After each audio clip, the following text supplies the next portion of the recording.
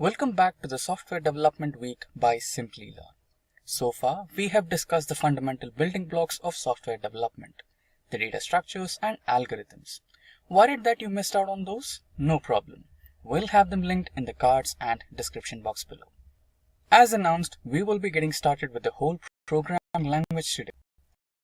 And also, we will dive into object-oriented programming concepts in detail. So far, we have learned the fundamentals using both structured programming language and object-oriented programming language. And clearly you must have of programming using object-based approaches. Object-oriented programming makes the software development process more streamlined and secure. Well, how exactly is that? Don't you worry, our experts will now take over and explain them to you in a more detailed way along with practical implementation for a better learning experience. Now, over to our experts. We will start by understanding the introduction to C++ programming. Then we will learn how to download and install C++ in Windows. After that, we will learn how to write first program in C++, types and variables, and if else statements. We will also look at the loops in C++, functions in C++, called by values, topics like arrays, strings, pointers, memory management, along with hands-on examples. Then we will cover object-oriented programming topics like classes in C++, OOPS concepts, and operator overloading. And at last, we will cover some topics like vectors in C++, STL, and C++ enumerations. We'll also cover all these topics with hands-on examples so that it will be easy for you to understand. So without further ado, let's get started. Start introduction to programming. C++ introduced Stroustrup in the year. The aim was to make a dynamic language that is efficient and has some additional features to C. Initially, it was called C with classes as it was an extension to C language, but later renamed as C++. It is general purpose case sensitive language and it is called pre-compiled language because it converts the source code directly to the machine understandable code. It is an intermediate level language because it contains both features of high level and low level language. C++ supports features of object oriented language like encapsulation, inheritance, polymorphism, etc. It supports procedural programming and functional programming as well. Welcome to this video where we'll be telling you how you can install C++ on VS Code and Dev C++. To download VS Code, let's go to Google and search for Visual Studio Code or VS Code.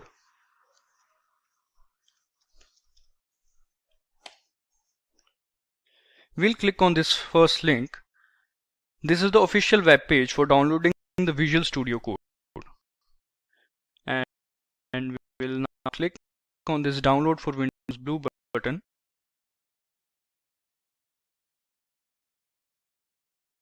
Now, here it is getting download, and as you can see, thanks for download. We are done with the download.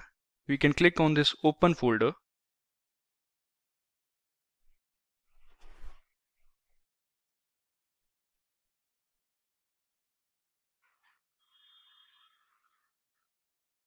Here it is. Now we need to install this file, so we'll double click on this file.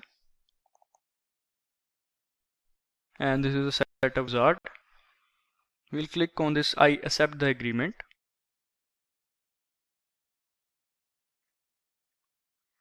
And we'll click on next.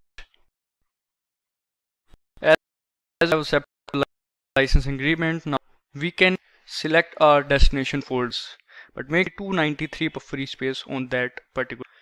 Now we'll click on next. Here we can again click on next. There is no need to change over here. And now you can click on this create a desktop icon button or anyone else as per your choice. Now we'll click on next, and now we'll click finally on install.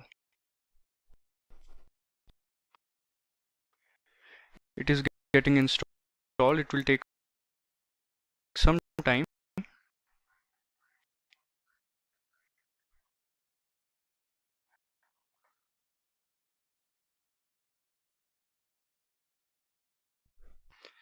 Now we can click button.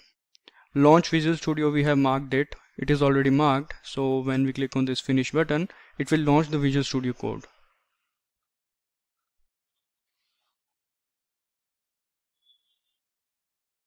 So as we can see, this is the Visual Studio code. So as we have installed VS Code, now we have to configure it so that the C++ programs can run in this editor. So in order to do that, we need to add some extensions. So we'll click on this extensions button. Now here we'll write code runner extension. We'll write code runner, and this is the extension. Click on this and it is installed.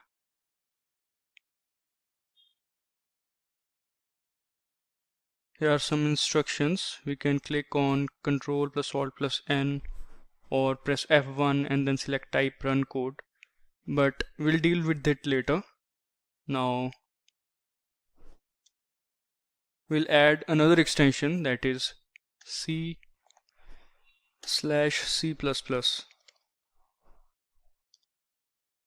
Here it is. We'll click on this install.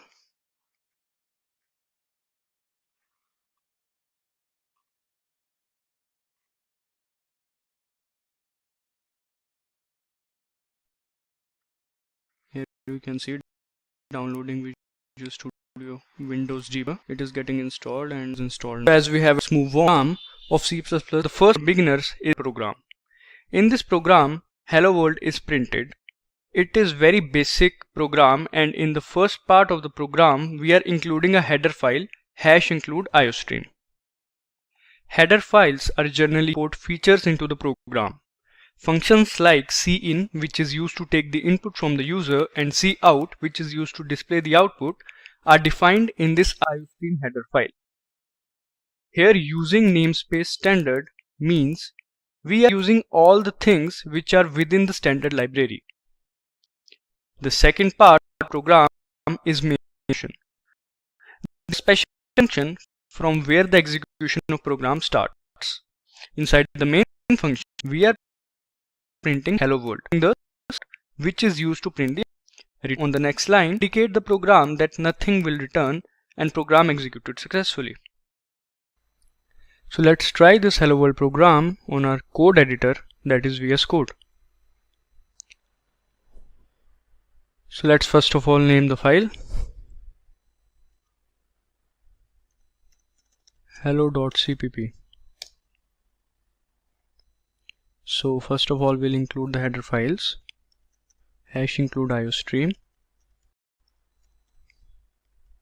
and then space standard, we'll be using namespace std. Now we'll write the main function, that is int main. Now use cout and we'll write hello world.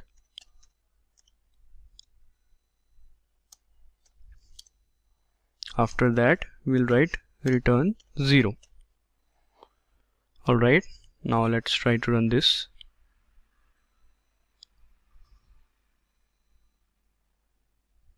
As we can see, hello world is getting printed over here. So this is how it's done.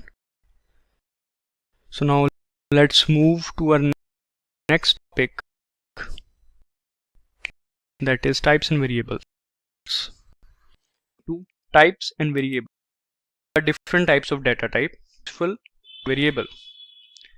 First is Boolean data type. This keyword is used when we have two values, either true or false, and these values are used when there are conditions. For example, if the condition is satisfied, then it's true, otherwise it will return false. Next is character data type. This character data type is used when we are dealing with alphabets and symbols, and it is used to hold a single character within the variable.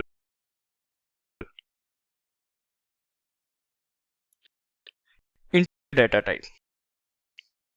This data data type is used for integer. They can be and negative. Next is float is used that are now variables. Variables are used with these data types. It is generally used to store values. And this is the syntax to define a variable. First, we will mention the data type and then the variable name of our choice. For example, int is the data type and data is the variable name.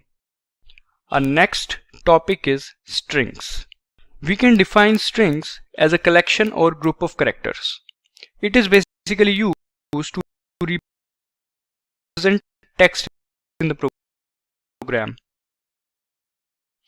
And we can perform many operations on strings in manipulate.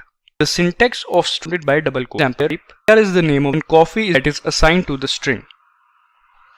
In C++, there are two ways to create a string. First is C-style strings. In C-style strings, collection of characters are stored in the form of arrays. They are basically arrays of type character. The second way is using string objects. We can create string object to hold a string. They are implemented in the standard library, which must include in the program using hash include. Now let's move on to the next example. Let's step 3. So we'll do an example and we'll do some push back and pop back operation on it. So first of all, we'll include the header file hash include iostream. Then using namespace standard,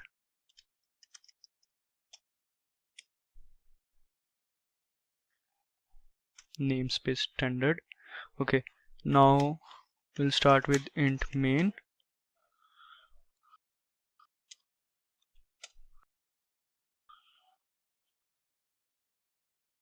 Alright, first of all we will write string data type, name of the string. S is the name of the string. Now a string. So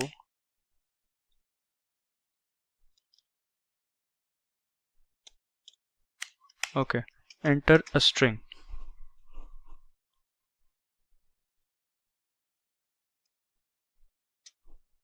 Now get line. This is the syntax when you want to take the input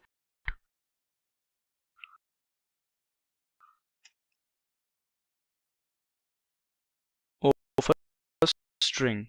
So get sin is input and s is the how we take the and it's saying that you have entered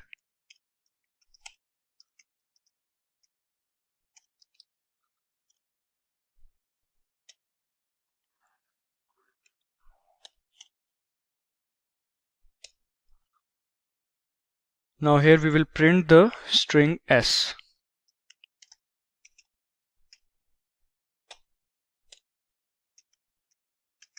Next line and L. Okay. Now we'll do some operations like s back till the end to add y. So we'll write y inside the bracket s dot pushback and inside the bracket with single quotes we'll write y. Now we'll display a message saying after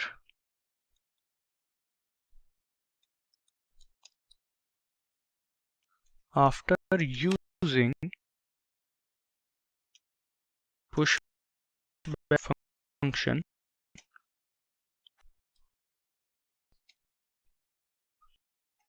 we'll print the string like and now we'll use another function s dot popback. It will delete the element from the end. So we'll write cout and we'll display the message after using popback function.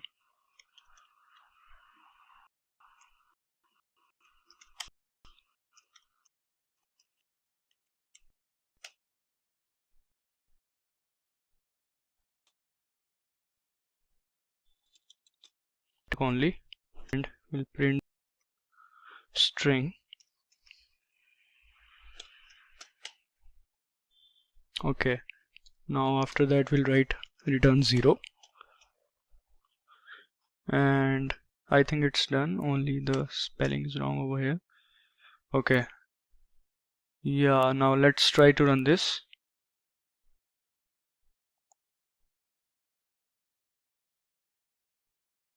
As we can see the message, enter a string. So let's say I've entered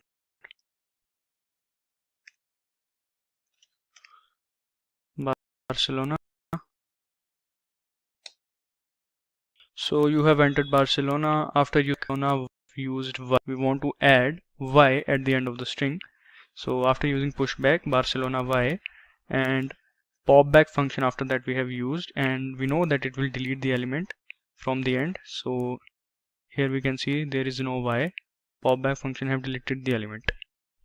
So this is our output. Next is if-else statements. If-else are two conditional statements that are generally used when we want to run the code based on some conditions. We run a block of code which is inside statement only if the condition is true. For example, number here is equal to and will print the message you got it. Otherwise, it will run the else block and display the message written inside that block, which is not this one. So first of all, we'll create a new file. We'll go to file and click on this new file. Now, in order to save this one, we can click on Ctrl S, or we can go over here and click on this save as. Now we can select the location. Like, let's keep it over here only. Let's set as Visual CPP, which is used with C++. Now we'll click on this save button. Now let's do a simple program to check whether the program is running on this code editor or not. So we'll include the header files, #include iostream. Now we'll write namespace standard.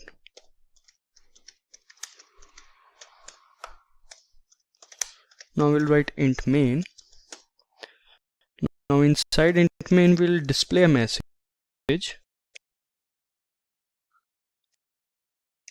Welcome to this video.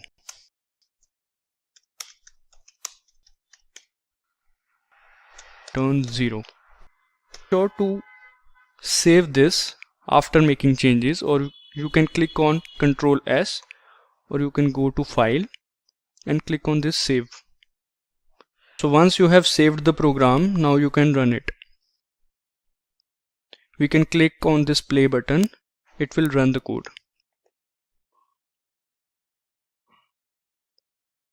As we can see in the output, welcome to this video, we can see here it is.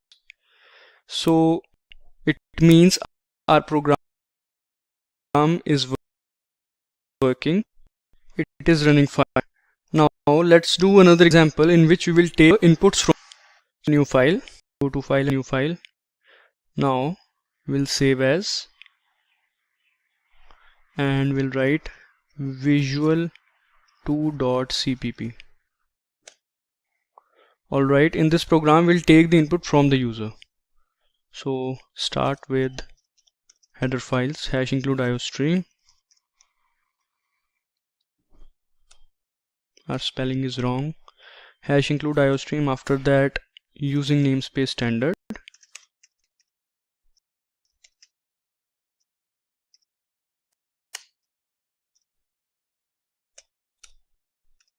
Now inside int main inputs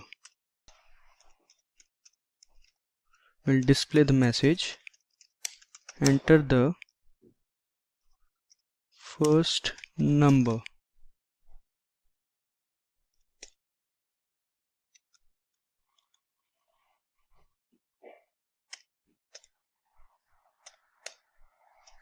Now using cin, we'll take the input.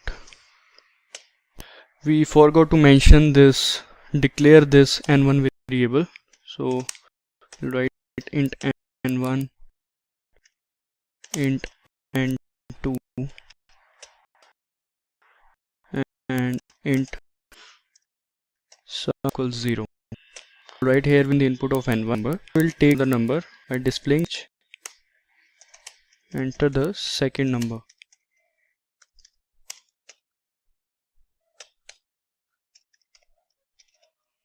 We'll write n2.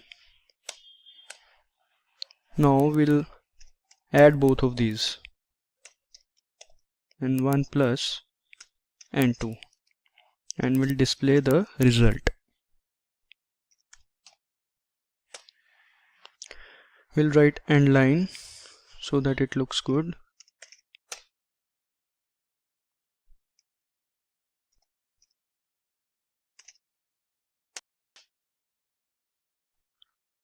Alright, now we need to save it. We'll click on this. Now it is saved. Now we can run this program. We'll click on this run code. Now in order to write the first number over here, that is, in order to write in the terminal, we have to configure the Visual Studio Code. And to do that, we'll go to File, and we'll now go to Preference, and in the settings we'll click on the settings, and here we will type run in terminal.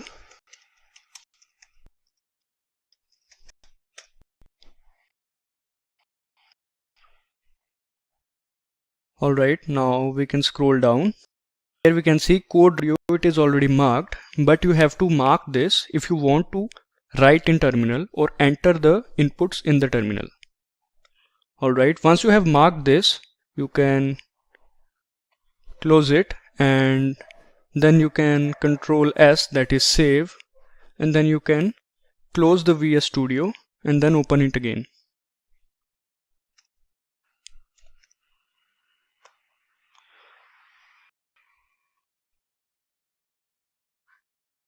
Once you are done, now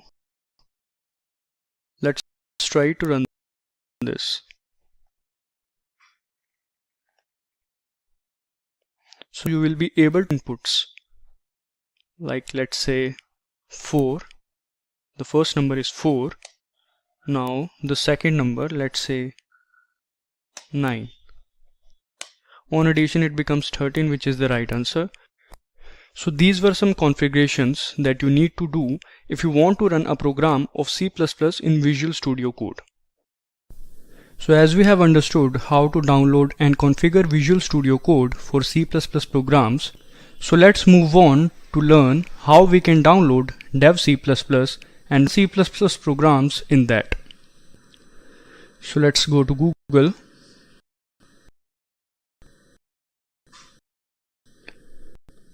and type dev C++. This is the first.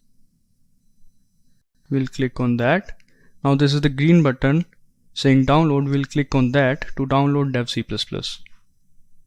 As you can see, it is getting downloaded. Your download will start shortly. So now we'll click on download now. Now it is getting downloaded. It will take a while. The size of this file is 48.1 MB.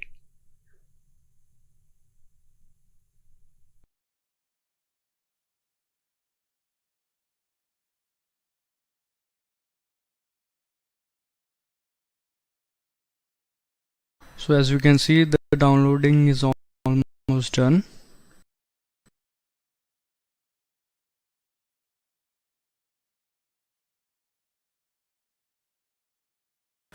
So the download, now we'll click on open folder.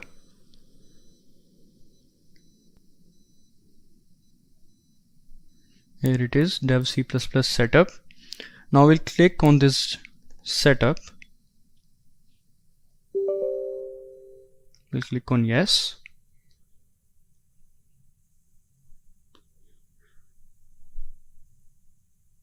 The setup is loading.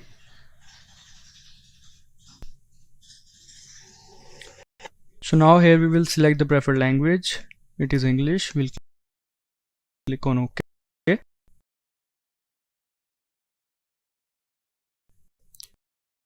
Now we'll click on, this is the license agreement. We'll click on agree.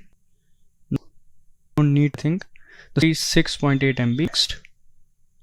Now if you want to change the destination folder, you can, but I don't want to change it, so I'll click on install. Now it is getting installed. It will take a while.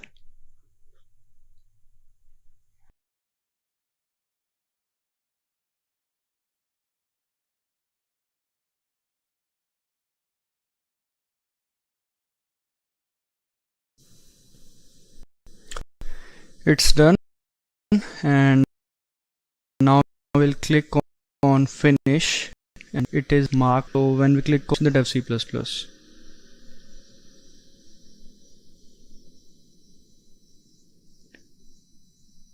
so here we have to select the language. It is English, so we'll click on next. Here again we'll click on next, and now we'll click on OK.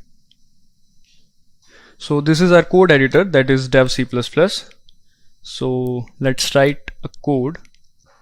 First of all, let's create a file.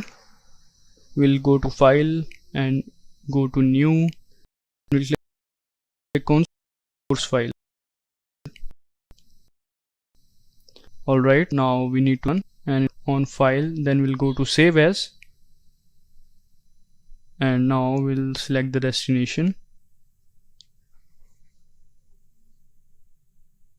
and name it as dev.cpp. Alright, now let's start with the header file, #include iostream. We'll do a simple program over here.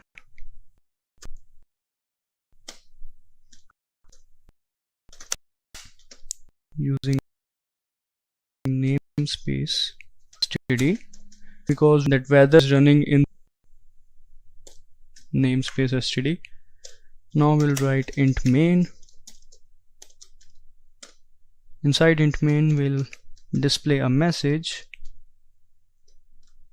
welcome to dev C++. Alright, after that we'll write return 0. Now let's try to run this, and in order to run this program we'll go to execute, and now we'll click on compile, and this is the welcome to dev C++. As we can see, this is the output. Now press any key to continue, it will close this window. So our output is correct, welcome to dev C++. So this is how you can run a program in dev C++, and our program was also working fine in the Visual Studio Code. Moving on to while loops. In order to perform a particular task or operation many number of times, we need loops. These are used when we want to execute a block of statement repeatedly, rather than just writing those statements again and again. For example, imagine you want to do your name 50. Now to do that, there are methods. Method 1 is writing your name 50 times by doing the hard code. And method 2 is writing your name once with the loop condition, and your name will be automatically displayed 50 times. Now it is pretty obvious that you would prefer the second approach, because you don't have to put effort in writing your name 50 times. Plus, it is easy to write code in few lines. So method 2 is the functionality of loop. It reduces time in writing the code, plus it increases simplicity. Now let's understand what is loop. Loops in computing is a series of tasks that are used to run repeatedly until a specific condition is met. Loops tells the computer when to start the condition and when to stop it. Now this is a basic flow of a loop. After the initialization, the condition is checked. If it's true, then the block of statement will get executed as long as the condition is true, and if the condition is false, the loop will terminate. Depending on the program, different types of loops are used in different times. So let's first see different types of loops. First is for loop, then while loop, there is while loop. After that, there is for type ++. Discuss these loops. First is for loop. It is a repetition control structure that is used to iterate a piece of code based on the condition is true or false. If the condition is true, the statement inside the loop body is executed, and once if it returns false, the execution of statement will get terminated. And after every execution of for loop, the increment or decrement parts will update the loop counter. Now let's move on to the while loop. In this loop, the condition is evaluated first. If it's true, then the set of instructions inside the loop body will execute. This will happen repeatedly. The condition becomes false. The loop will end. Now the main difference is we use for loops when we know the number of times the body of the loop needs to run. Whereas we use while loops when we don't know the accurate number of times the body of loop needs to run. Now moving to the next loop, that is do while loop. This loop is quite similar to the while loop. In this, the loop will execute the set of instructions once before checking if the condition is true. After that, it will repeat the loop as long as the condition is true. That means in do while, loop body will execute irrespective. Coming to the nested loop, when one loop is defined inside the body of another loop, then it is known as nested loop. In C++, there are at least 256 levels of nesting, and the flow of execution for nested loop is, first it includes initialization of variable, followed by condition 1. If it gets satisfied, then it will search for the second condition. If that also gets satisfied, then it will get increment, and when the condition gets satisfied, it will search for the new set of statements and follows the same flow of execution. Now coming to the control flow statement. This break statement is basically used to come out statements the control from the loop by terminating it. Basically, break statements are used when we are not sure about the number of iterations or we want the loop to end on some condition. Now we will discuss about continue statement. Continue is also a loop control statement. It is used to skip the current iteration of the loop and control of program goes to the next iteration. In other words, if continue is mentioned inside the loop, it skips the current statement and transfers the control to execute the next iteration of the loop. Now, as we have discussed these talks, let's do some examples, that is VS Code. Now, and we file as loops.cpp. Okay, loops1.cpp. Now here we will do a program in which we have to print the digits from 0 to 10 using for loops. It will be a basic program just to understand it. We'll write the header file #include iostream.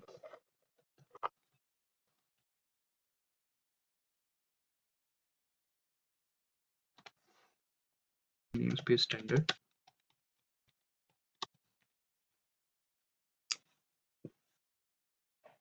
Now here is the int main.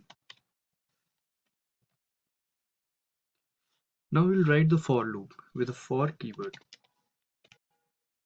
Inside the for loop, we'll initialize I with 0. Now we'll put a condition I less than equal to 10, which means the loop will keep on executing until I is less than 10. Now we'll put print I++. Inside the loop to do is to print I, so that all the digits get printed. So now let me tell you, here what we are doing is we are just making the loop to run to 10. As we can see that I have made I 0 to I less than equal to 10. That means loop will move from I 0 to 10. Now let's try to run it.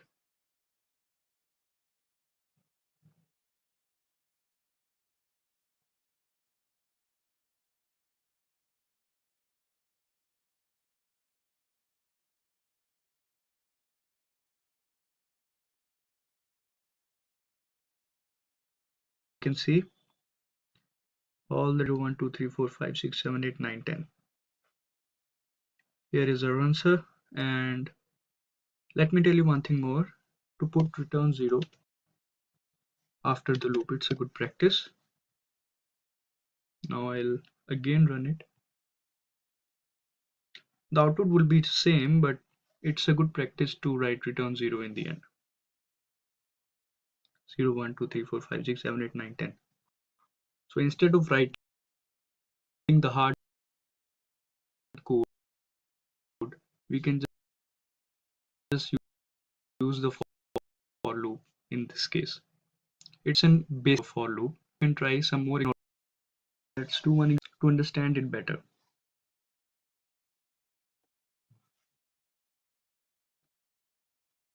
We'll be doing a basic example of while loop in which all we have to do is to print Happy New Year 11 times.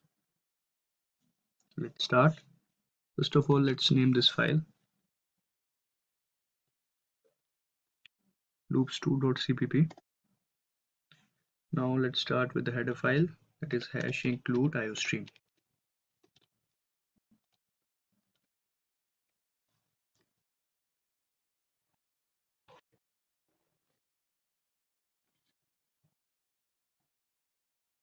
We'll write using namespace standard. Here is the int main. Now first of all, we'll declare n equals 0. We'll take a variable n and initialize it with 0. Now we'll put the while condition keyword, writing while n not equal to 11. Here what it means is the loop will keep on executing until n becomes equal to 11. Now here all we have to do is to print Happy New Year so that it will get printed along with the loop 11 times.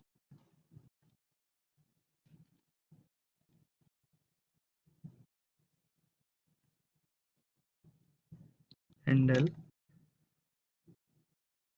now we'll write n plus plus. We have written n plus plus so that the loop will keep on incrementing every single time. After that, now we'll write return 0 outside the loop. Now we'll try to run this.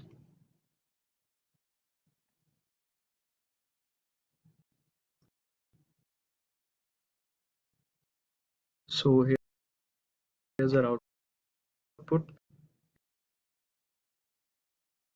11 times. So done. Basic example of while loop. Standard one must examples on it.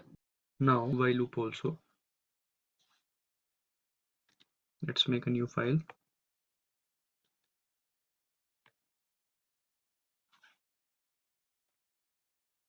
First of all, let's name that file loops3.cpp. I think the name is already taken. Then we'll write loops4.cpp.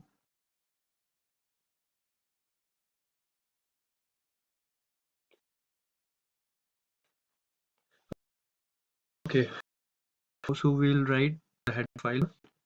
We'll write hash include that.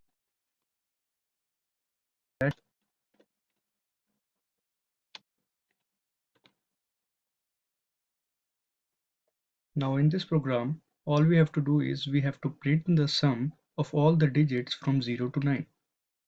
So let's start. We'll write int main. So now let's first of all declare a counting variable sum and initialize it with 0.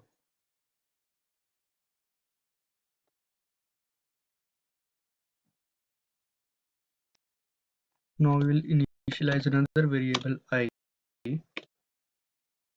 with 0. Now the syntax of do while loop is do, and now we will add inside the body. We'll write sum equals sum plus I. Here what we are doing is we are simply adding sum variable and I variable and storing it to sum variable itself. We are doing this because we want to find the sum. That is why we have to store it in a single variable. Now we will need to increment I, or else loop is going to run forever.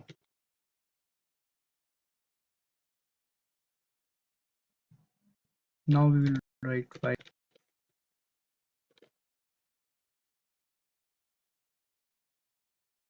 I less than 10. We have written less than 10. We want to find the sum from 0 and make sure colon in the end in case of do while loop.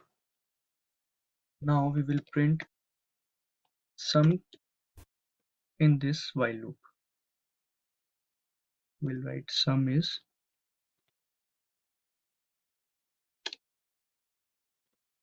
sum variable. Now this loop will keep on executing till I is less than 10. Now in the do while loop, sum is calculated by repeated addition and increment. In each repetition, it is checked whether the number I is smaller or equal to the inputted number.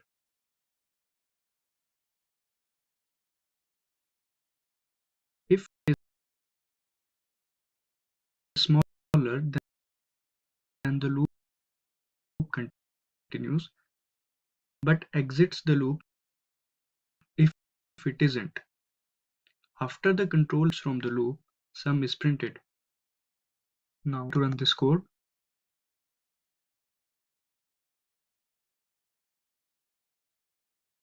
here 45 loops 5.cpp.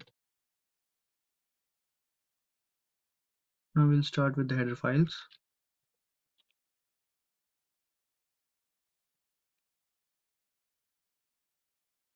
Now using namespace standard,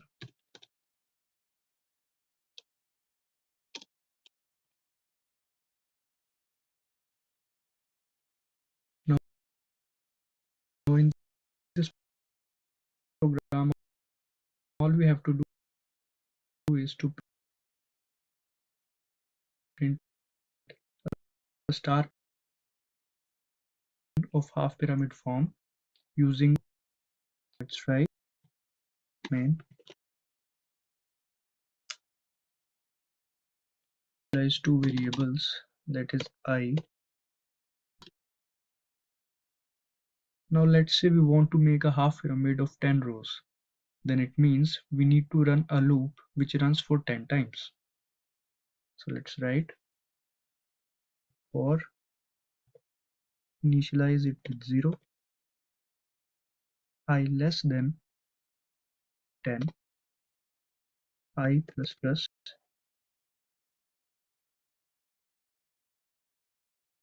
Now here we have written I less than 10. Instead of this, we'll write I equal to 10. We want the 10 printed also. Slash in order to insert a new line.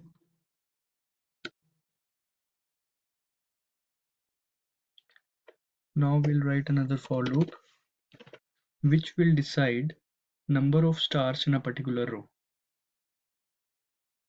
So we'll write j equal to 1 because this for loop is for the column section. Then j less than equal to I, which is a row. Then j plus plus.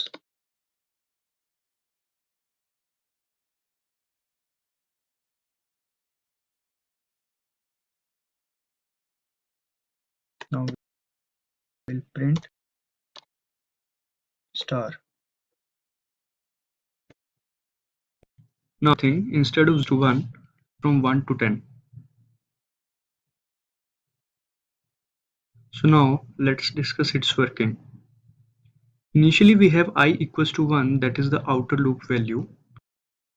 Now for this value a complete run of jth loop is happening, that is j equal to 1 validated by j less than equal to I. Now this condition is used because the pattern which we are gonna build is having increment of star as the number of rows increments. So for I equals to 1 is executed, then j plus done, which increments the value of j to 2. Now j equals to execute as 2 1 is false. Only one started. Again, equal to will check every value of j which can be executed, that is 1 and 2. Since only two values can be true, therefore 2 star are printed. Similarly, we check for I equal to 3, 4, 5 and so on till 9, as we have the condition I is less than 10. So now we will try to run this.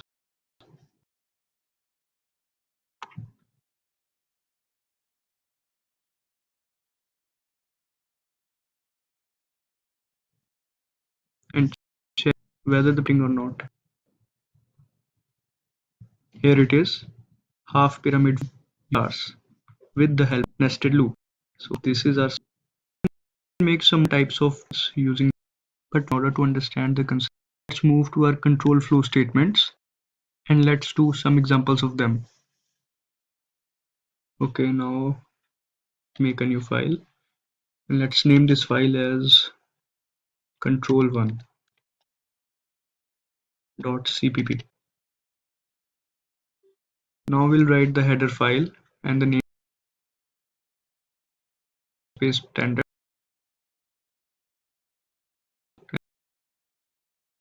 as we have done previously. Let's do it.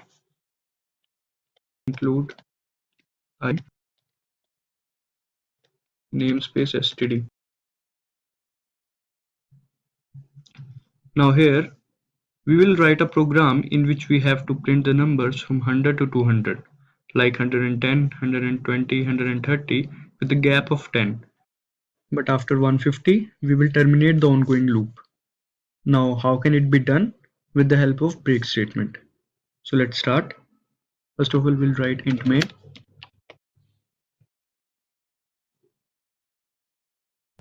Now we'll take a variable num and initialize it with 100.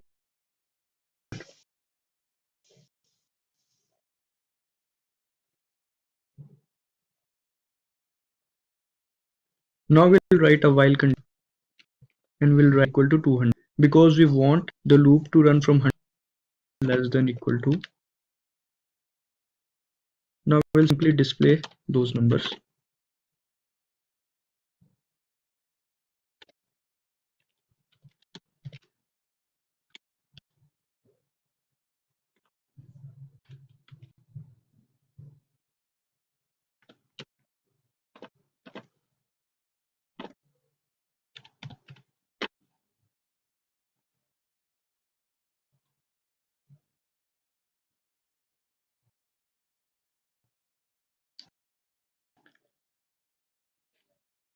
Now we'll write an if condition. If num 150 terminate the loop, we have to write the break statement inside it. Let's write if num equals 150, then we have to break the loop. Write the break statement. Now after that we'll increment this by 10. We're incrementing this by 10 because we want the numbers to be printed like 100, 110, 120 like this. That is why we are incrementing it with 10 and not with 1. Now we'll out of the loop.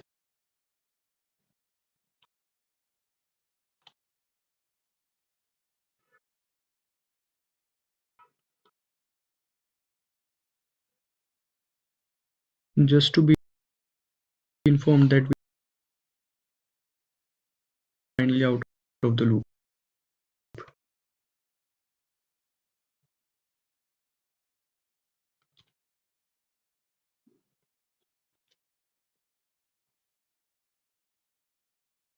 Return 0.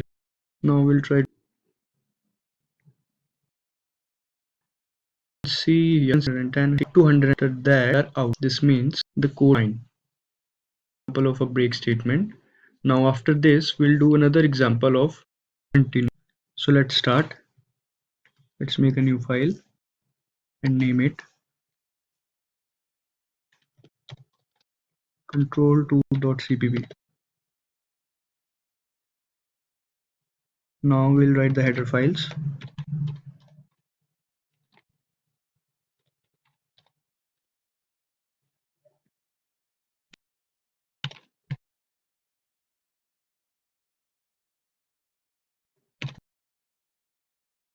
Using namespace standard.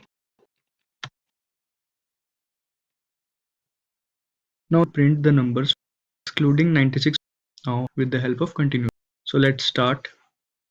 First of all, we'll write int main. Now we'll declare a variable num and initialize it with 100. Now we'll write a while condition, while loop, in which we write the condition num greater than equal to 90, because we want the loop to run till it is equal to 90. That is why we have wrote greater than equal to 90. Basically, we want the loop to run from 100 till it becomes equal to 90. Now inside the loop we'll in order, so we'll write if num equals 96, num equals 96.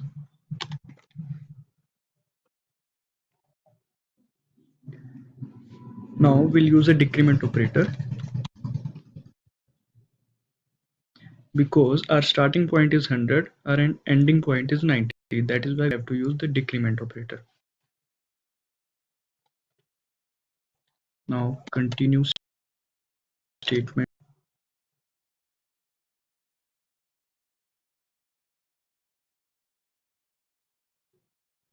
After that, we'll write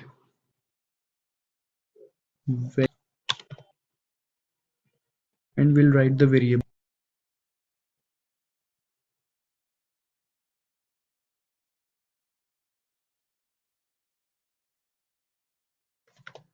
Now we'll write num minus minus. Here we are writing minus minus because we want it to get decrement after printing also. That is why we have written num minus minus after printing num. Now let's try to run this also. Hope it works.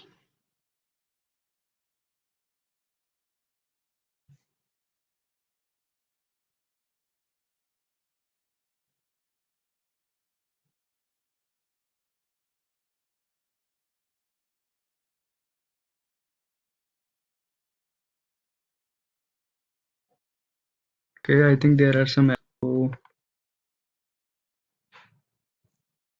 and we'll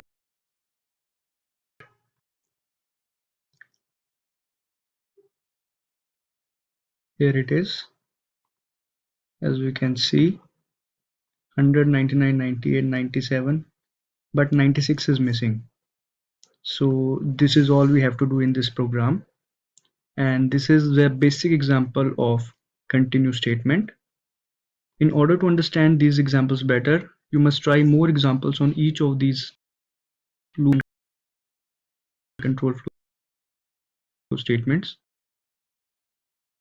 so that it will be easier for you all. What is a function? Functions are blocks of code that specific task into small and make them understand and reusable. And by reusable, it means we can define the code once and we can use it many times. We can also pass data into the functions in the form of parameters. And this is the syntax. First is return type of the function. Then we will write function name. Then inside the bracket, these are the parameters. Now, let's discuss why we use functions. Functions make the program less complicated because once function is defined in the program, then it can be used over and over again to reduce complexity and it reduces. Due to this, we can easily debug and maintain the code. Now, coming to the types of functions. There are two types of functions in C++, that is, built-in functions and user-defined function. Now, let's discuss these functions.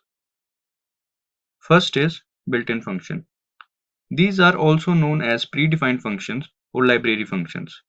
We don't need to define these functions because these are already present in C++ libraries, and the implementation of these functions are also available in library file. And to use these functions, we don't have to write them separately, we simply call them. Now, coming to the defined functions, C++ allows us these by programmers requirement. This allows a way to wrap a set of statements to perform a specific task, and that group of statement is given so that it can be invoked later from any part of the program. Following is the example of user-defined function. Here club is a user-defined function with the return type void, and it is being called from the main function. Now, let's learn about function declaration. Function declaration basically acts as an identification for the function. It informs the compiler about the existence of function's name, the number of parameters in the function, return type. This is the syntax for a function declaration. First, we will write the return type, then we will write the name of the function. After that, inside the bracket, we will write the number of parameters. For example, in this chess function, int is the return type, chess is the name of the function, and inside the brackets, these are the number of parameters. Although we can write the names of parameters, but names of parameters are not important in the function declaration, only their type is required. Now, let's learn about function calling. In order to use a function, we'll have to invoke or call a function.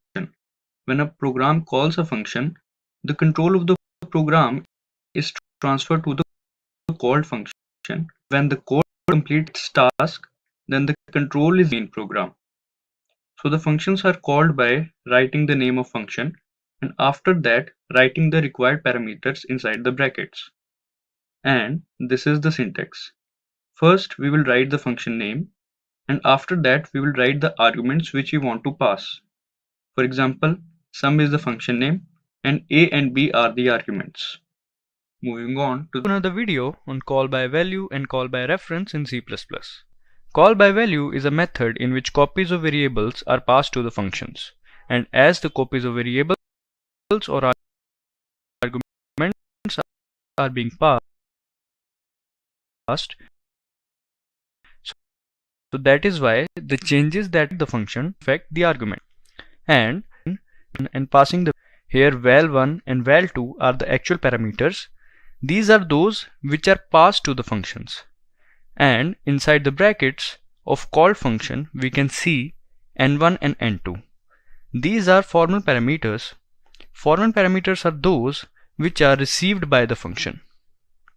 So here we can say values of actual parameters, that is val1 and val2, will be copied to the formal parameters, that is n1 and n2.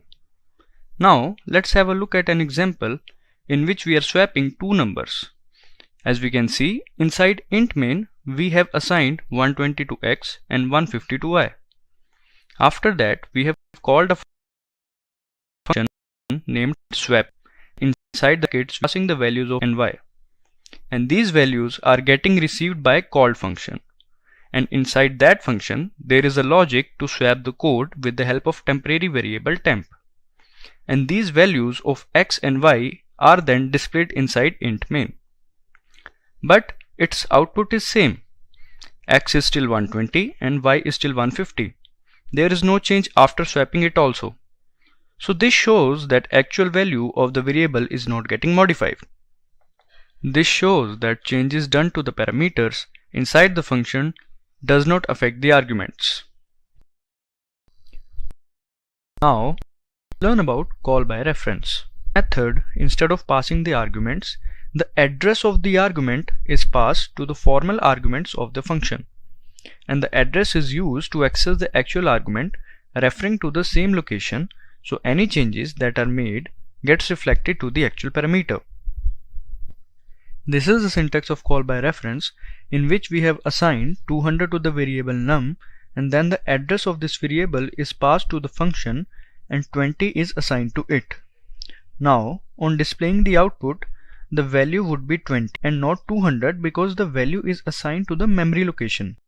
That by change is getting reflected. Now let's look at an example of swap. The same example as that, but instead of passing the copies of variable, passing the address of the variable, and inside the function values are getting swapped with the help of temp variable, and then it is getting displayed in the main function. In this case, we can see in the output the values of variables are actually swapped. M is now 300 and N is now 250. Now let's do some examples of call by value and call by reference in our code editor, that is VS Code. Now we will do an example of call by value in which we will try to change the salary with the help of a function.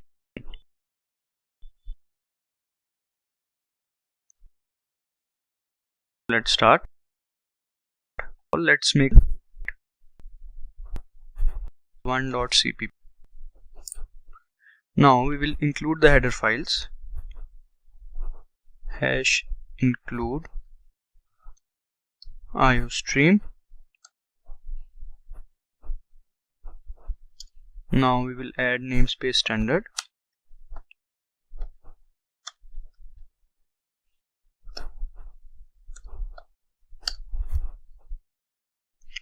Now first of all we'll write int main.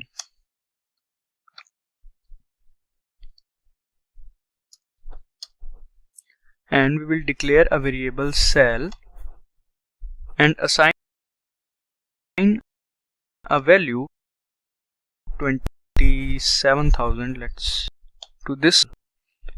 Now we will call let's name that function as salary underscore change,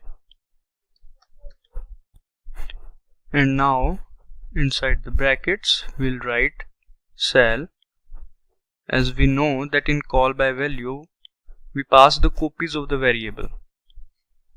So now we'll display that variable. We'll write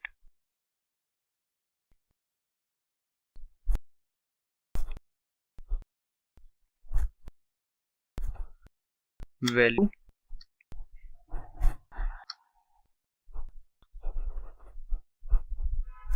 and now we will write the variable name sal and handle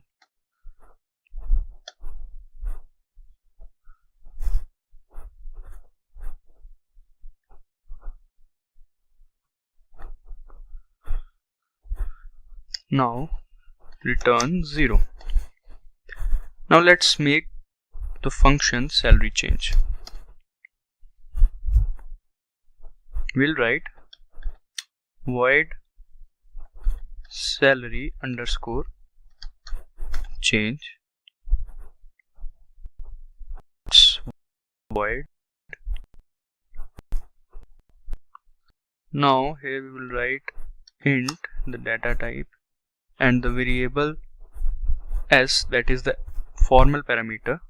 Sal here is the actual parameter and s is the formal parameter. Now we will assign as a new value, let's say 30,000. Here we have assigned as 30,000. Earlier the value of sal was 27,000, and then we passed the copy of the variable sal to the function salary, and there we assigned 30,000 to it. So let's print over here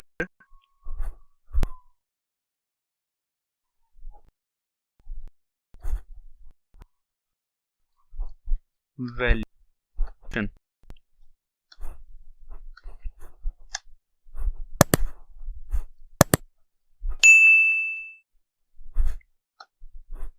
Cell and L. Here we have to write S because the variable name is S. Okay, now let's try to run this.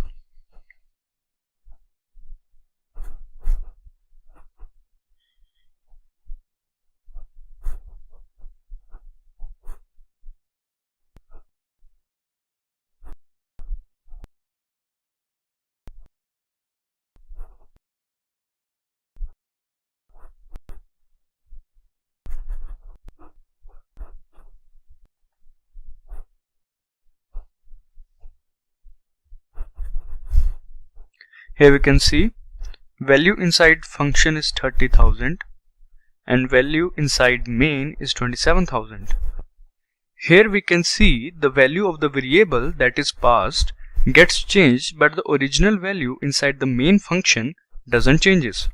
So we can say changes are not reflected to the original value, which happens in call by value method. So now let's do one example of call by reference. Let's make a new file.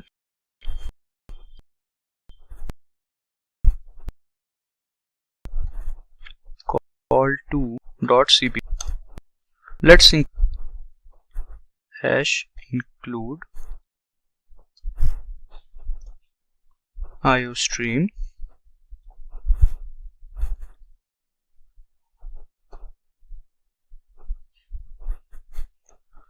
Now we'll write using namespace standard.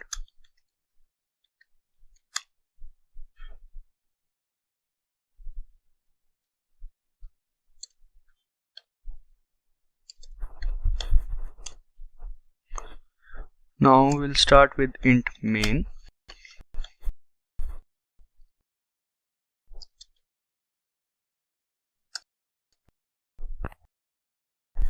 Here we'll variable and assign 20 previously. Now we'll call a function named increment.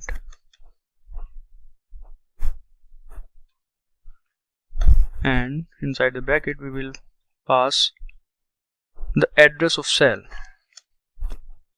As we know that in case of call by reference we pass the address.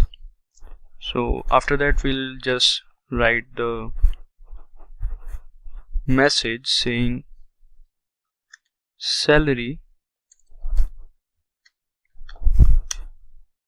inside main, and we'll write the variable cell, then endl. After that we'll write return 0. Now our job is to write the function. We'll write void increment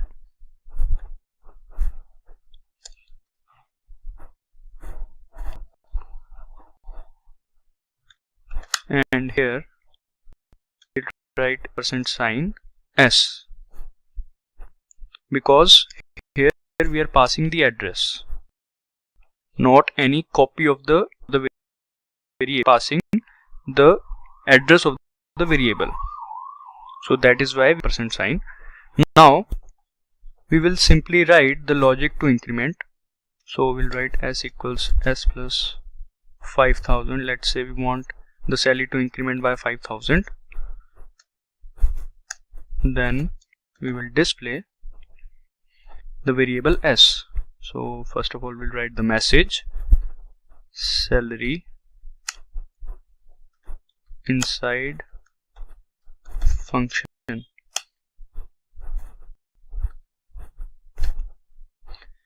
the name of the variable, after that endl. Now let's try to run this.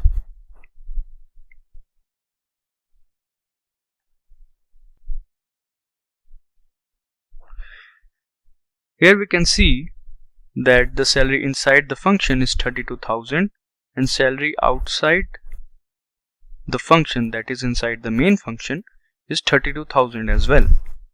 Here we can see that the changes are reflected to the original values as well in the main function. And we know that in case of call by reference, any change inside the function is reflected outside the function because we are passing the address of the variable. So this is our output, 32,000 and 32,000. So these were some basic examples of call by value and call by reference. Now here we will do a program in which we have to do the sum of two integers with the help of function. So let's first of all make a new file, function.cpp. Okay, so let's start. First of all, we'll declare the header files, that is hash include iostream.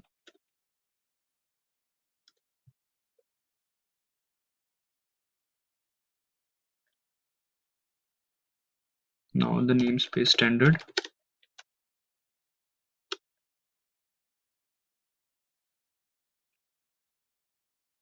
Now we will write int main.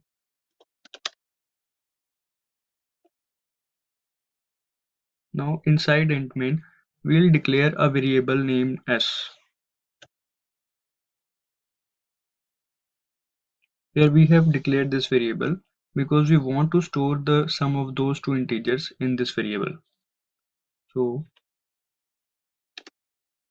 we'll call the function, let's name the function as sum, and let's assume the variables to be 5 and 5.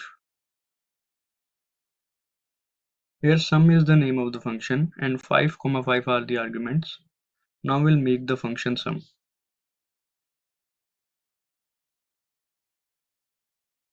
Here int is the return type, sum is the name, and int a, int b are the parameters.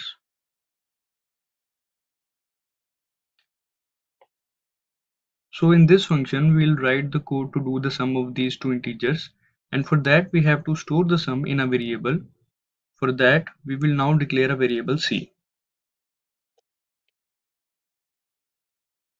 Now we will write c equals a plus b. Here we are storing the sum of a plus b into the variable c. Now as we know that the return type is int, so we have to return the variable instead of printing it. We'll write return c. Now in the main function, we'll print that variable. We will print the variable s because after the function completes its task of addition, the output will come back to the calling function, which is getting stored in the variable s. So we'll write the result is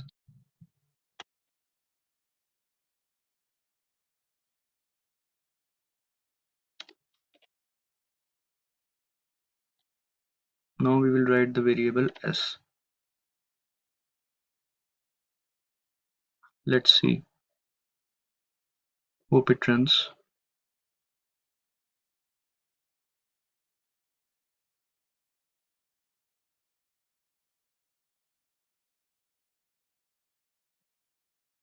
The result is 10. 5 plus 5 on addition will get 10. Let's write 3 and again try to run this.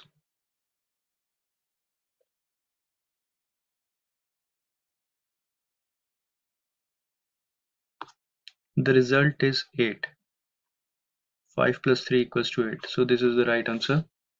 Now we will do another example of C++ function in which we have to find the larger number or greater number among two elements.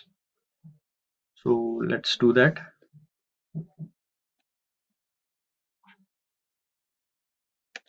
Let's create a new file.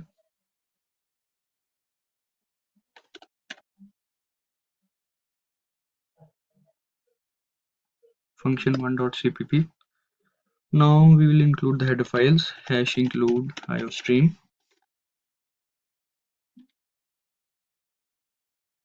Now using namespace standard,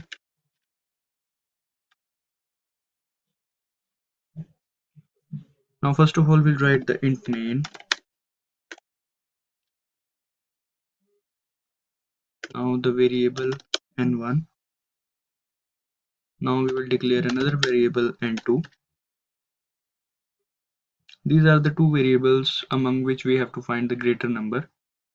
So we'll display a message saying that enter the first number.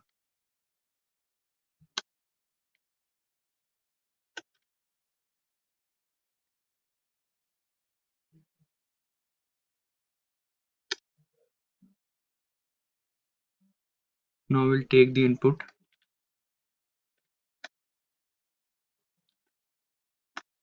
n1. Now we'll do the same for the other one. We'll write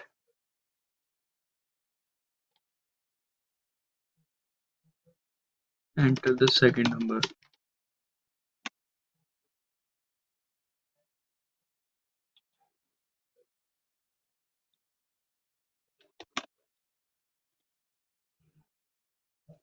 We'll input the second number. Now we have to make a call to the function named, let's say, maxi, and we will pass these arguments n1, n2.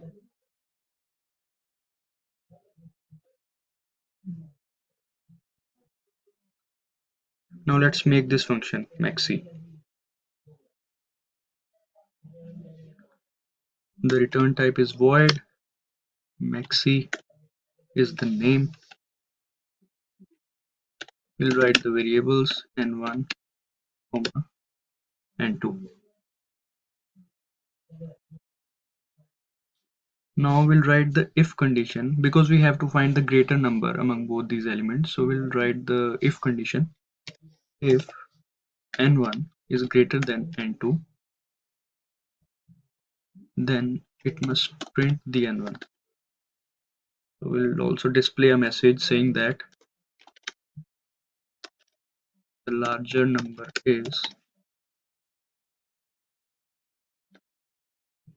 n1. If n1 is greater than n2, then we'll display the n1, and if n2 is greater, then we'll display the n2.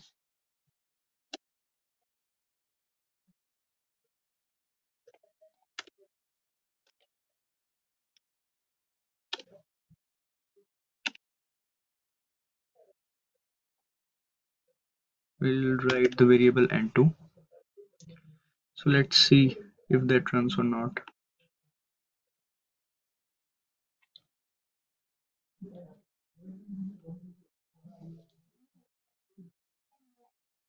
I think we have to write the first number. Here we can see enter the first number.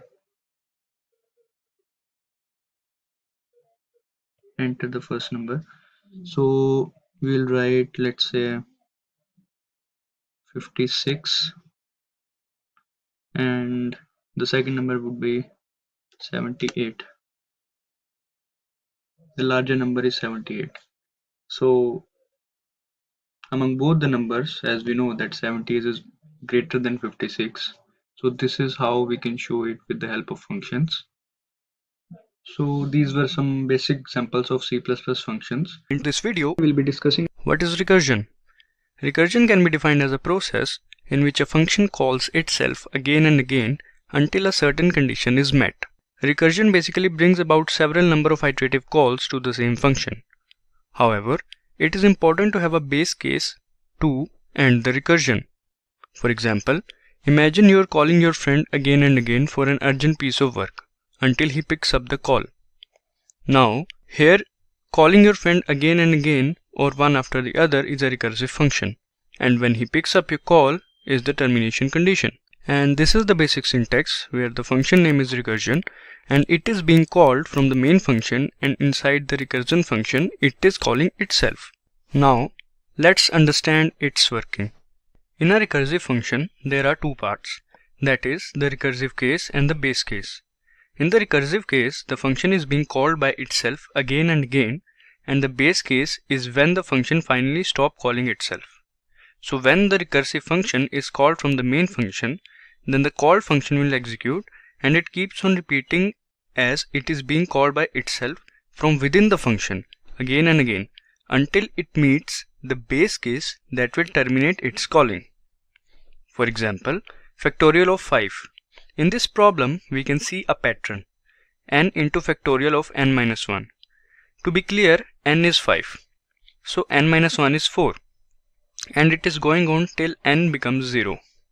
Here factorial is the recursive function and n minus 1 is the argument that is getting passed for every n into the recursive function. In this case, if n becomes 0 or 1, it is the base case and n into factorial n minus 1 is the recursive condition. Now, let's understand the types of recursion. First is direct recursion. As the name suggests, in this type of recursion, function calls itself directly. For example, void recursion. Here recursion is the name of the function and is being called by itself from within the function directly. Although there is no base case in this example, but it shows the idea of direct recursion. Now, coming to indirect recursion. When a function calls itself indirectly, that is, if a function calls some other function to make a recursive call, then it is known as indirect function. For example, here recursion function is calling some other function sub, and sub function is calling the recursion function. Here both the functions are calling other functions to make a recursive call. This is called indirect recursion. Now, coming to advantages and disadvantages of recursion. The advantages are, in recursion, we only need to define the base case and the recursive case. So, therefore it provides a simple and clean way to write a code. Second is, recursion is more preferred in problems like tree traversals, Tower of Hanoi, graphs, because these are inherently recursive problems. Now, disadvantages. Disadvantages are, the recursive program generally acquires more space than the iterative program. This is because after every call to the function, each function call will keep on adding to the stack until the base case is reached. Second is, it requires more amount of time because of function calls. Now, let's do some examples of recursion on our code editor, that is VS Code. Now here we will do a program in which we will find the sum of natural number up to a number which we will enter, and we will do this example using recursion. So let's start. First of all, we'll name this.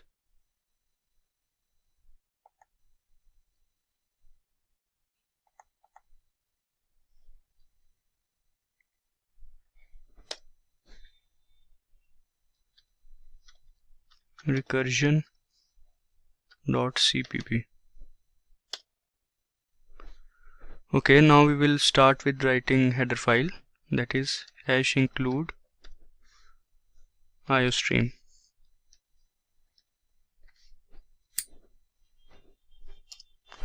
Now we'll add namespace standard using namespace std. Now first of all, we'll write int main.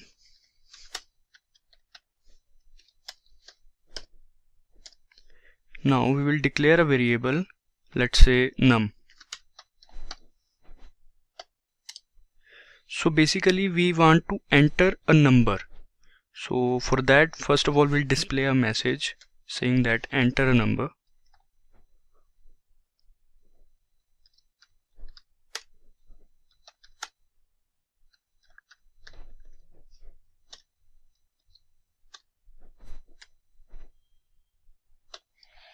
Now we'll take the input as num. So now here we will make a call to the function, and in that function we will pass the variable num which we have taken the input of, and we will print this with a message. So let's say we'll print it like cout, and the message would be sum is, and this is the function name sum, and this is the variable which we are passing. After that, let's write return 0. Now let's make this function sum. We'll write int, the return type, sum, the name of the function, and the variable num.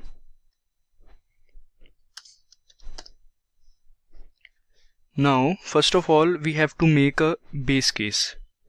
So we will write the base case as, we'll make if num is not equal to 0,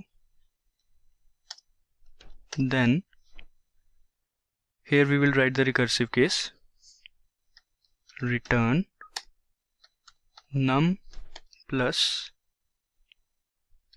sum num minus 1.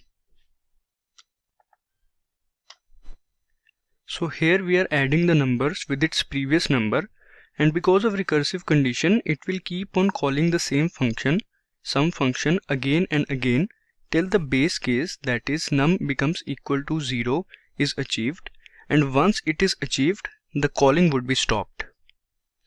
Num not equal to 0 here means that if num is not equal to 0, then only this statement num plus sum num minus 1 will execute. Okay, so now after this we'll try to run this.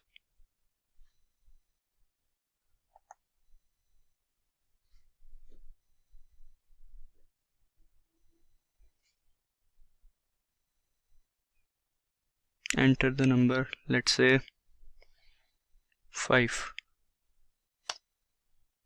Sum is 15. Here we can see sum is 15. Okay, let's recheck. 5, 14, 14 plus 1 equals to 15, so our answer is correct.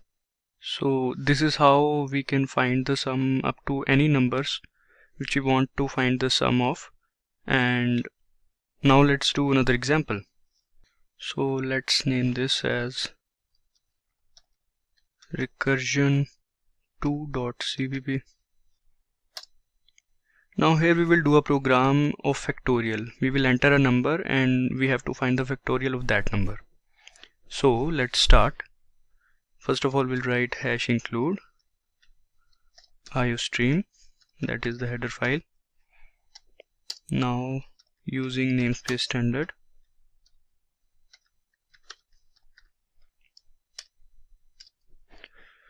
now we'll write int main.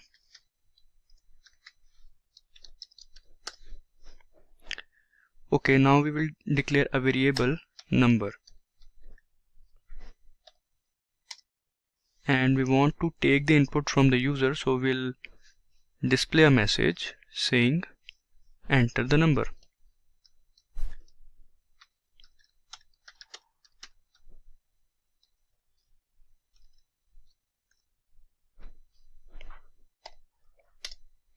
Now we will take the input,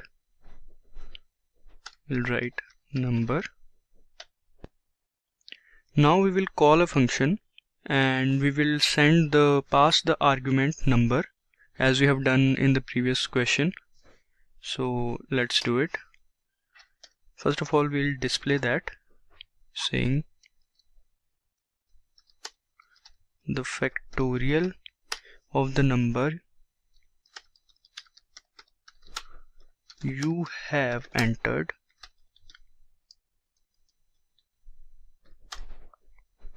is. Now we will make a call to the function. Let's say the name of the function is fact, and we'll pass the argument number as we have done previously. Now we'll write return 0. Now let's make this function. We will write the return type int. Now fact After that, now we will write the argument int number. Now we will write if condition and we'll write number less than 1 and we will return 1. So here we have wrote this condition because as we know that the factorial of 0 is 1, and if a number is less than 1, that it means it is 0, and if it is 0, then our program should return 1. And we will write now else condition, else if it is not 0, that means we will write the recursive condition, that is number into fact number minus 1. Now this is the condition that is responsible for finding the factorial of a number. For example, if we input 5, then here we can see the condition would become 5 into fact 5 minus 1, that is 4. And this 4 will be passed as argument to this fact function. And then the condition would become 4 into fact 4 minus 1, that is 3. And it is also passed to the function. And similarly it will go on until it becomes less than 1. Now let's try to run this.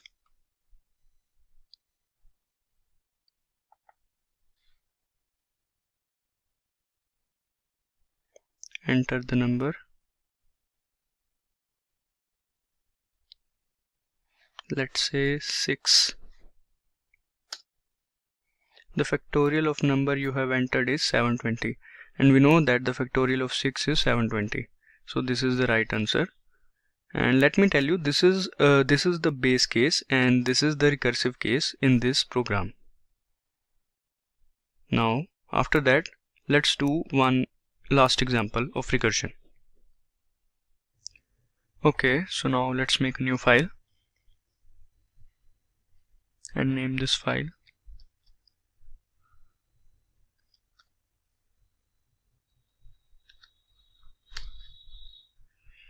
Now first of all we'll add the header files, iostream, now namespace standard, using namespace standard. So here we will do the program of Fibonacci series, and we know that Fibonacci series is basically in Fibonacci series each number is basically the sum of its two previous numbers. So let's start. So first of all we'll make int main. Now we'll declare a variable num. Now we want to take the input from the user. So first of all we'll display a message saying that enter the number.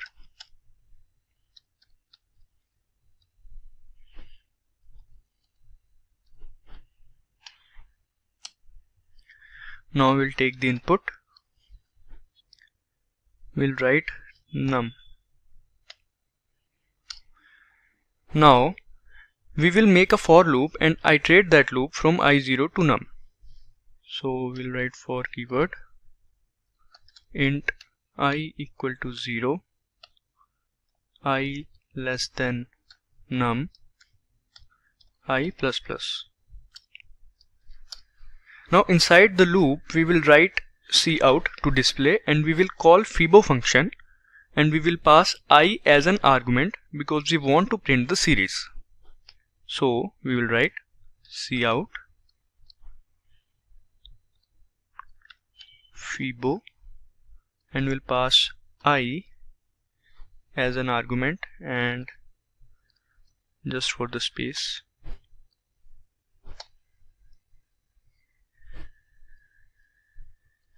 now we'll write return 0.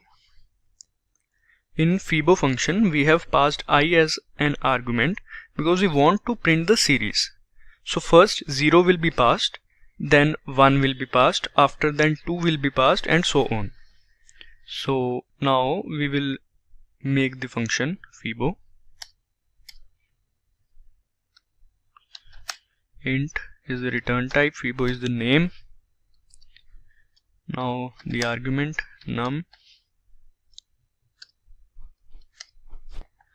Now in this FIBO function we will put if condition for checking if the num is equal to 0 or 1.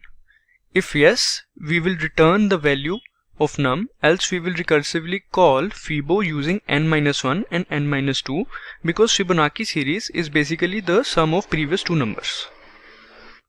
So first of all we'll write if num is less than equal to 1, then return num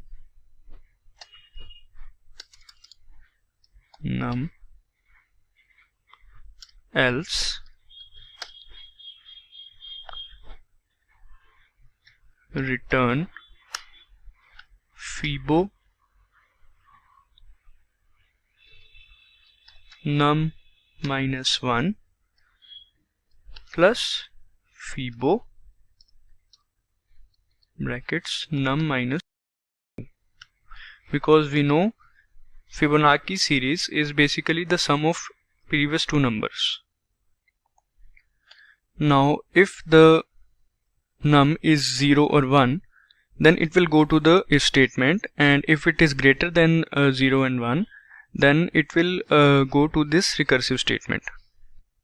So for example, if n equals to 2, then we will call recursively 2 minus 1 and 2 minus 2, that is 1 and 0 respectively. Since 2 minus 1 will give 1 and 2 minus 2 will give 0, these will be evaluated in if statement as they are less than equal to 1. So it will give 0 plus 1, that is equal to 1. Now let's try to run this code. Enter the number, let's say 6, 0, 1, 1, 2, 3, 5, which is the right answer. The Fibonacci sequence for 6 is 0, 1, 1, 2, 3, 5. So this is how we can do Fibonacci series or Fibonacci sequence with the help of recursion. And I suggest you to do some more examples on recursion to understand it better. Moving on. Why we need header files? Header files allows us to assemble all the predefined functions in one place, and it is helpful because it is easier to gather the declarations in one place and then use them whenever we need them. And as all the declarations are gathered in one place, so it automatically reduces the complexity and it also decreases the number of lines of code. There are many functionalities of header files. One of them is it helps in taking the input from the user and also helps in displaying the output in a program. Now let's learn what actually a C++ header file is. Header files are the set of libraries that contains predefined functions at a common place. So it basically stores the declarations at one common place and they are being used while writing a program. These header files usually have a .h extension, and we use #include before writing the header file to inform the preprocessor that we are including this header file. Now let's discuss types of header files. There are two types of files in C++. First is predefined header file. These files are already present in C++ compiler. We simply need to import these header files using #include, which will inform the compiler about the header file, and then we can write the name of the header file between the angle brackets. Next is user-defined header file. These header files are defined or created by users. In C++, user can create their own header file and include it in the C++ library, and it can be used whenever it is required. Now let's learn how to create this header file. In order to create your own header file, first of all we will write the C++ code which we want to use whenever we want. After that we will save the file with .h extension. As we can see in step 1, we have written the code of two integers that are getting multiplied, and now we will include this in the program. To include this in the program, we will use hash include, and after that we will write the name of the header file inside the angle brackets with the .h extension. Here hash include will inform the compiler that a header file is added.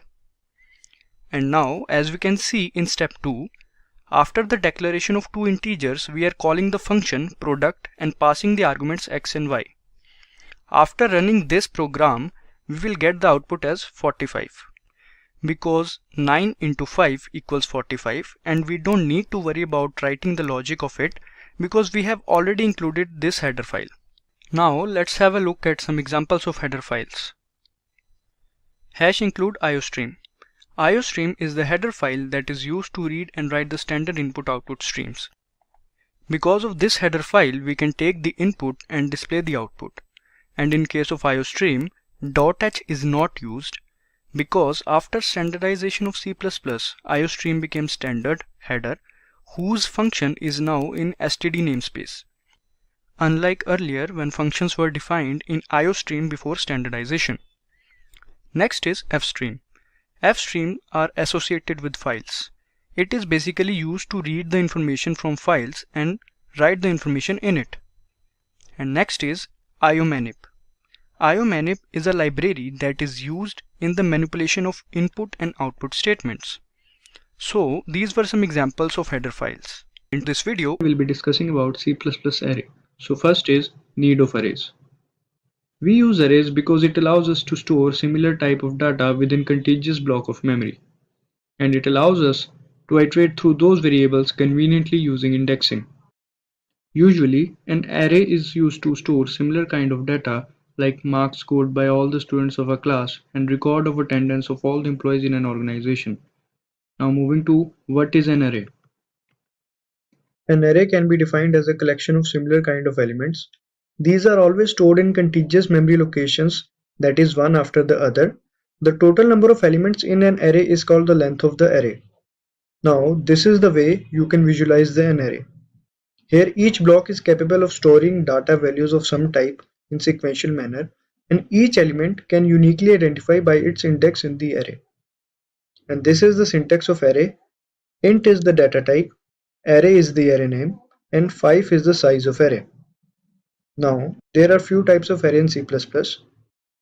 Those are one-dimensional array, two-dimensional array, and multi-dimensional array. So let's first of all discuss 1D array. This is the simplest form of an array.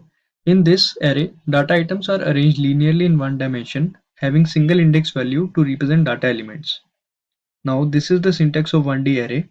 Type is the data type, then there is array name, and after that size of array. And this is the example of one-dimensional array. Now coming to its memory representation. Here we can see 2, 7, 4, 8, 1, 6 are the elements inside the memory blocks. And 0, 1, 2, 3, 4, 5 are the indexes. So by using index, we can easily access the elements, and once the array elements are accessed, a number of operations can be performed. Here array of 0 means 2 and array of 1 means 7, and so on. As each element is of type int, that is 2 byte, that means the array occupies 12 contiguous bytes because each block contains 2 bytes and there are total 6 blocks. Now coming to the two-dimensional array. In this array, each element is referred by two indexes, that is rows and columns, and they are stored in the form of matrices. The first index shows a row of the matrix and the second index shows the column of the matrix. Now moving to its memory representation. As we can see, this is a 2D array with 3 rows and 3 columns. And we can also say that these are basically 3 1D array containing 3 blocks each, combined to form a 2D array in the form of a matrix with size of 3 cross 3. The horizontal lines depicts rows and the vertical lines depicts columns. And we know that index starts from 0, so first elements get stored at array 0, 0, that is 0th row and 0 column. Then second element is stored at array 0, 1, that is 0th row and column 1, and likewise all the elements are stored in the array. Now coming to the multi-dimensional array. These are defined as array of arrays. That means each element of multi-dimensional array is an array itself. They can have any number of dimensions and it stores the data in tabular form. A two-dimensional array is also a multi-dimensional array. And this is the syntax for a multi-dimensional array. Here, type is the data type of array, then array name is the name of the array, and size 1, size 2, up to so on size n are the dimension of sizes. After that, this is the basic example of a multi-dimensional array. Now, coming to the next topic, that is array initialization. So, there are two ways to initialize an array in C++. First is, you can initialize an array when you declare it by including the initial values in braces after the declaration. While declaring, we could use curly braces to set the values inside it. For example, in this array of size 6, the element 2 is at 0 index, 5 is at 1 index, 1 is at 2 index, and so on. If we don't mention the size of array, then the array will only be large enough to hold the elements added within the curly braces. Other than this, we can set the value after the declaration by assigning the element to the array using its index. Like array of 0 equal to 5, here we are assigning 5 to index 0, and array of 1 equal to 7, here we are assigning 7 to index 1, and same goes for the array of 2. Now let's do some examples on array to understand them better. We'll do these examples on our code editor, that is VS Code. Now we'll make a new file. And let's name that file as array.cpp, array1.cpp. Now we'll do a basic example in which we have to print the elements of array. So let's start. First of all, we'll write the header file #include iostream. Now using namespace standard,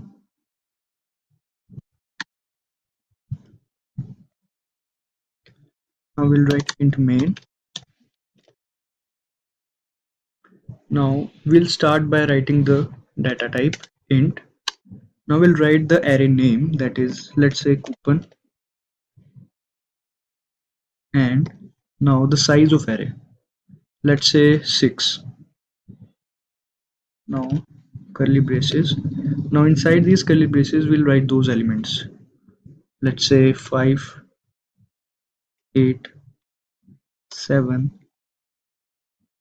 3, 9, 1.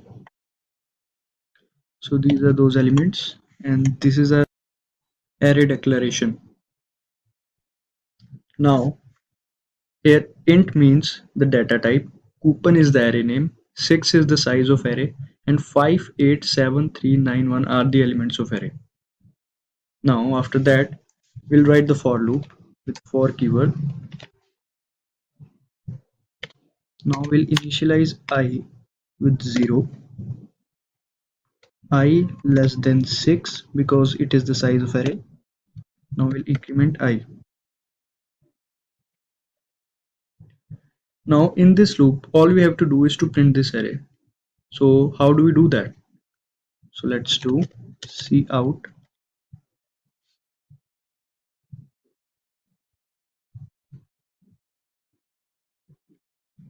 and inside the bracket we'll write I.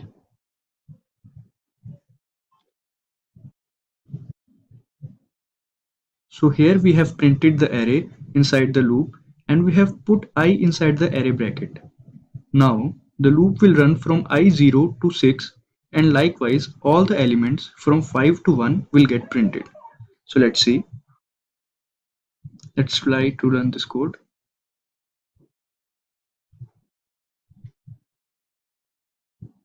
So this is our output, 5, 8, 7, 3, 9, 1. So this is how we can print the elements of an array. And if we want to print a particular element from the array, all we have to do is to write the index number of that element inside the bracket. Let's say if we want to print 7, all we have to do is to print its index number, that is 2. Now let's run this.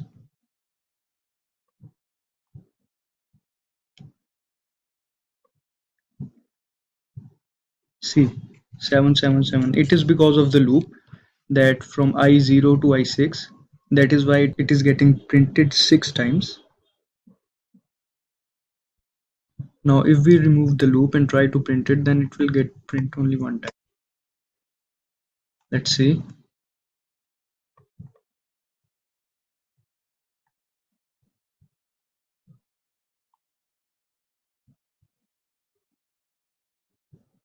Here 7, and this is what we want to print. Now let's do another example. Let's name this file array2.cpp.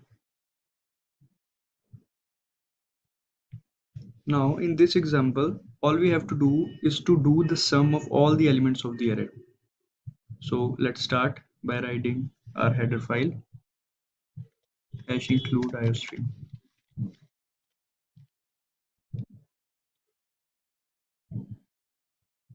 Now using namespace std,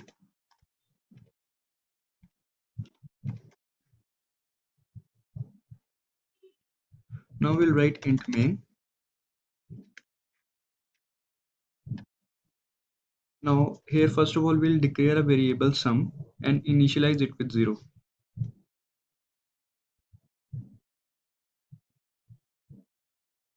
Now we'll declare another variable n, and n will depict the size of the array. So first of all, in order to scan array, first of all we have to scan the size of it. So we'll scan n. Now we'll declare the array.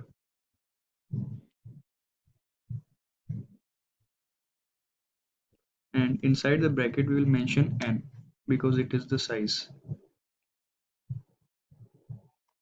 Now we'll write for loop,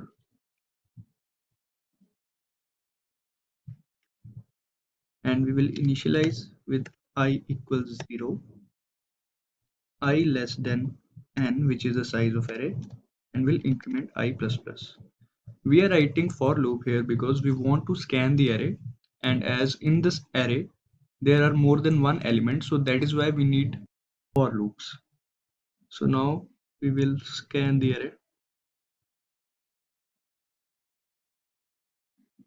We'll write cin, then name of array, and inside the bracket we'll write I.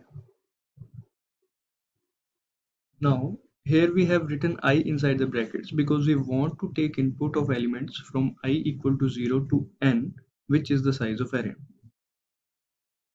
Now we'll take another for loop. Now here we will write another for loop in which we are initializing I from 0 to n, and inside that for loop we will do the sum of the array. So we'll write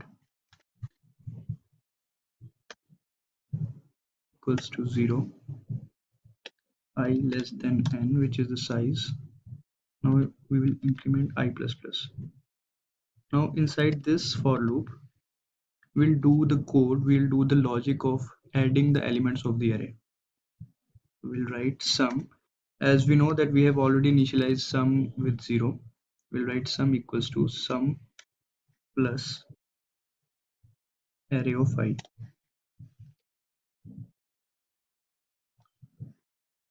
Now for this statement sum equals to sum plus array of I, we are adding each value in the array one by one into the sum, which is initially 0.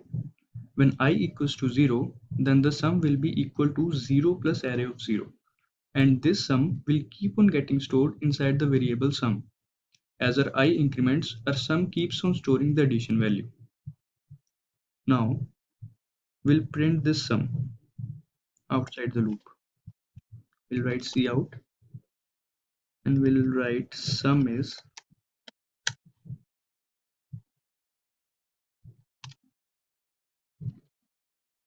now we'll write the sum variable.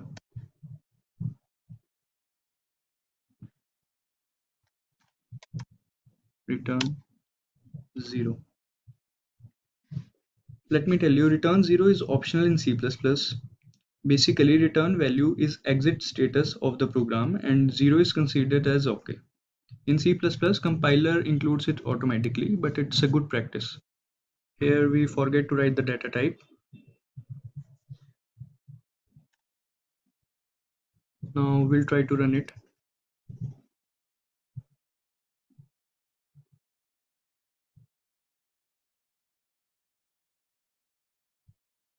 So first of all, we'll write the size, like let's say 6.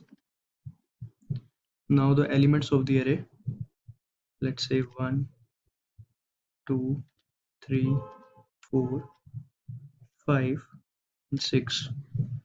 Now we want to find the sum of these elements. Sum is 21. Let's recheck. 1 plus 2 equals to 3, 3 plus 3 equals 6, 6 plus 4, 10, 10 plus 5, 15, 15 and 6 is 21. So this is our right answer. So this is another basic example of array. So after this, we'll do one example of two-dimensional array also. So let's make a new file. And we'll write the header file.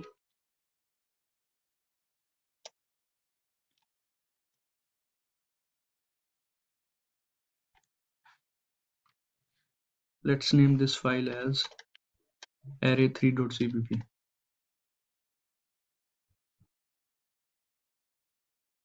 Now namespace standard.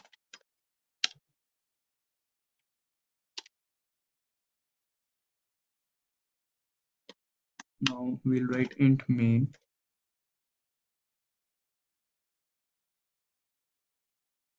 Now we will declare a 2D array of 3 rows and 3 columns with elements inside it.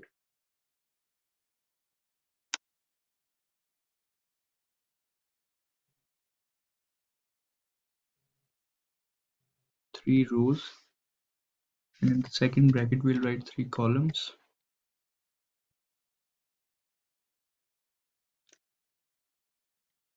Now we'll write the curly braces and another curly braces. This is the way to declare a 2D array.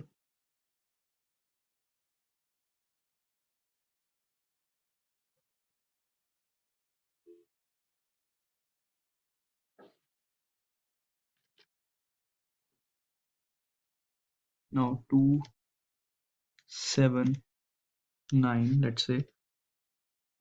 Now again curly braces. 1, 3, 8. Because we are creating a matrix of 3 cross 3, that is why there are total 9 elements inside the array. So now we will create a nested for loop where the outer loop I, which is for the rows of matrix, is initialized from 0 to 2. We'll write int I equal to 0. Now I less than 3, I plus plus increment.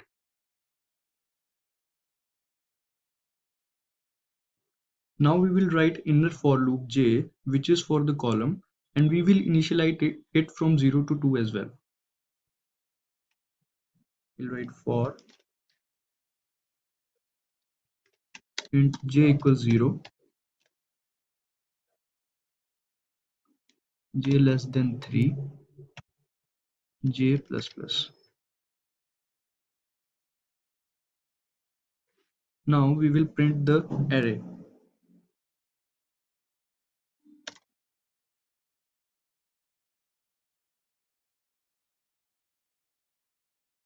In the first bracket we will mention I, that is the number of rows, and in the second bracket we will mention j, that is number of columns. And in order to add space, we will add space in the output. Now outside the bracket we will mention AND L. Shift the elements to the next line. After that we'll write return 0.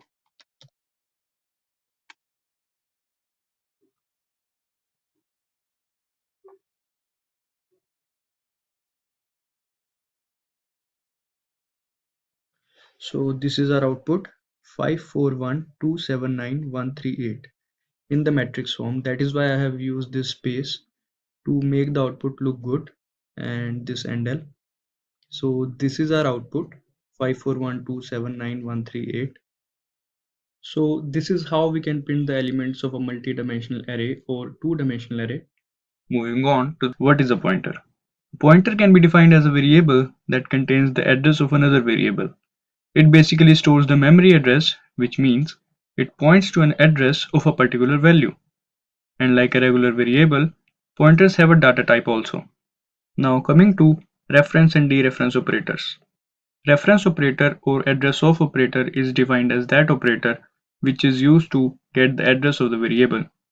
It can be easily obtained by preceding the name of the variable with an ampersand sign. Now, dereference operator.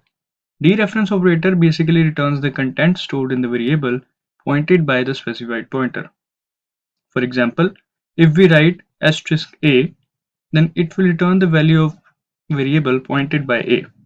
Now, let's see how to declare and initialize a pointer. To declare a pointer, first of all, we will write the data type. After that, we will write the name of the variable with an asterisk sign. For example, int asterisk sign a, float asterisk b, char asterisk c. Suppose if we want to store the address into a pointer, then we will write int, that is the data type, then ptr, that is the name of the pointer, with an asterisk sign equals to a variable a with ampersand sign, which means ptr will contain the address of the variable a. Now, moving to a pointer arithmetic. C++ allows us to perform addition and subtraction operations on pointers. A pointer is basically an address, that is, it's a numeric value. Therefore, operations like addition, subtraction can easily be done on pointers. There are 4 types of arithmetic operations that can be used in pointers, that is, increment operator, decrement operator, addition, and subtraction. Each time a pointer is incremented by 1, it points to the memory location of the next element. But if the pointer is an integer pointer, its value on ptr++ would increment by 4 bytes because of the size of int data type. For example, assume an integer pointer with current value of 10. Now after the increment, its value would be 14 instead of 11 because int is of 4 bytes. Now let's learn about pointers and functions. Like a normal variable has an address, similarly every function has an address also. And we can easily access the function using its reference or address, only if we know the address of the function. Function pointers are similar to that of normal pointers. When pointers are passed to the function, the address of actual arguments in the calling function is copied into the formal arguments of the called function. And this is the syntax for a declaration of function pointer. Here int is the return type, and parentheses around function pointer tells the compiler that it is a pointer to function. And after this, they are argument lists. Now, let's discuss pointers and arrays. Arrays and pointers are very closely related to each other, and both of them are objects. When an array gets declared, the compiler assigns a continuous block of memory so that all the elements of an array can be stored in the memory. And C++ treats the name of the array as a pointer that contains the address of first element, which is known as base address. So basically, array name is the base address of the array. And if we have to assign the address of first element of array in a variable x, then instead of writing x equal to ampersand array of 0, we can simply write the name of the array only. Now, moving to the last topic, that is array of pointers. Like in array, we can store similar type of elements. It is same in case of array of pointers. But the only difference is, instead of storing the elements, the address of similar type of element is stored. In other words, it stores the pointers which point to the similar data type. And this is the syntax. First is data type, then name of array with an asterisk sign, then in the brackets it is the size of array. Now let's do some examples in our code editor, that is VS Code. If getting your learning started is half the battle, what if you could do that for free? Visit SkillUp by Simplilearn. Click on the link in the description to know more. Here we will do one example of pointer to understand reference and dereference operator. We will print the values of variable and the address of that variable also, and it will give us an idea about reference and dereference operator. Let's start. First of all, we'll make a new file and name this file as pointer1.cpp. So first of all, we will import the header file #include iostream.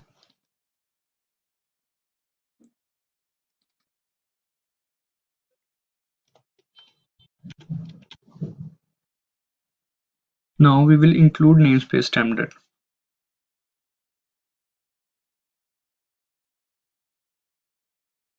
After that, we'll make int main.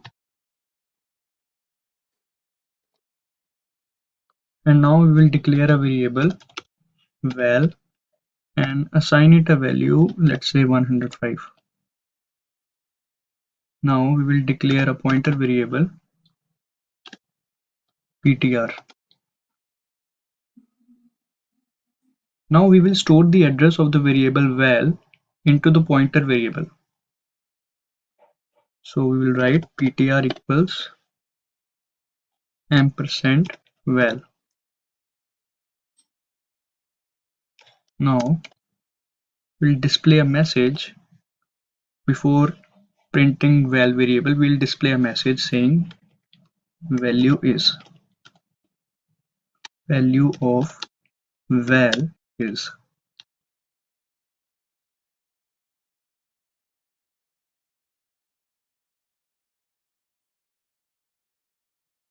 Now let's see what is the value of ptr. For that we will have to print ptr also, and we'll write value of ptr is.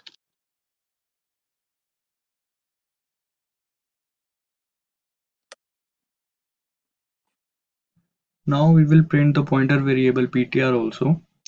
Although the value of val and ptr would be same, but in order to check, we will print that also. So we'll write cout value of a specific ptr is.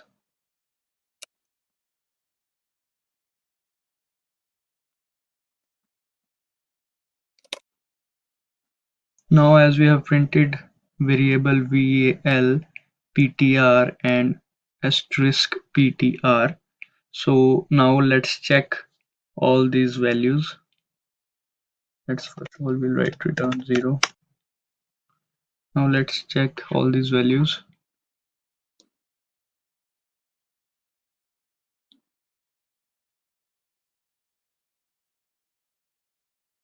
Here we can see value of variable val is 105 and the value of ptr is this. This is actually the address, and the value of pointer variable ptr is 105.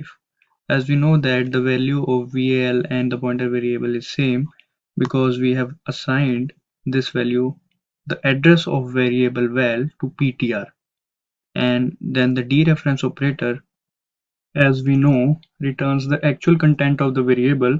So that is why the value of variable val gets printed when we print the pointer variable ptr. And the address over here is the address of the val variable which we are assigning to the ptr. So that is why this address is getting printed. Now we'll do another example. Let's name it pointer2.cpp. Now we'll include the header files.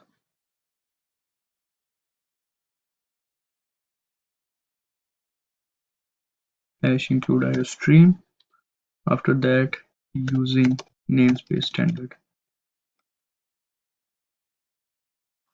So here we have an example of arithmetic operations in C++. So first of all, we'll write int main. Now here we will take 4 variables and 2 pointers. So let's do it. Int num1, num2,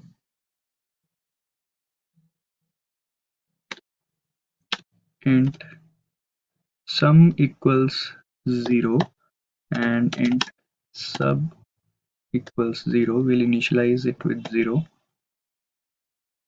Now we will declare the pointers ptr1, ptr2.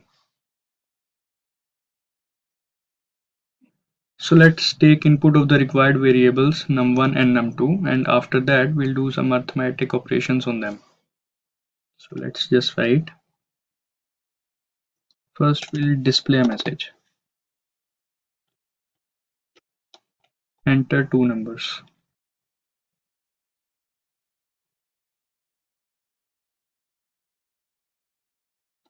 Enter 2 numbers.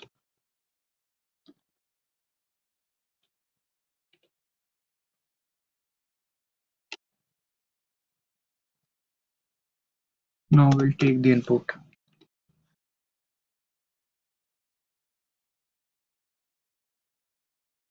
After this, we will store the address of num1 and num2 into ptr1 and ptr2 respectively. So let's do it. ptr1 ampersand num1, ptr2 ampersand num2. Now we will increment pointer ptr1 and ptr2. We'll do in a bracket, and we'll use dereference operator also. ptr1 plus plus dereference operator ptr2 plus plus. Here we are using dereference operator because we want to increment the value only. And as we can see, we have used increment operator. So by incrementing ptr1 and ptr2, the values of num1 and num2 will increment, and after that we will print those values. So let's do it. Before printing, we'll just print a message after increment. Now we will print ptr1 and line. Now ptr2.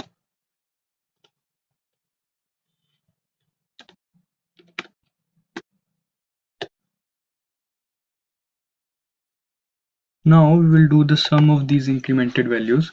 So we will write sum equals dereference operator ptr1 plus dereference operator ptr2.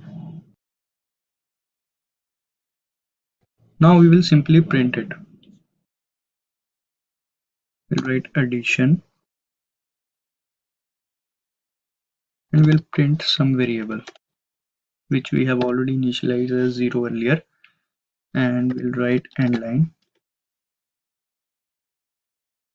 So this will give us the sum of the incremented values of num1 and num2.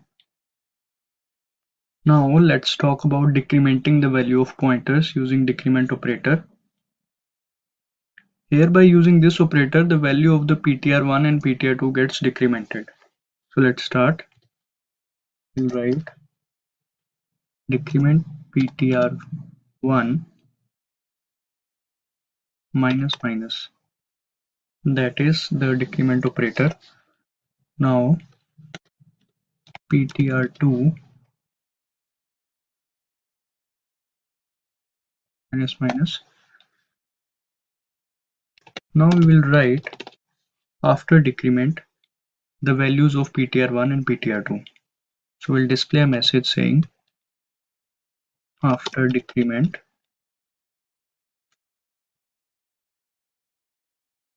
Now we will print ptr1 and ptr2.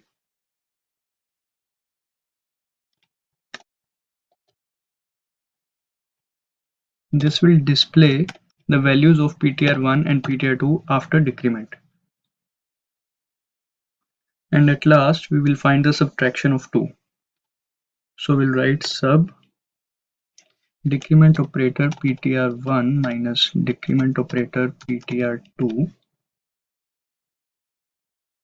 and cout will display first subtraction. We'll write subtraction, then we'll write the variable sub.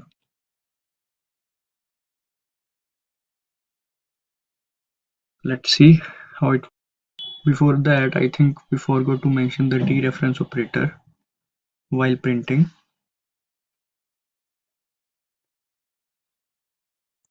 We have to mention this because we want to print the values. Dereference operator. And let's put some space over here. Now let's try. Enter two numbers. So let's say we'll enter 4 and 5. As you can see, we have entered 4 and 5. After increment, it becomes 5 and 6. And on addition, it becomes 11. After decrement, it becomes 4 and 5 again.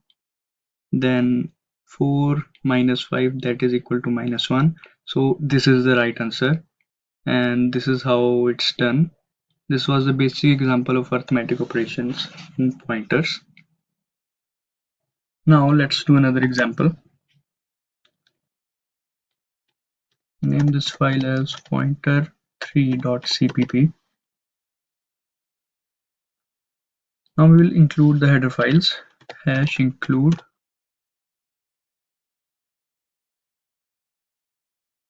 iostream using namespace standard.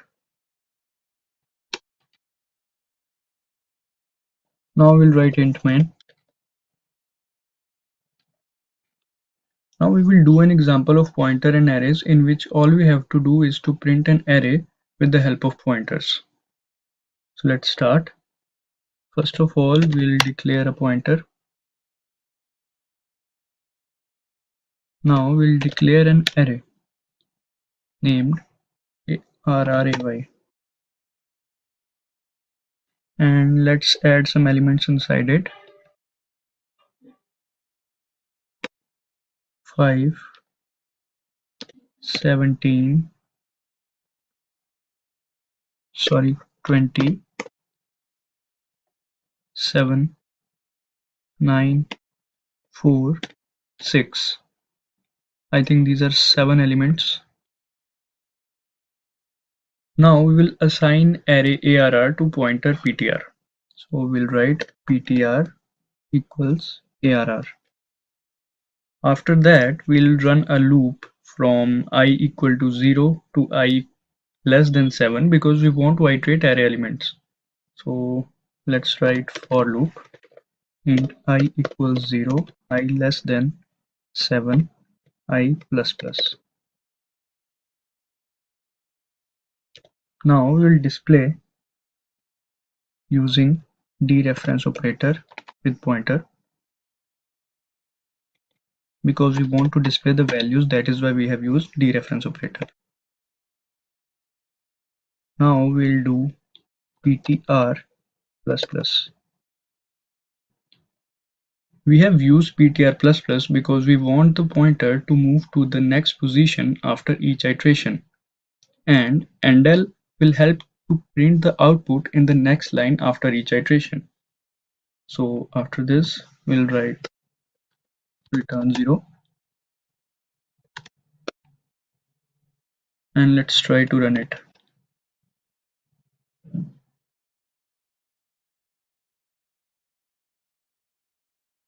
I think there is some error. Yeah, namespace.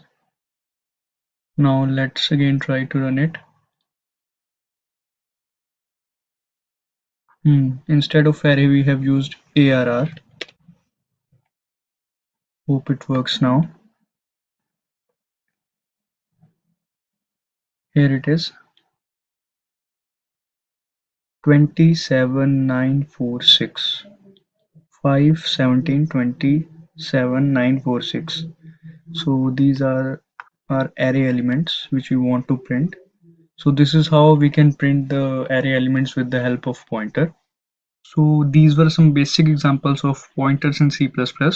Let's go ahead and have a look at what is memory management. Memory management can be defined as a process in which management of a computer's memory occurs.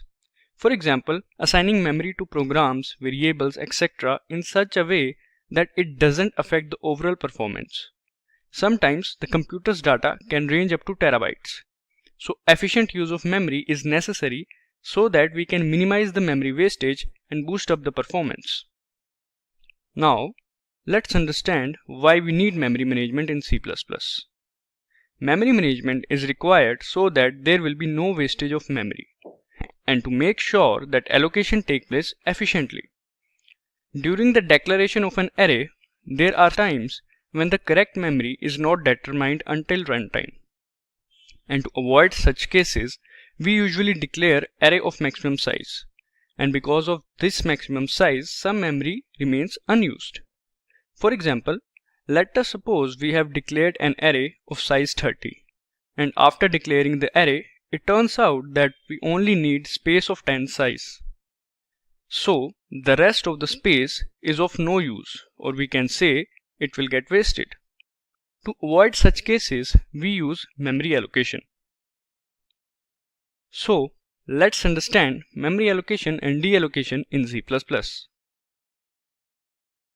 Other programming languages like Java, Python, etc., they don't need to allocate memory dynamically. In C language, we use the malloc or calloc functions to allocate the memory dynamically at runtime. And these functions are also supported by C++. But in C++, allocation and deallocation is done manually. In C++, there are two operators that are used for the allocation and deallocation of memory. That is new operator and delete operator. So let's understand this new operator in C++. The new operator in C++ is used for the dynamic memory allocation. It is used to allocate the memory at runtime. The general syntax of new operator is pointer variable, which is the name of the pointer, equal to new, which is a keyword, and data type is the type of the pointer. The syntax for arrays is almost the same, but after the data type, we have to write the size inside the brackets, which specifies the number of elements in an array. And here in the example, we first of all are declaring a pointer ptr of int data type. After that, we are dynamically allocating the memory using new keyword, and at last we are assigning the value 75 to the allocated memory. Coming to the delete operator. The delete operator in C++ is used for the deallocation of memory. When we no longer need to use the variable, that means the memory is no longer required, then we have to deallocate or release the memory using the delete operator. Syntax for delete operator is delete keyword with the name of the pointer variable. The syntax for arrays is delete keyword following the empty brackets and then name of pointer variable. As we can see in the example, once the printing of value is done, we have deallocated the memory using the delete operator. Moving on to the advantages of new operator. The new operator and delete operator can be overloaded unlike the malloc function. Next is, a return type of the new operator is of the same type for which the memory was allocated. We don't need to use the typecasting. Third is, the new operator automatically computes the size of data object. We don't need to use the size of operator. Next is, new operator in C++ allows us to initialize object while creating memory space for them. So these were some advantages of the new operator. So now let's move on to our code editor, that is VS Code, to do some examples on the new operator and delete operator. Here we will do an example using new and delete operator in C++ that will allocate the memory location for 3 values and find their average. So first of all, let's create a file and name this file as mm1.cpp. mm means memory management. So now first of all we'll include the header files, #include iostream,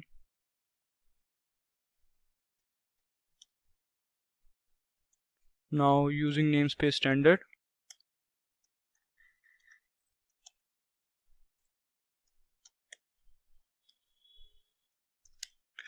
now we'll start with int main. Okay, so first of all we'll create 3 pointer variables. So we'll start int star ptr1, int star ptr2. We are creating 3 pointer variables because we have to find the sum of 3 variables, so that is why we have to create 3 pointers also. And now we have to store the sum of 3 variables into some another variable, so now we'll create the variable average.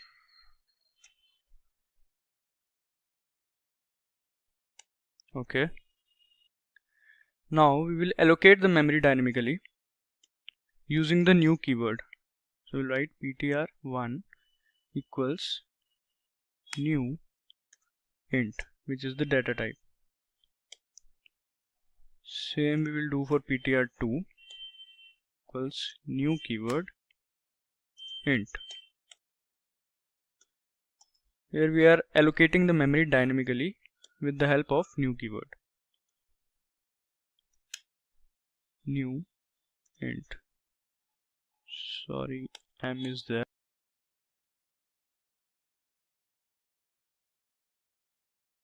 Now we will print the value that is stored in the memory. But before doing that,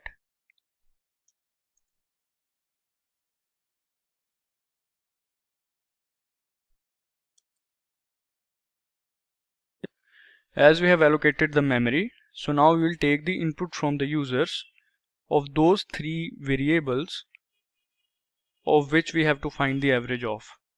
So we'll display enter first number.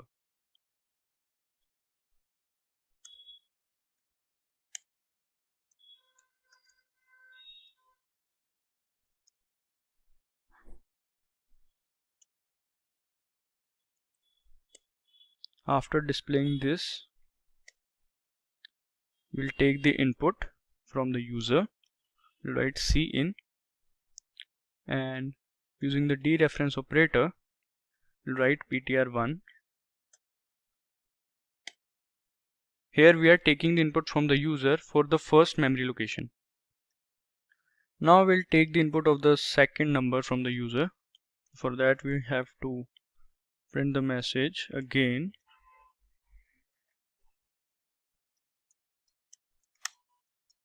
Enter the second number.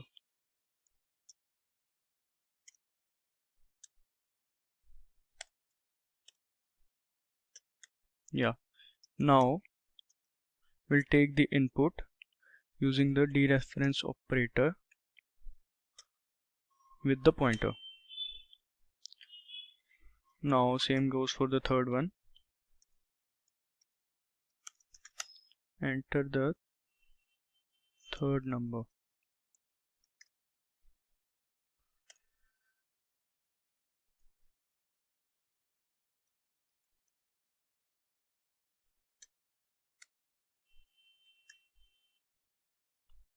Dereference operator ptr3.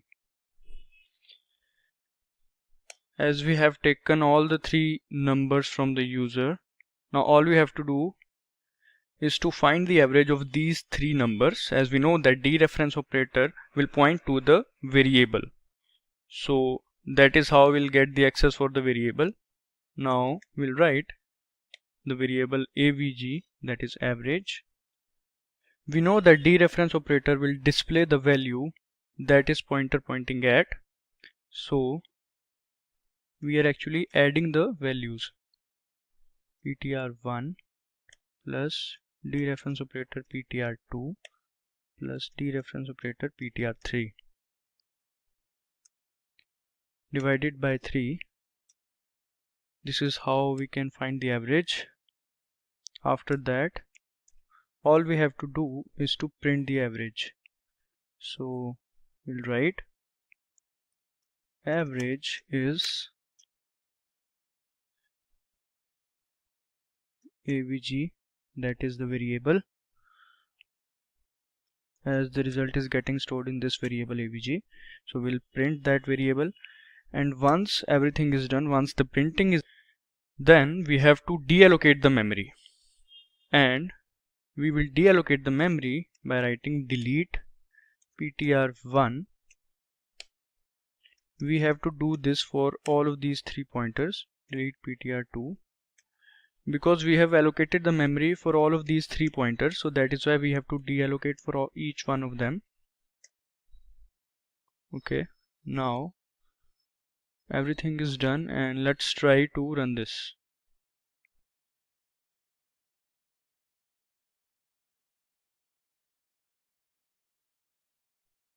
Here we can see enter the first number.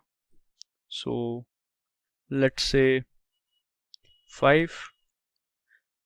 We have to find the average of 3 numbers, so we'll select the easy number to check whether it is right or wrong. Then we'll write 5 again. Now we'll write 2. As we know that 5 plus 5 equals 10 plus 2 equals 12, and the average of 12 is 4. Yeah, 3 4s are 12. So this is the correct output. So first of all, we have allocated the memory over here dynamically, then we have deallocated the memory using delete ptr1, ptr2 and ptr3. So this is how it's done. So let's do one another example. Let's name this as mm2.cpp. Okay, we'll write mm4.cpp. I think 2 and 3 are already taken, so we'll start with hash include iostream. Hash include iostream. Then we'll write using namespace standard. So in this question, we'll simply enter the elements of the array, and then we will display those elements. But we will use new operator and delete operator in this question. So let's start. First of all, we'll write int main. Now inside int main, first of all, we'll write the variable size. We have declared the variable size, and this variable size is the size of the array which we will take as an input from the user. So first of all, we'll display enter the size. Enter the size.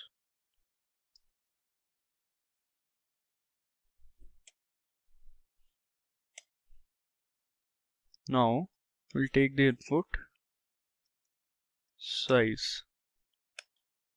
After that, we will declare a pointer variable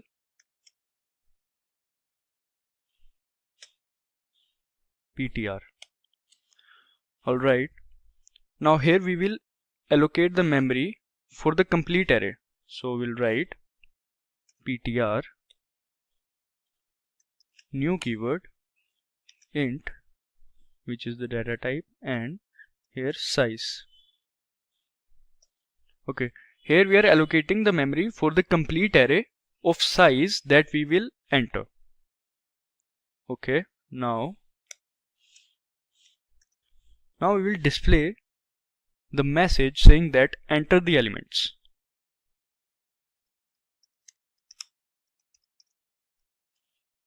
As we have allocated the memory, all we have to do is to enter the elements.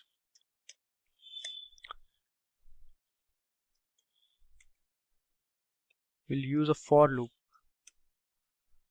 So we'll start with int I equals 0, I less than size, I plus plus. Now we'll write element, and after this we'll take the input from the user for the elements of the array. So we'll write cin. Now just like arrays, we can do it for the pointer as well. We can write ptr, and just like arrays, inside the bracket I, and we can do it for the output as well. So here we are taking the input of the elements from the users. Now we have to display those elements. So for that, first of all, we'll display a message, elements that you have entered.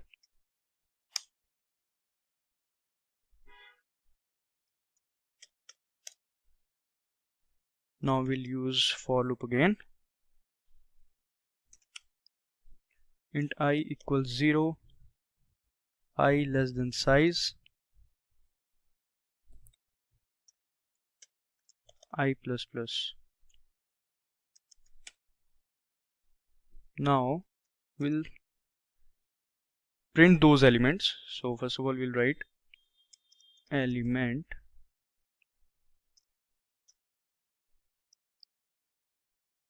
now ptr, like just we did earlier, ptri, and end line, so that the output looks good. Now everything is done. We have allocated the memory, then we have taken the input from the user and displayed the output. Now all we have to do is to delete the operator. So we'll write delete, then empty brackets, ptr. Alright, now everything is done. We have allocated the memory, and here we are deleting the allocated memory. Okay, now let's try to run this.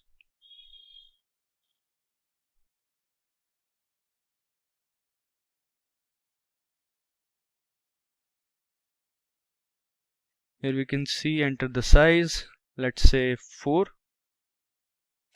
Now enter the elements 3, 6, 5, 7, and here is the output, elements that you have entered 3, 6, 5, 7.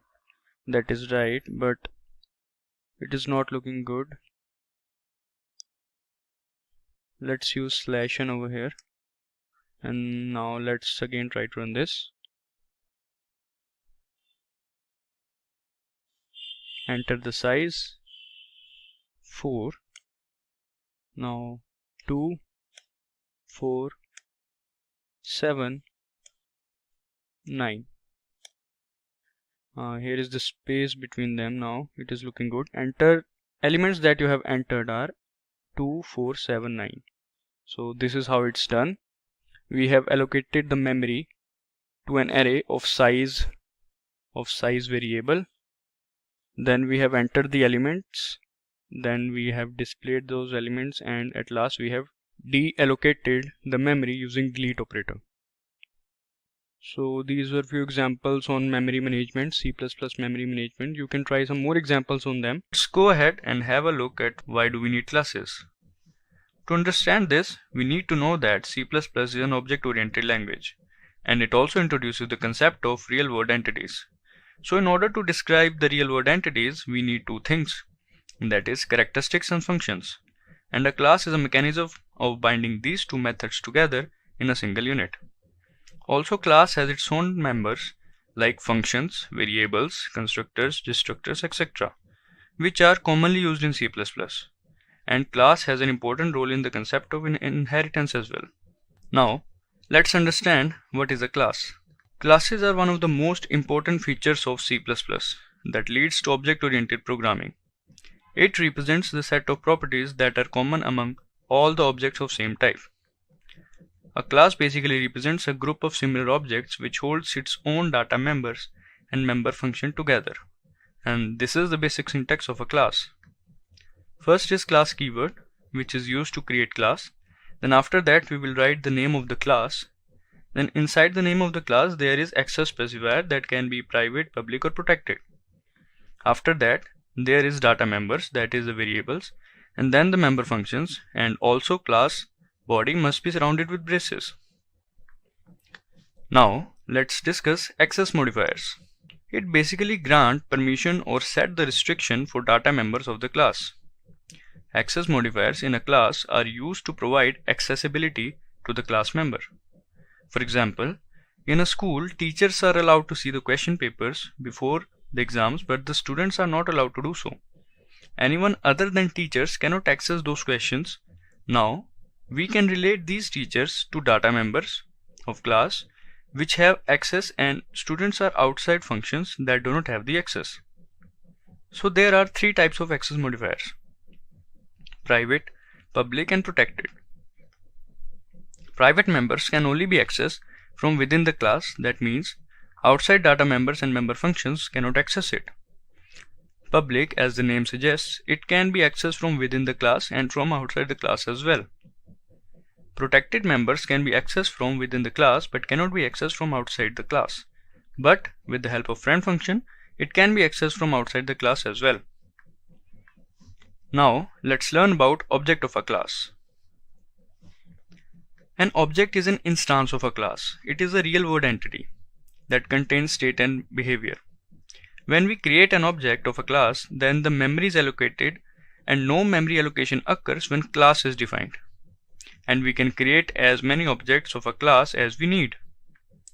In this example, state is the class and st is the object name or reference variable. So this is how an object is created. Now coming to member functions. Member functions are also known as methods. These are as much as part of the class as the member variables. These member functions can be invoked by sending messages through an instance of a class with the help of dot operator. For example, if the name of the object is obj and we want to access a function named sum, then it will be obj.sum. Here obj is the name of the object and sum is the name of the function. Now let's learn about constructors. Constructors can be defined as a special type of method that is invoked automatically whenever an object is created. Its main use is to initialize objects. It doesn't have any return type and a constructor has the same name as that of the class. And it is of two types, parameterized and non-parameterized. The syntax for parameterized constructor is class name, which is a constructor name, and then arguments inside the bracket. In non-parameterized constructor, the syntax is class name with empty brackets, as there are no parameters in non-parameterized constructors. Now, after constructor, let's discuss the destructor also. Destructor, as the name suggests, is also a special method that destroys or destructs the object as soon as the scope of the object ends. And it is automatically invoked when the object goes out of the scope. Its name is same as that of the class but with the tilde sign. Here is the syntax of destructor: tilde sign with constructor name or class name and then empty brackets. Now to do some examples on classes, let's move on to our code editor, that is VS Code. Now here we will make a new file and let's name this file as class.cpp. Now here we will do a program in which we will make a class, and inside that class we will make some functions, and with the help of objects of that class we will call those functions. So let's start. First of all, we'll mention the header files #include iostream. Now using namespace standard.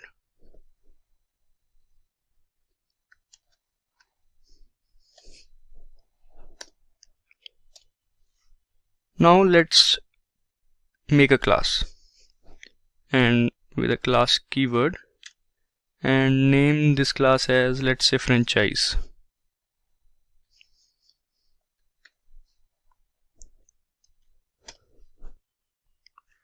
Now here don't forget to mention the semicolon.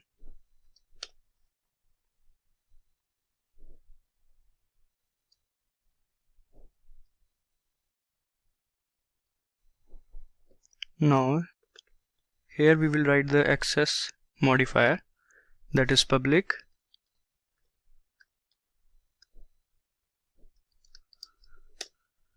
now we'll mention those functions.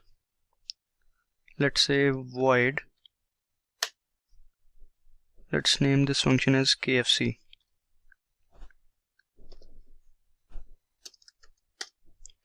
Now inside this function we will print something like, let's say, we have the best chicken.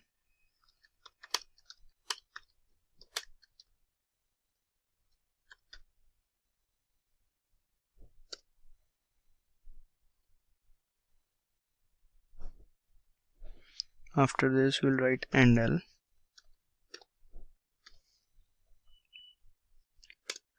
Now we'll make another function named Burger King. As we know that these two are famous franchise, so that is why we have put this under class for franchise. Now let's print here we have the best burgers.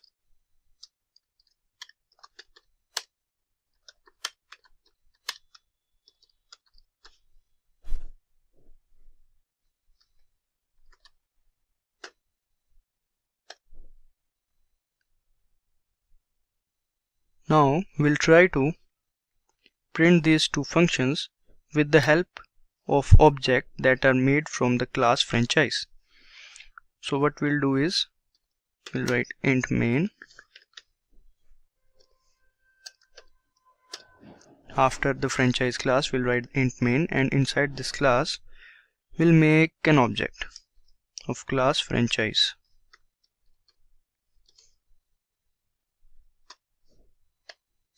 Franchise is the class name, fran is the object name. Now all we have to do is the calling. We'll call the function KFC and we'll call the function Burger King with the help of fran object. So let's do this. Fran dot operator KFC, that is the function name. After that we'll write fran dot Burger King, return 0. Now let's try to run this one.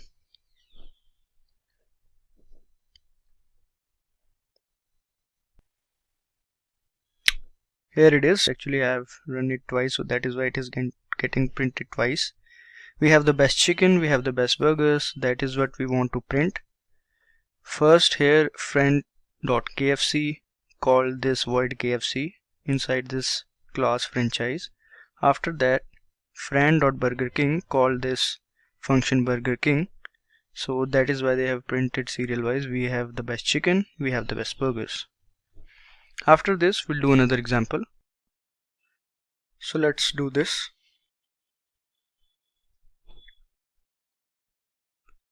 First of all we'll name this file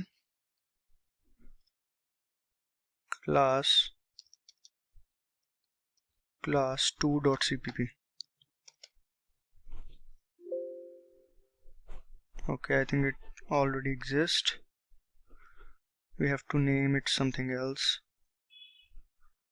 3. Okay, now we will write the header files. Hash include iostream.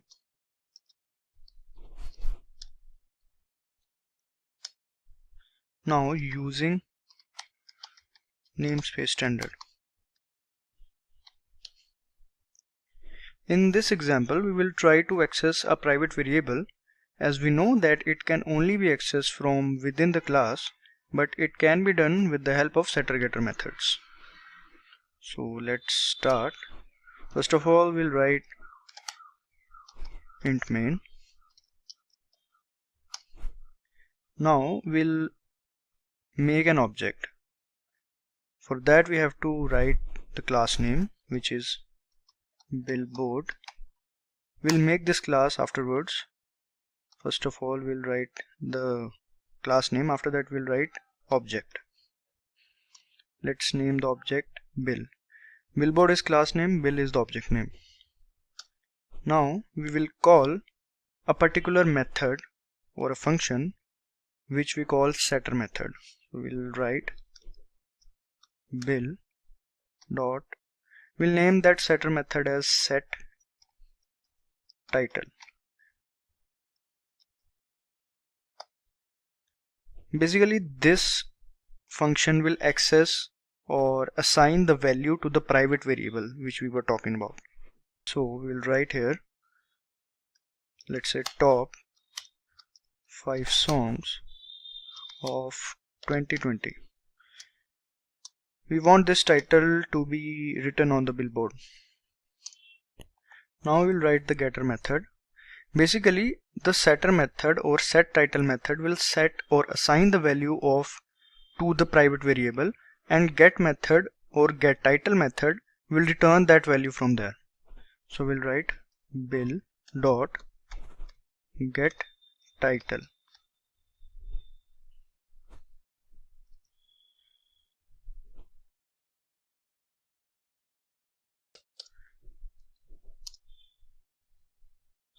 Now because we want to print it, so that is why we'll write it in cout.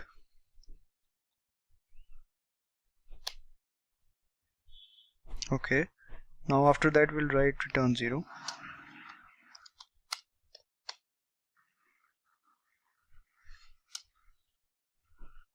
Now we will make the class billboard. Class keyword billboard. After that bracket starts. Now we will write private because we want the variable to private. So the data type string and the variable is title. Now this variable is private and we want to assign the value to this variable, which is not possible because they are not of the same class, but we will do that with the help of setter-getter method. So let's do that. Now we will write public because we want our functions to be public. Now void, that is the data type, set title, and inside the bracket we'll write the variable. Now this method is taking this parameter x, so we will assign this parameter x to the private variable. Let's do that. Title, that is the private variable, x. Now we will write another method named getTitle.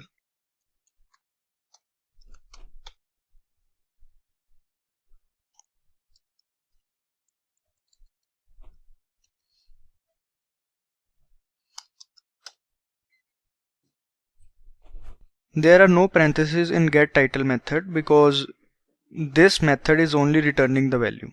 So we'll write return title. Now getTitle function or method is returning the value of private variable title.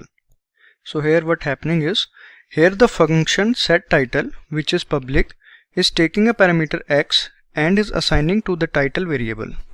So the message will get assigned to the title variable. Now getTitle function is returning the value of private variable title, which is getting called in the main function. one more thing, we forgot to put semicolon over here, and we get title cannot be void because it is returning. It would be string because it is returning some value. Now, so basically build.setTitle in the main function will set the value or assign the value to the private variable, and build.getTitle will return the value of that private variable, which will get printed. So now let's try to run this.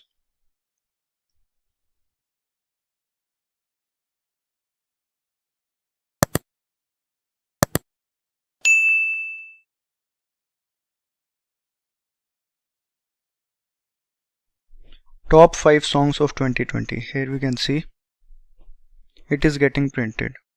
So this is how we can do that. We can access the private variable using setter and getter method. Now let's do another example.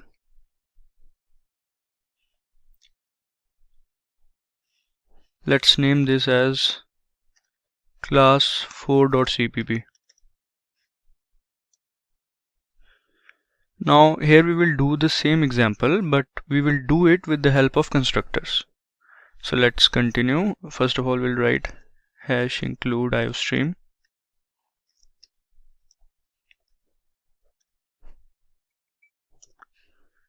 After that, using namespace standard.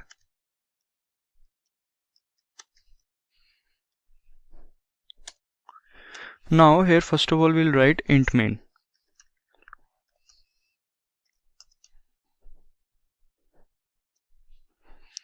Now we'll name the class, we'll write the name of the class, that is billboard, and we'll make the object of it as we have done previously, like bill. Now we'll make a constructor of this object and we'll pass the parameters.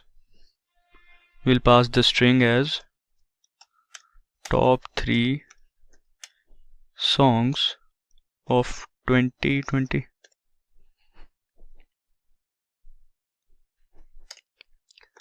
As we are passing this string to the constructor, that means the constructor is parameterized constructor. And now we'll write bill dot get title. Here we are writing this because this function is returning the value of private variable title, so that is why we have to write it. And we'll print it actually cout.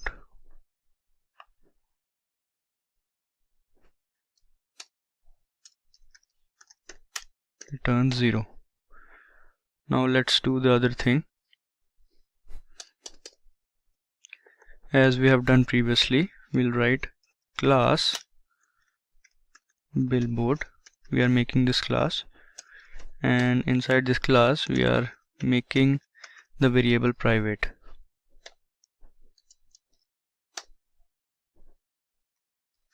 String title is private. Now we'll write public access modifier. Now here we will write the constructor in which we were passing the string from the main function. So we'll write the name of the constructor. As we all know, the name of the constructor is same as that of the class, so it would be billboard, and the parameter is b. That parameters which we are passing from the main function is getting stored in b. Now inside this constructor we'll call the method setTitle. So we'll write setTitle. We are passing the same string to the setTitle method. Now we'll make this method setTitle. We'll write void setTitle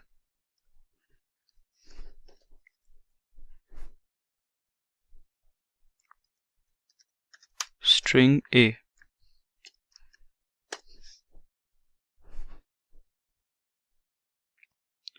So actually what is happening, we have passed a string named top 3 songs of 2020 to the constructor. The constructor is further calling to the method or function named setTitle and is passing that string to the same function. Now that function is setTitle, and now we will assign that string to the private variable title. So let's write title equals A. A is that string. Now, as we have done previously, we'll write void get title. Now get title function is used for returning the value of private variable, as we know. So we'll write string actually.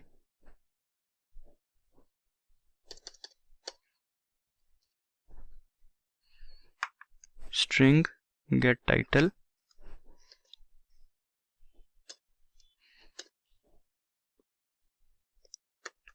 return title.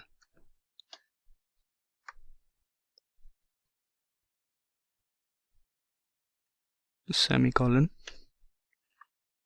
Now let's try to run it.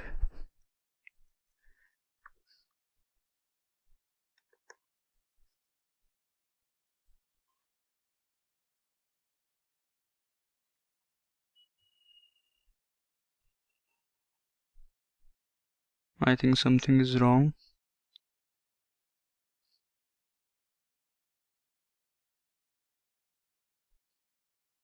Here capital S we have written. Let's make it correct. Now let's try to run again.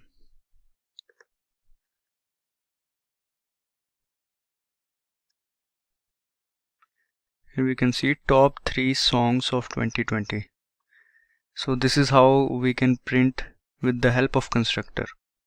This was the same example as that of the previous one, but to understand constructors we have done this with the help of constructors and we get the right output. So after this we'll do the example of destructors. Okay, let's name this as class 6.cpp.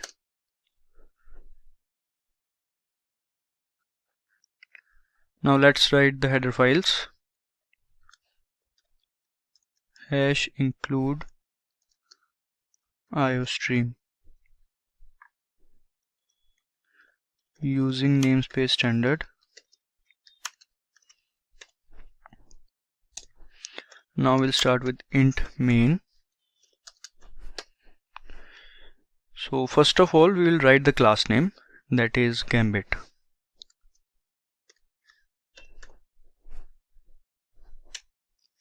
To access the class we need to have an instance or object of class. Here the name of the object is Gam.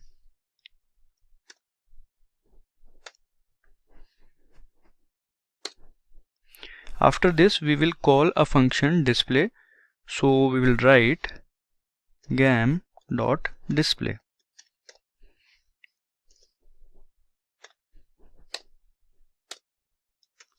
Return 0. Now let me tell you what is happening. So as we declared this object, constructor will be called, that is Gambit, and the message inside the constructor will be printed.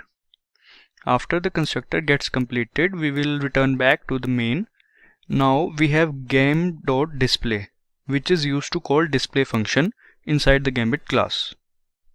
So after this we will write the class. Let's make it class keyword Gambit.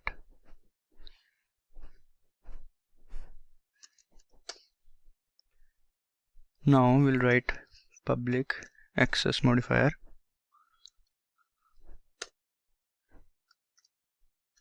Now we'll write the constructor, and inside the constructor we'll display the message.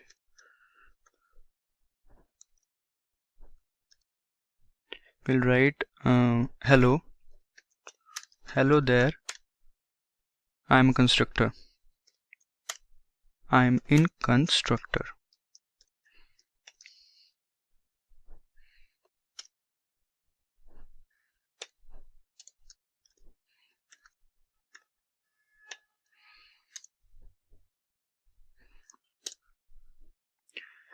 Now here we will write the destructor.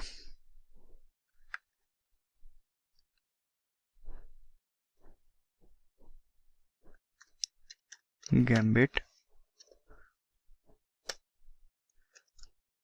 and inside the destructor we will print the message just to indicate that we are in the destructor. Hello there, I am in destructor.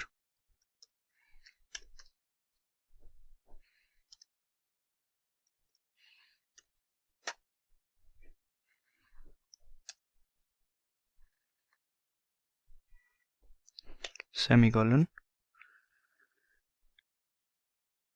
But before that we have to write the function display also. So we'll write void display,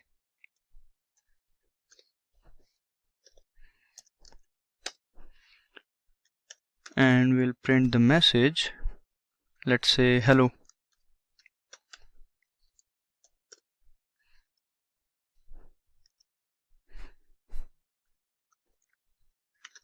And L.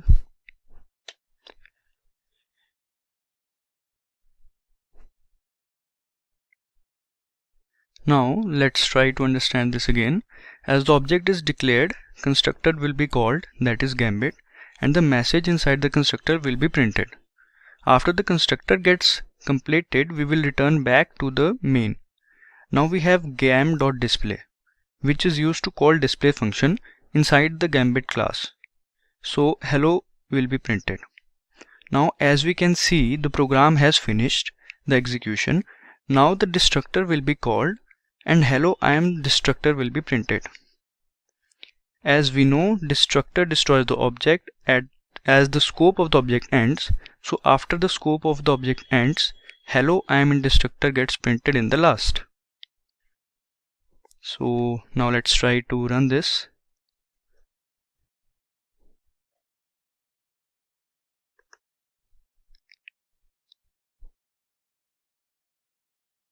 Here we can see hello there I am in constructor, then hello is printed, then hello there I am in destructor is printed. As we have thought, destructor is getting printed in the last because as we know that when the scope ends, the destructor is called. So these were some basic examples of classes in C++. Now let's move on to why oops. Well, there were some limitations in earlier approaches to programming, and oops helped to fill those gaps. In object-oriented programming, it is easy to maintain the code with the help of classes and objects. And with the help of inheritance, there is code reusability. That is, we don't have to write the same code again and again, which increases the simplicity of the program. Now, let's understand what is object-oriented programming.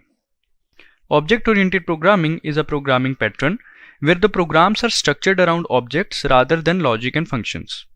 In other words, OOP basically focus on objects that are required to be manipulated instead of logic. For example, let us suppose we have made blueprint of a mall, then that blueprint will be a plan that explains what properties the mall should have and how it should look like, etc. But it is just a blueprint of the mall. We cannot go inside it physically as of now. Now the constructors will go through the blueprint and they will construct the mall, and they can make as many malls as they want with the help of that blueprint, and each mall can have its own different shops and showrooms. In this case, blueprint is the class, the mall is the object, and the shops and showrooms inside the malls are data stored in the object's properties. And these are some basic concepts of OOPs. First is classes, then objects, then data abstraction and encapsulation, then there is inheritance, polymorphism, dynamic binding, and message passing. We will learn about these concepts later. First, we will discuss the difference between OOPs versus procedural programming. Procedural programming follows top-down approach. Here, top-down approach means fragmenting a bigger complication into smaller chunks. OOPs follows bottom-up approach, and bottom-up approach means piecing together smaller tasks to give rise to complex tasks. In procedural programming, overloading is not possible. In OOPs, overloading can be done. In procedural-oriented programming, there are no access specifiers. In OOP, they have access specifiers like private, protected, public. Procedural-oriented programming is less secure. OOPs is more secure because of the concepts like abstraction and encapsulation, which are used for data hiding. Now, let's learn the basic concepts of OOPs. First is class. Class can be defined as collection of objects. It is a logical entity. Then there is object. It is defined as an entity that has state and behavior, or in other words, anything that exists physically in the world is called an object. Inheritance can be defined as when one object acquires properties and behavior from its parent class. It provides code usability. Polymorphism. Polymorphism is a combination of two words, poly, which means many, and morphs, which means forms. It is basically an ability to exist in more than one form. Next is abstraction. Hiding the internal details and showing the functionality to the user is called abstraction. Then encapsulation. Encapsulation is the binding of code and data together into a single unit. Dynamic binding. Dynamic binding is the method call at runtime that means which code will execute is unknown until the program runs. Then there is message passing. It is basically a communication that exists between the objects.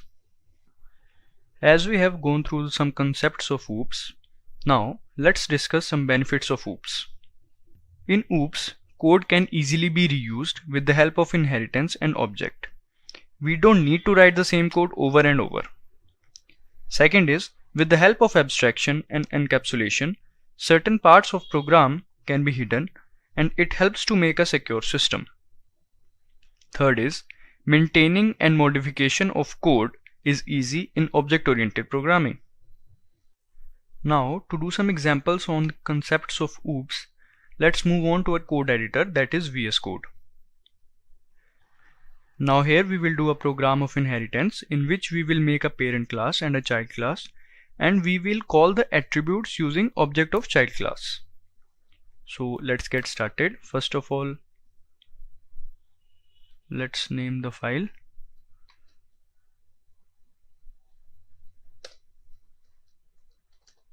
oop.cpp. Okay, so first of all we'll add the header files hash include iostream. Now adding namespace standard.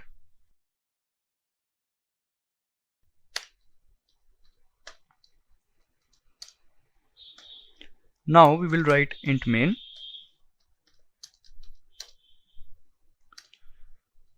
So we want to create the object of child class. So first of all we'll write the name of class child, that is child.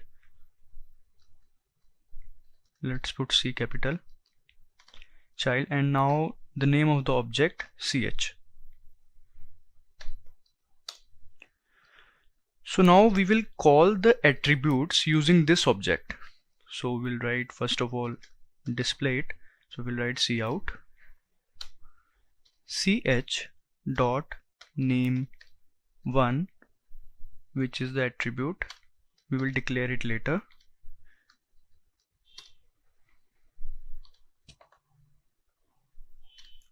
So basically we want to write both the names of both the classes together, so that is why we are doing like this. We'll write name2. Name1 will be the attribute of the parent class and name2 will be the attribute of child class. So after that we'll write return 0. Now we'll make the parent class and the child class. So first of all let's write class parent. We'll name it as parent. Then we'll write public access specifier.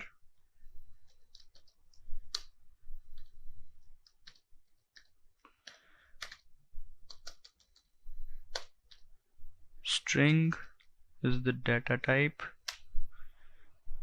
name1, let's write Harley.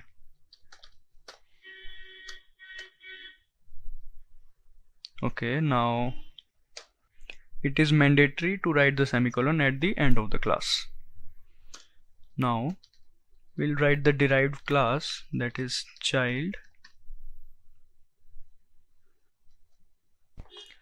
We will write the colon symbol, then we will write public name of the parent class, that is parent. So here we are writing the child class is derived from the parent class. Now within the bracket we'll write public, then string, the data type, name2, we'll write Davidson. It's a popular bike brand, Harley Davidson. So now we'll write the semicolon over here. Now we'll try to run this.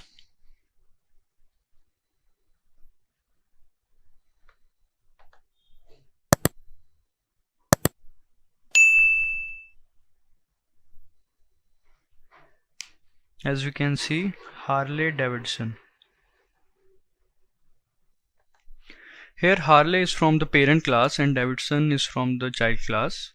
So as we can see that we are calling from the object of child class and still we are able to access the attribute of parent class. So this shows that the child class inherits attributes or properties from the parent class. Now as we have done one example of inheritance, so now let's do one example of polymorphism also. Let's name it oop1.cpp. First of all, we'll include the header files. /include iostream stream. Now we'll write using namespace standard. After that we'll write int main. Now here we will do an example of polymorphism in which we will make a base class and its derived classes, and inside these classes we will override a function which is common in all of these classes. So let's start. First of all, we'll write the name of the parent class or base class, animal, and we'll make an object A. After that we'll write the name of the child class cheetah and its object name is seal, let's say. Now another derived class dolphin, and we'll name the object as D. Now while making these classes, we'll write a function named speed in all of these classes, inside all of these classes, and now in order to override that function we'll call them. So first of all we'll call it by the object of animal, that is a dot speed. Now c dot speed, this is the object of cheetah class. Now d dot speed. After that we'll write return 0. Now let's make these classes. First of all we'll make the animal class, that is the base class.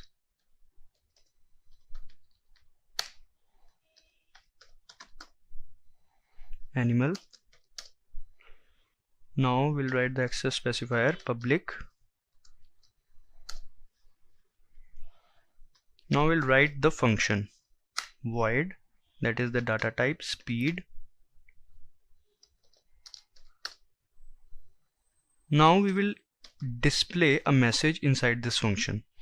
Let's say it displays who is more faster. Who is more faster.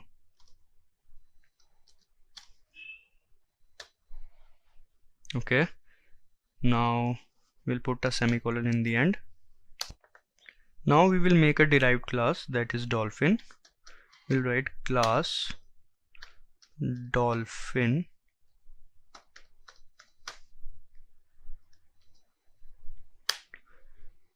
child of animal class. Okay, so now inside this class we'll write public and we'll make the same function speed.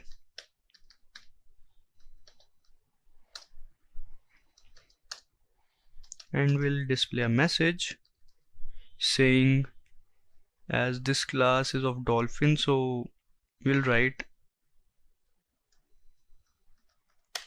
I'm faster in water.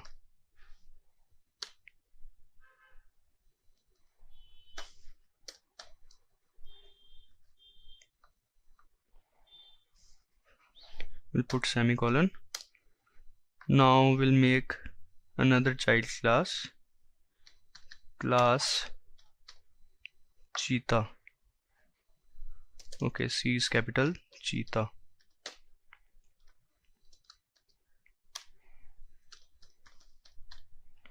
Public animal. Now here we will write public access specifier and we'll write the same function void speed.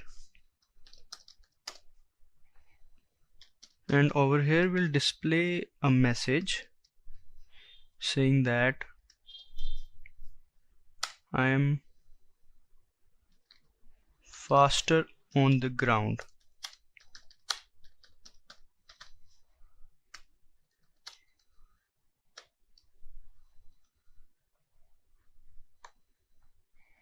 Semicolon.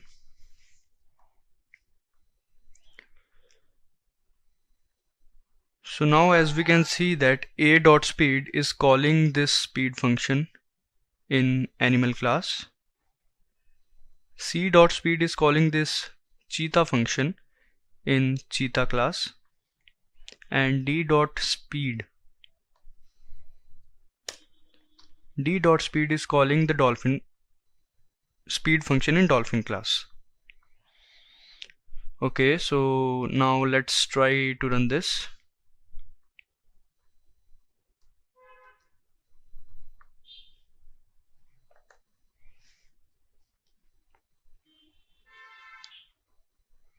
Okay, the output is here, but it is not in very good form, so let's put /n in the end.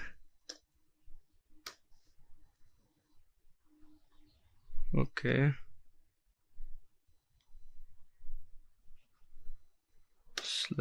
/n.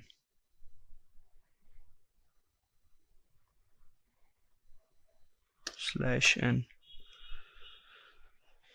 Okay.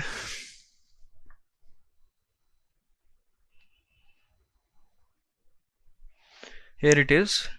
So first who is faster is displayed, then I'm faster on the ground, then I'm faster in water is displayed. So as we know that first of all we have called the animal class, so that is why who is more faster is displayed. After that we have called the cheetah class and cheetah says that I'm faster on the ground. Then dolphin class, then dolphin says I am faster in water. So here we can see that each of the class have its different implementation for the same function, that is speed, and this is how polymorphism allows us to do a single action in variety of ways. Okay, now let's do one example of abstraction. Let's name it as oop3.cpp. First of all, we'll include the header files. We'll write #include iostream. Now we'll write the namespace standard using namespace std. Now as we know, abstraction helps in data hiding. So in this program we will make a variable named coupon as private, and with the help of setCoupon function we will try to assign some value to the coupon variable, and after that we will display it. So let's start. First of all, we'll write int main. Now we'll write the name of the class, that is trade fair, and now the name of the object t. Now with the help of this object we will call a function named set coupon.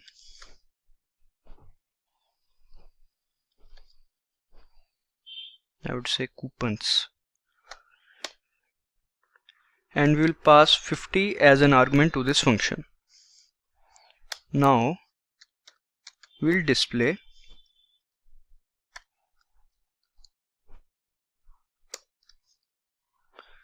a message coupon, and after that we will call getCoupon method in order to display the number of coupons. So we'll write t dot get coupons and brackets, done. After that we'll write return 0. Now let's make the class and the functions.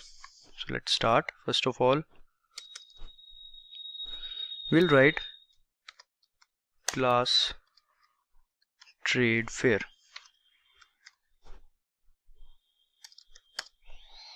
Now we'll write an access specifier private and private. Now we will declare a variable coupon, and as I've already told you, we will make this variable as private, so that is why we have used this access specifier as private. Now after that we will write public access specifier to write a function that is set coupons. Set coupons, and the parameter is c. As we know that we have passed 50 to this parameter, so now we will write the private variable coupon equals c.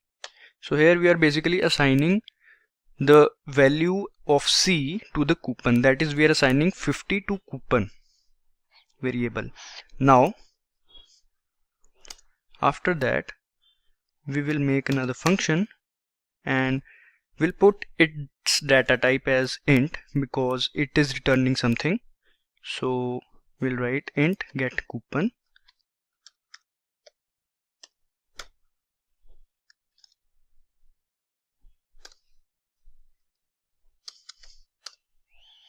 and we will return variable coupon.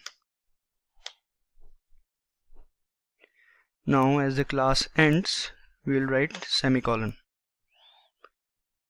Now let's try to run this code.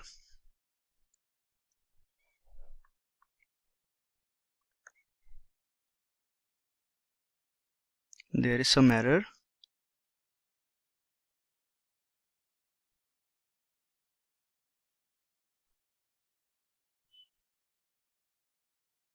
Okay, we haven't write s over here.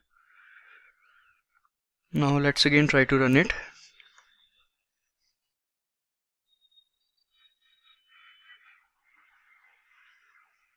Coupon 50, as I've told you.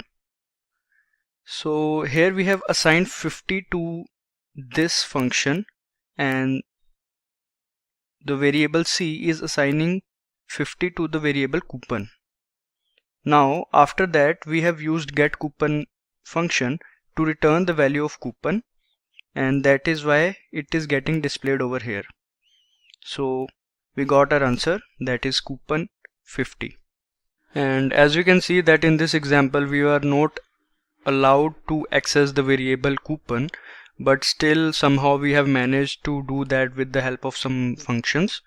So this is an example of abstraction, and it helps to increase the security of the program. So these were some basic examples of OOPS in C++. Let's go ahead and have a look at what is operator overloading. Operator overloading is a special case of polymorphism in which the operator is overloaded to provide special meaning to the user-defined data type. Basically, it adds some features or redefines the functionality of already existing operators. For example, let us suppose we have three objects of same class, namely A, B, C, and C equals A minus B. Now here we can redefine how minus operator works, and we can write C equals A minus B instead of writing C equals to A dot subtract B. And this is the general syntax of operator overloading. First is the return type of the function. After that, operator is the keyword, then symbol is the operator we want to overload, then the arguments are those which are passed to the function. Now let's move on to the non-overloadable operators. There are some operators in C++ that cannot be overloaded because it is not syntactically possible to overload them. First is the dot operator, then next is scope resolution operator, and third is pointer to member operator, and at last we have ternary operator. Coming to the next topic, that is types of operator overloading in C++. So there are two types of operator overloading, that is unary operator overloading and binary operator overloading. First is unary operator overloading. It is defined as an operator which contains only one operand or works on only one operand. Increment operator and decrement operator are examples of it. There are two ways to do operator overloading, that is from the class function and the friend function. Its syntax using class function is the return type, operator keyword, then the symbol and the brackets. But if we are doing postfix in the function, then we have to write the data type inside the brackets. Syntax using friend function is friend keyword, return type, then operator keyword, after that symbol, and in case of friend function we have to pass an argument. Next is binary operator overloading. An operator which contains two operands or works with two operands is called binary operator overloading. Addition, subtraction, multiplication are examples of binary operator overloading. Syntax using class function is return type, then operator keyword, then the symbol, and then we have to pass an argument inside the brackets. And syntax using friend function is friend keyword, then the return type, after that operator keyword, and then the symbol, and in case of friend function we can pass two arguments. Now we will do one example of unary operator overloading in which we will increment the value of the variable with the help of operator overloading. So now let's move on to our code editor, that is VS Code. So here first of all we'll make a new file and name that file as operator.cpp. Now first of all we'll write the header files #include iostream. Now we'll write the namespace standard.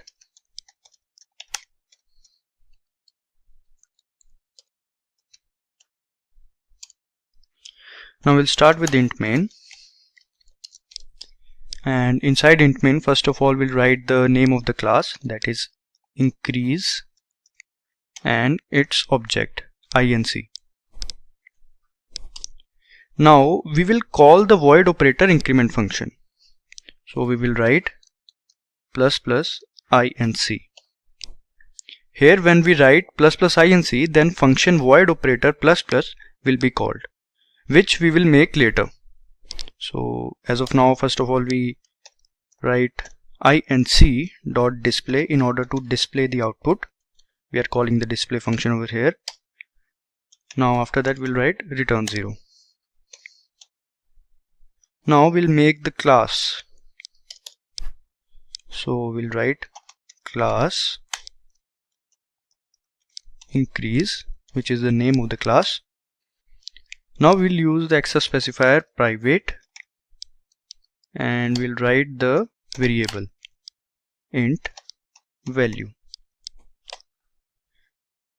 Now we'll write another access specifier public, and now we will make the constructor because we have created the object inc, so that is why a constructor is called, and we are making it increase. And inside the constructor we have given the value 10 to the variable. Now ++inc is calling the void operator ++ function, so we'll write that function void operator increment, which is the symbol. Now value equals value plus 5 because we are incrementing the variable with 5, so we'll write value equals value plus 5. Now after that we have to display the value variable, so we will write void display, because we have already called over here inc.display. So now we will write inside cout, we'll write the message value is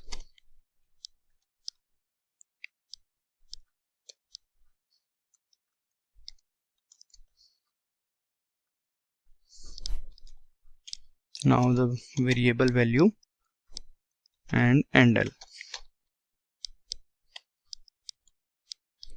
After the class we have to use the semicolon. Now let's try to run this.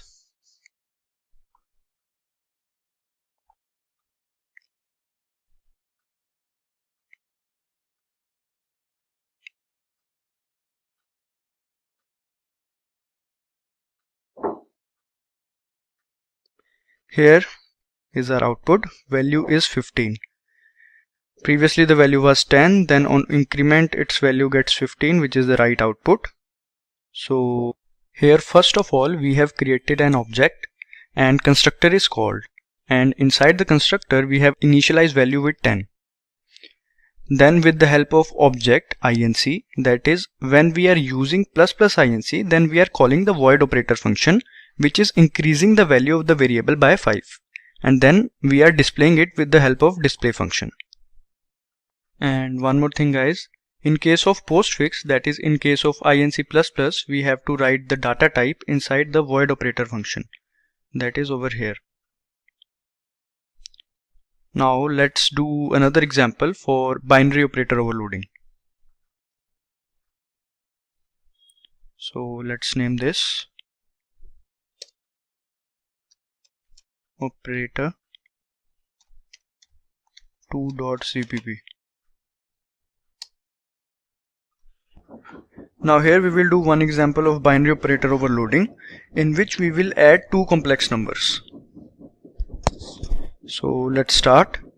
First of all, let's make the header files #include iostream.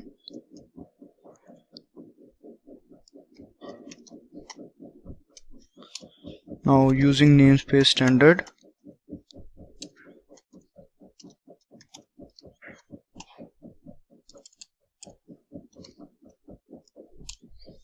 now we'll write int main. Okay, now first of all we will write the name of the class, that is complex.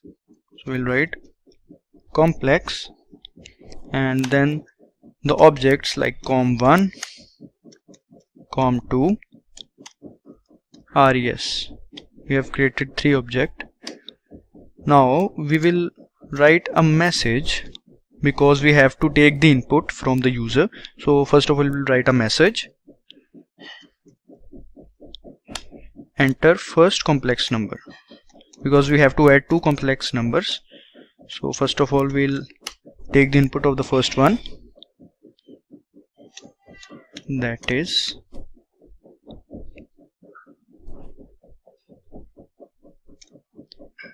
/n.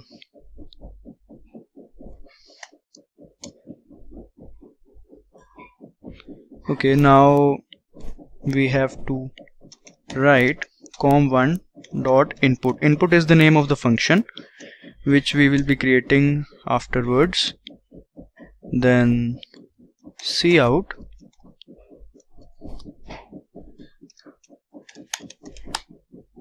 enter second complex number.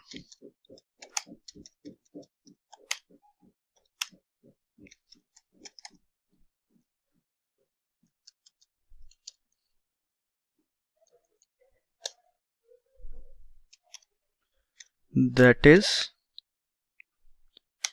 now we'll write /n.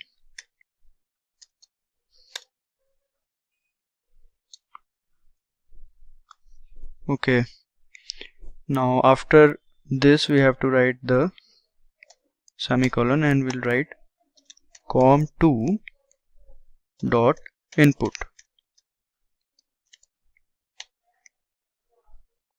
These input function will take the input of complex numbers from the user. We will declare them later, we will make them later.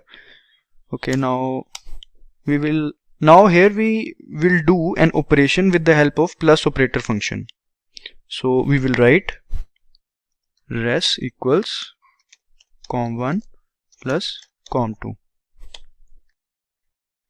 This function call from com1 will go to the complex of operator plus function, and com2 will be passed to the argument obj, and the result will be stored in variable res.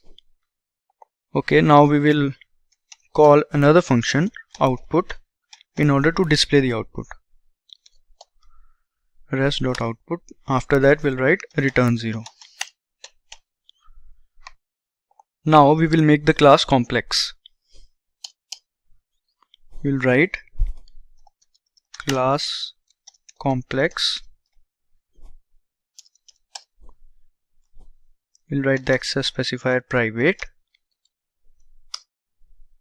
and the variables int real and int imag, that is imaginary, because we know in complex number there is a real part and imaginary part.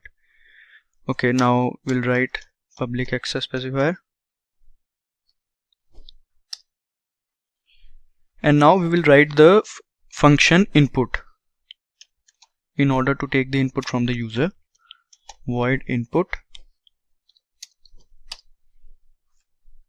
Now first of all we have to display a message.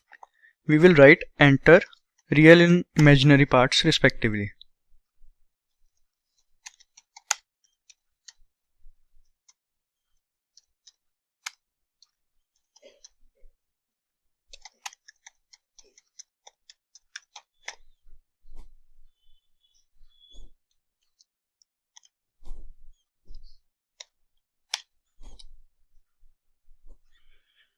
Okay, now we will write cin because we have to take the input and the variable name real and imaginary.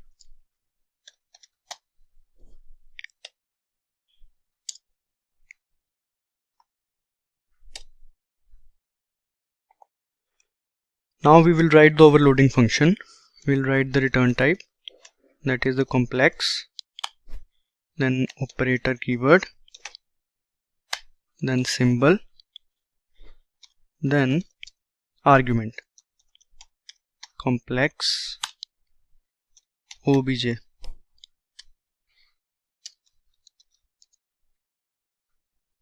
Okay, now we will write complex temp. So here we have created the data type temp of complex class. We'll make it a capital C.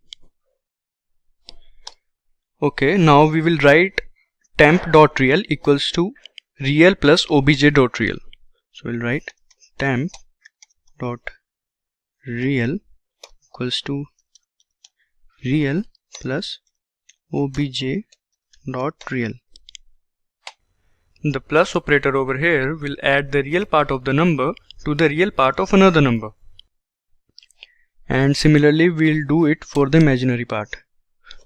We'll write temp.imaginary equals imaginary plus obj dot imaginary,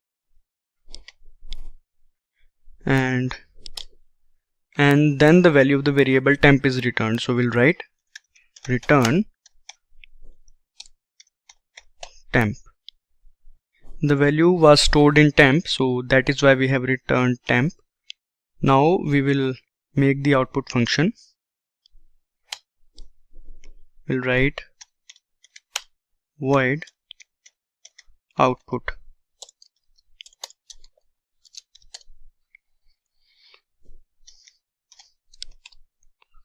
We'll write output is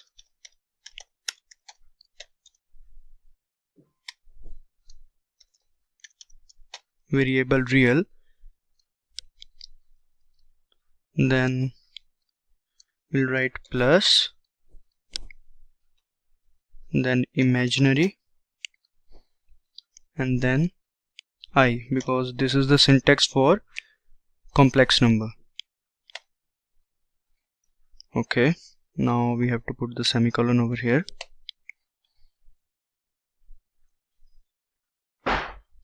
As the value of temp is returned, now the result is stored in variable res, and then we will print the output using the output function. This is the output function, and the value is stored in res, and then we are printing the output using the output function. Com1 over here is getting passed to the complex of operator plus function, and com2 is getting passed to the argument obj, and the result is getting stored in res. Now let's try to run this code.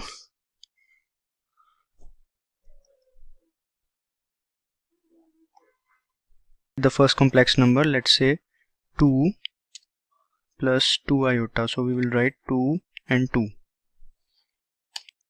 and then enter second complex number, that is enter real and imaginary parts respectively. Now we have to write the real and imaginary parts of the second complex number, so we'll write 4 plus 6 iota. So the output is 6 plus 8 iota. 2 plus 4 equals 6 and 2 plus 6 equals to 8. So this is our correct output. We are basically adding two complex numbers with the help of binary operator overloading. So this is how it is done.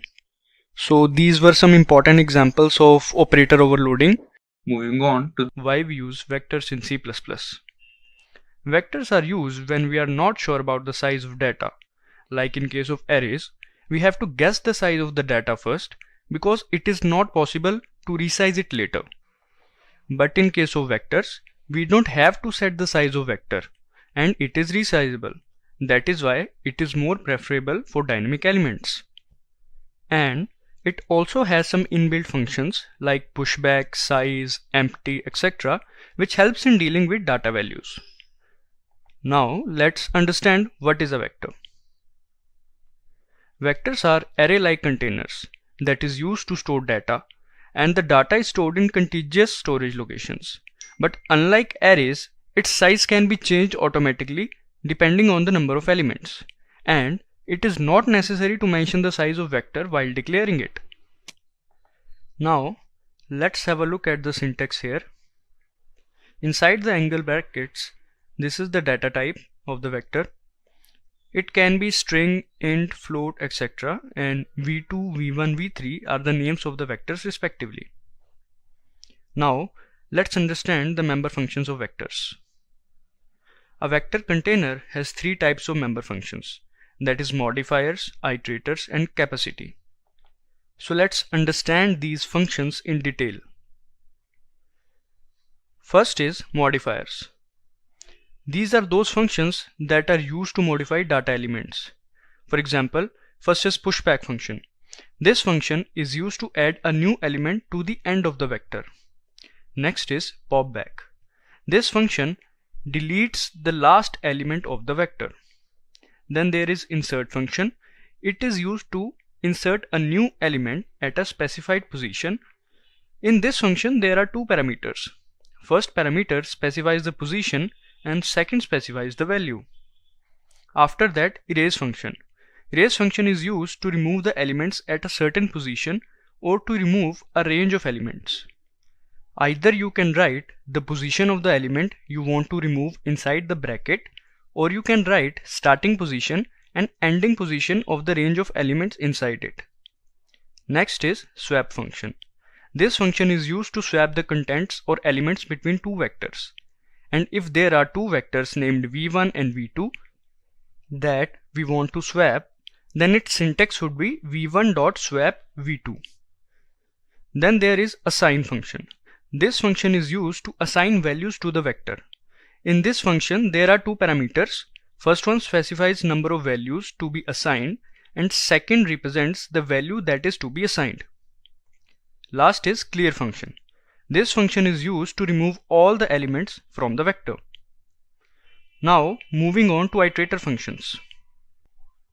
These are those functions that helps in iterating across the elements.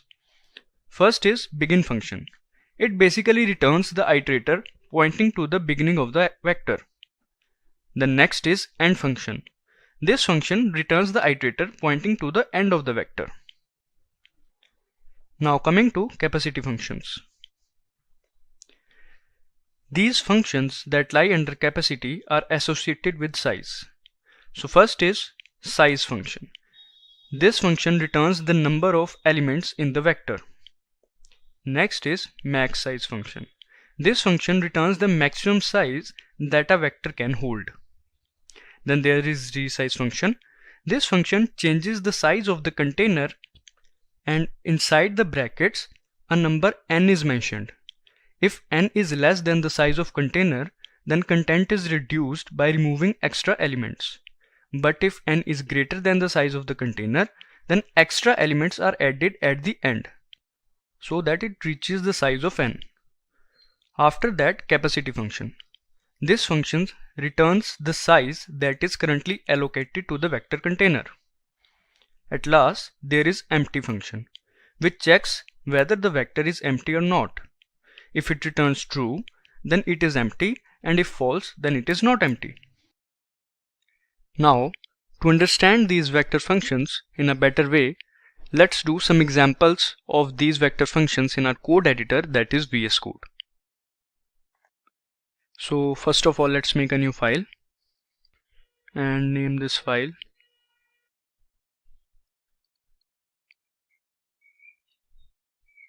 vector.cpp. Now first of all, we will write the header file, that is hash include iostream. Now we will write the header file hash include vector. This is the header file for vector because we are doing some examples on vectors, so that is why we have to use it. Now we'll write the namespace standard using namespace std. Now we'll start with int main. Now first of all, we'll define the vector. So we'll write vector, and inside the angle bracket we will write int, which is the data type. Now the name of the vector, we'll write n. Now first of all, we'll see the functionality of assign function. As we know that assign basically puts the value at positions. So we will write n dot assign. Now first of all, we'll write the number of values, like 9 is the number of values. After that, in the second parameter, we'll write the value. Here it means that we are putting 1 to 9 positions in the vector. That is, we are assigning 1 to 9 positions. Now in order to print this, first of all we'll display a message saying the contents are.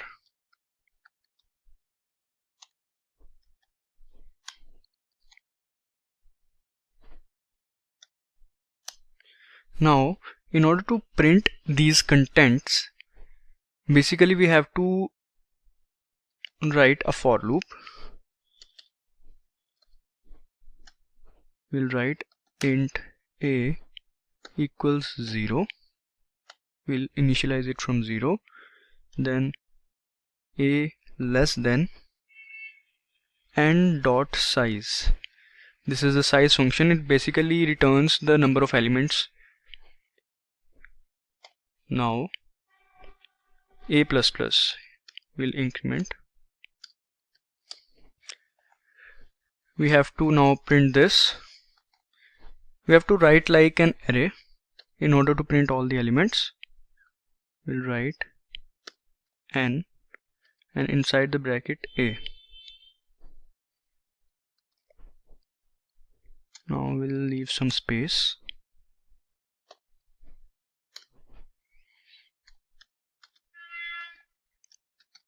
We'll write endl. We wrote endl over here in order to insert a new line. Now after that we'll see the functionality of another function, that is pushback. And we know that pushback functions adds an element at the end of the vector. So we will write n dot pushback and then the element which we want to add, like let's say 2. Now we have to display this last element also. So in order to display this, we will store the size of vector in some variable and then we will print the last element. So we will write int no, this is the variable name. Then we will write n dot size. Here we are storing the size of the vector in some variable no. Now we'll display last element. We'll display the message saying last element.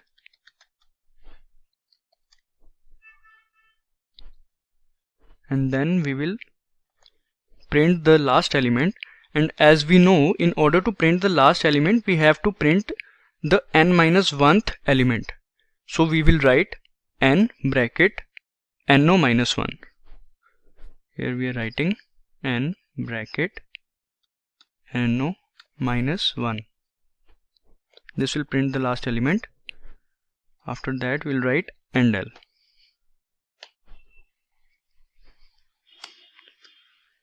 Now after that we will see another function, that is popback. It basically removes the last element.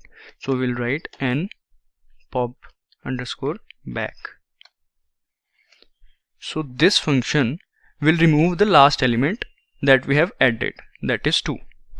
So we need to print this also.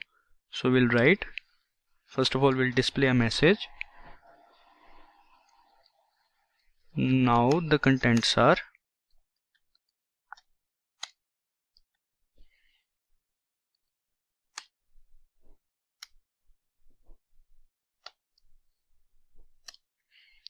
now we again write the for loop as we have done previously. We'll write int a equals 0, a less than n dot size, a++.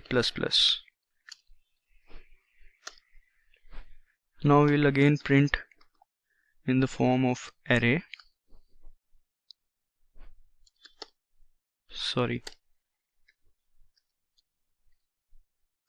And inside the bracket we will write a.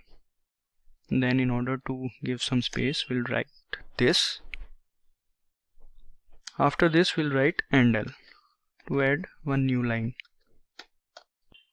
So firstly we displayed the contents, then we added one element at the end and then displayed that element. After that we have removed that element with the help of popback function. As you have noticed that we are just doing the functions of modifiers yet. So in this example we will cover some functions of modifiers only.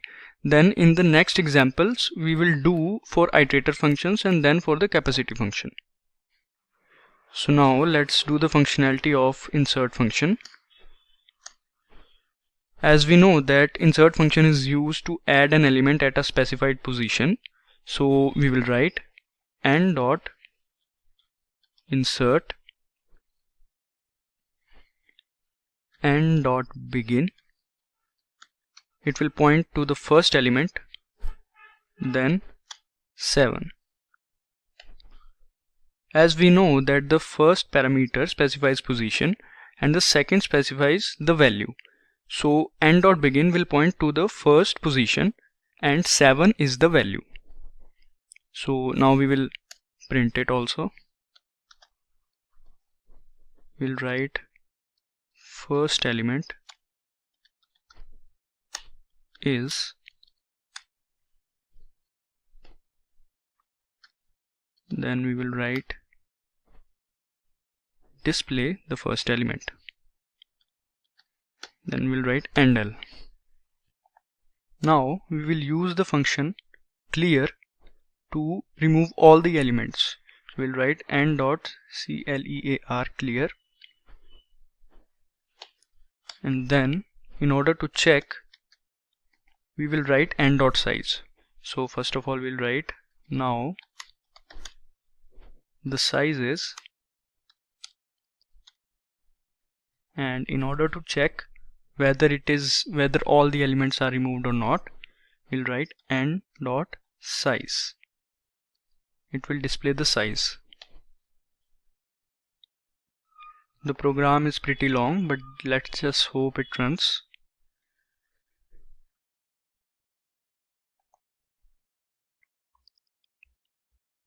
Here it is. Now the contents are last element. Let's have a look whether it is right or not. 1 is displaying 9 times, then last element we have added 2, then we have removed that element. It is also correct. Then the first element we have added using insert, 7 is there, and after using clear function now the size is 0. So this is the correct output. Now after doing this function, let's try another example. Now here we will do the example of iterator functions, in which first of all we will add some elements inside the vector and then we will print them using iterators. So let's start. First of all, name this vectors2.cpp. Now first of all we'll write the header file #include iostream,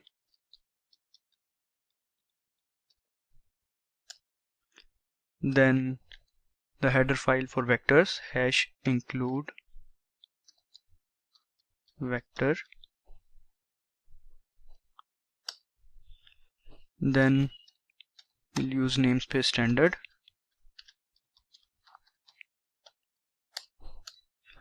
Now we'll start with int main. So here we will write vector, and inside the angle brackets we'll write the data type, that is int, and then the name of the vector, that is num. Now we will write the for loop, and with the help of for loop we'll add the elements inside the vector one by one. So we will write for int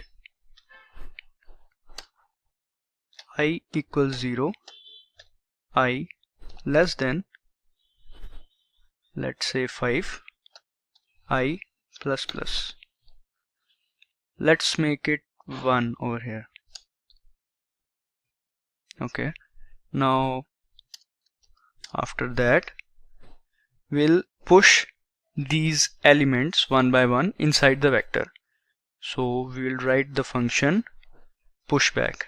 We'll write num dot push back, and here I will write I.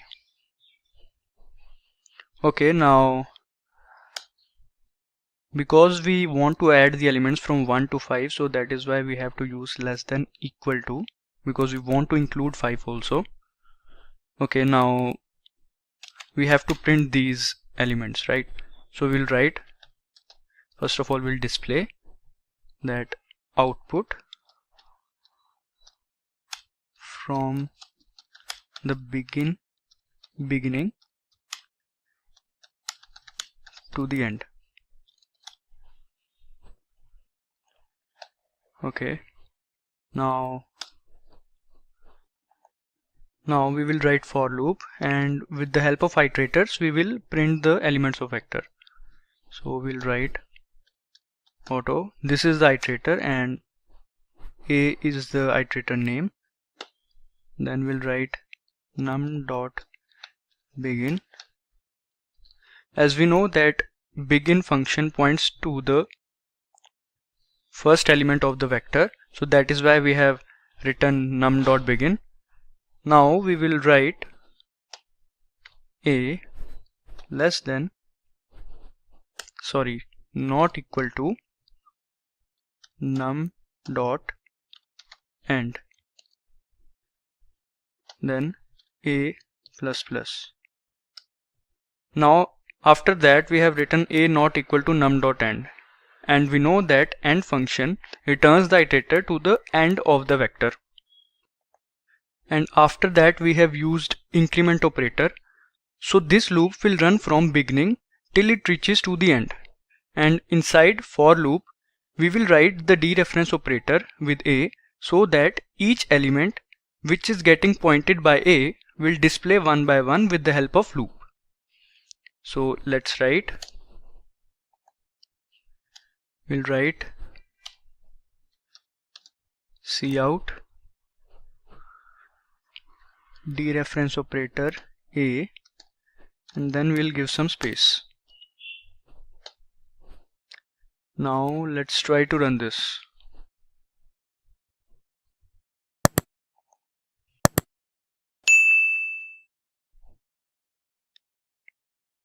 This is the output from the beginning to end, 1 2 3 4 5.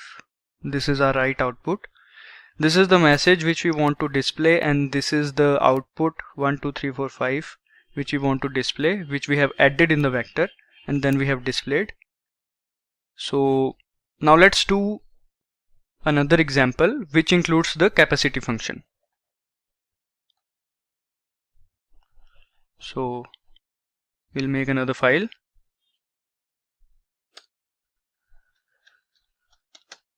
vector3.cpp. So in this example we will add some elements in the vector and then we will apply some functions on it. So let's start. First of all we'll include the header file, #include iostream. Then the header file for vectors, #include vector. Then we'll write the namespace standard using namespace std. Okay, now we will write int main.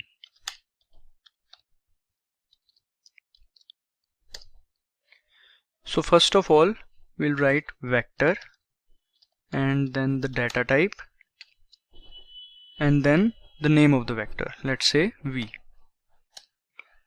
Now one by one we'll put some elements inside the vector. So we'll write for loop.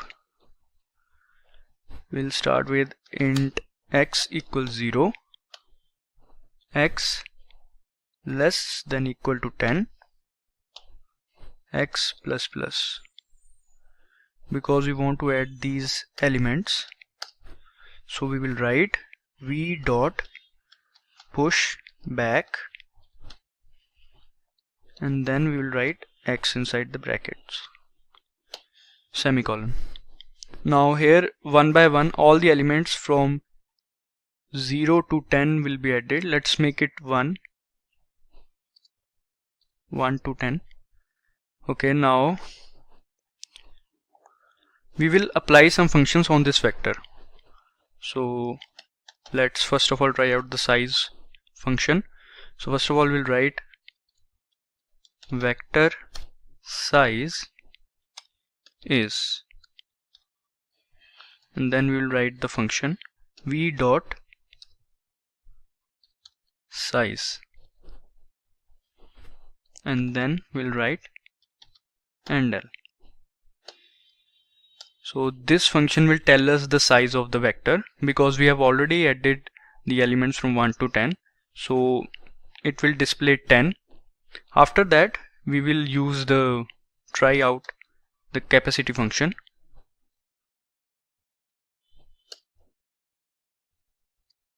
We'll write capacity of vector is,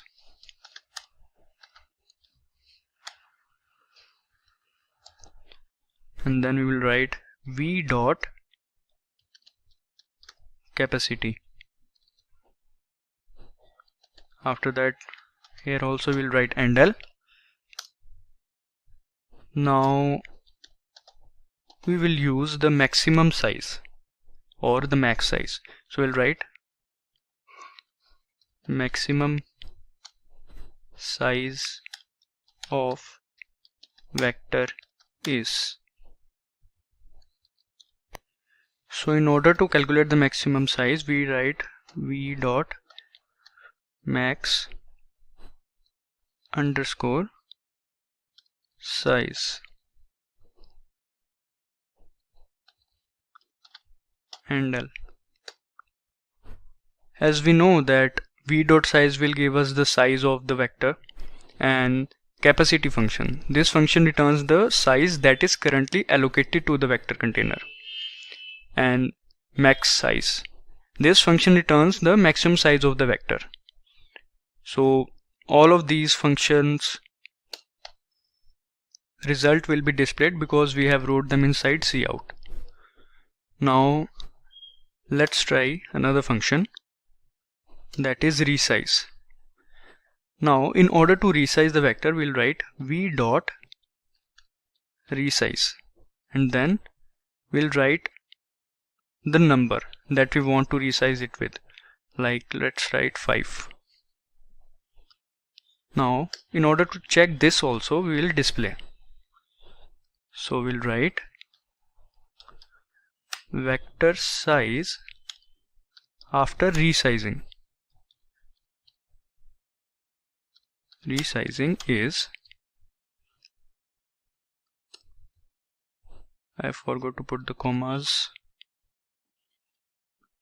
Okay, now we'll write v dot size because now we want to find the size after resizing. So we have written v dot size. Now after that we will write and L.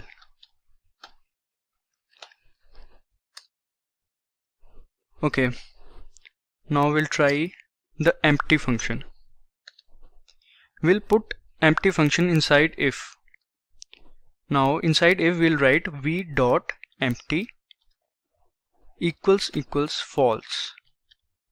It means if the vector is not empty, because we have written v dot empty equal to false, not true. We have written v dot empty equal to false. That means if it is not empty, then we'll display vector is not empty, and in else condition we will write vector is empty. So here we will write cout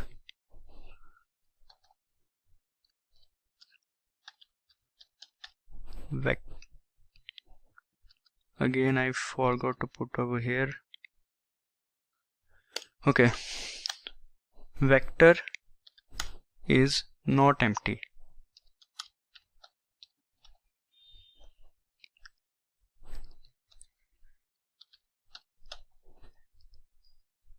And in else condition we'll write vector is empty.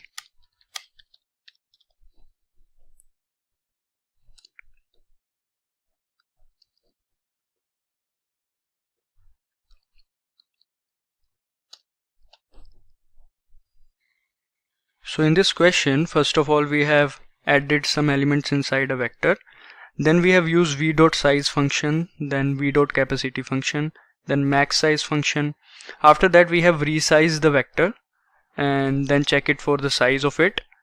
After that we use v.empty function. So now let's try to run this code.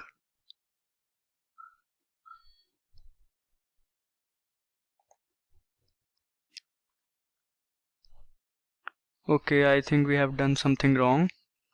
We haven't put the brackets over here. Okay, now let's try again.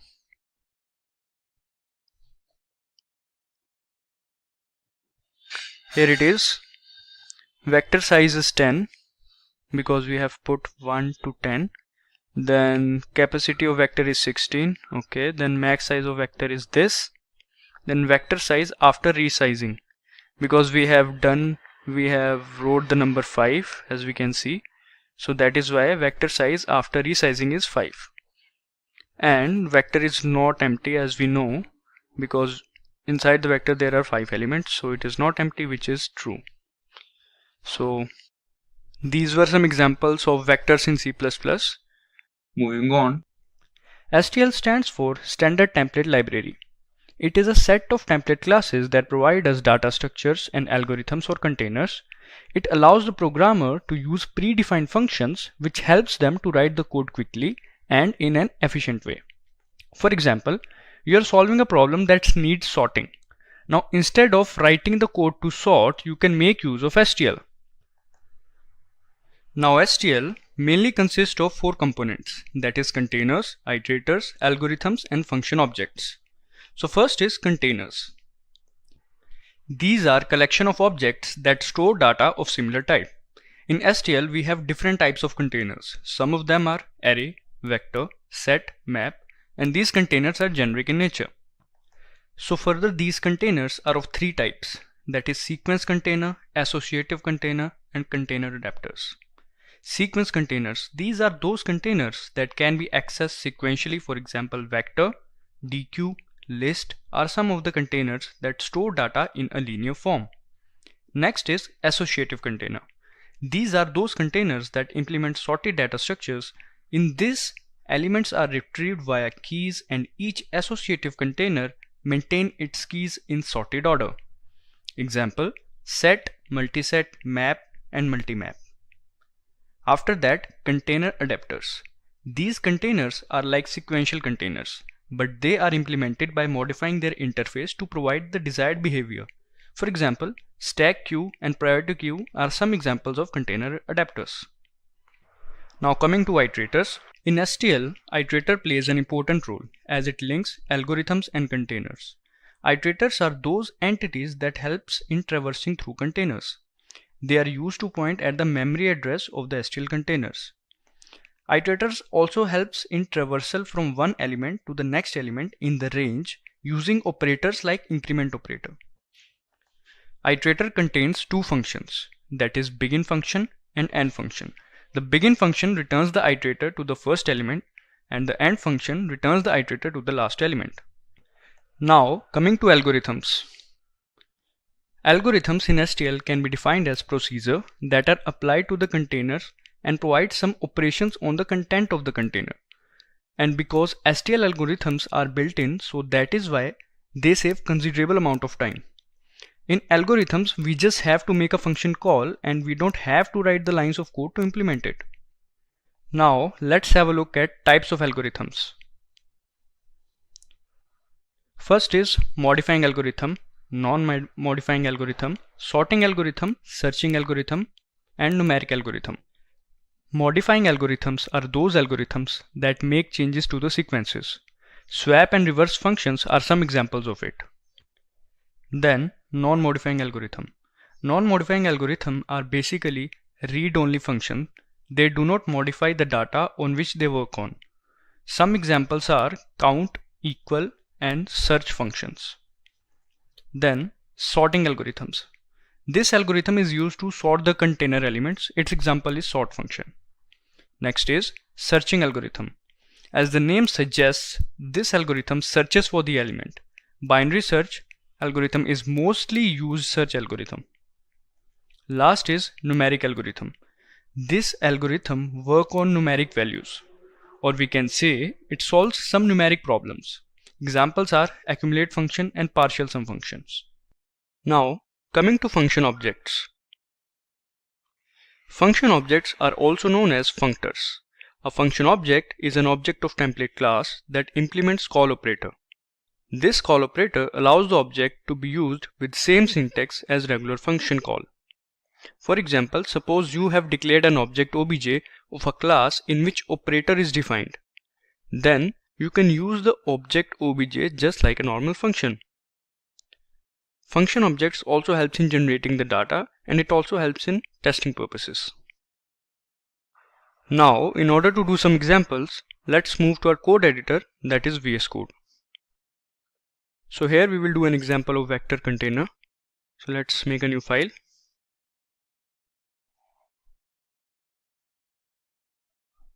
And let's name it stl.cpp. Now we'll add the header files.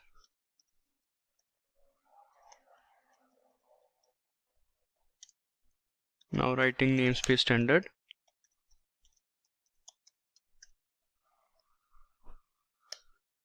Now we will add, before namespace standard we have to add the header file for vectors, because we are doing the example of vector, so that is why we have to add the header file of vector.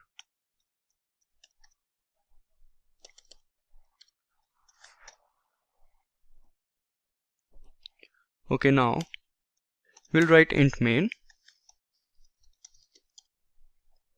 Now first of all we'll declare the vector. So we'll write vector int within the angle brackets. Now we will write the name of the vector, that is v. Okay, now we have to push some elements inside the vector. For that we have to use for loop. So we'll write for keyword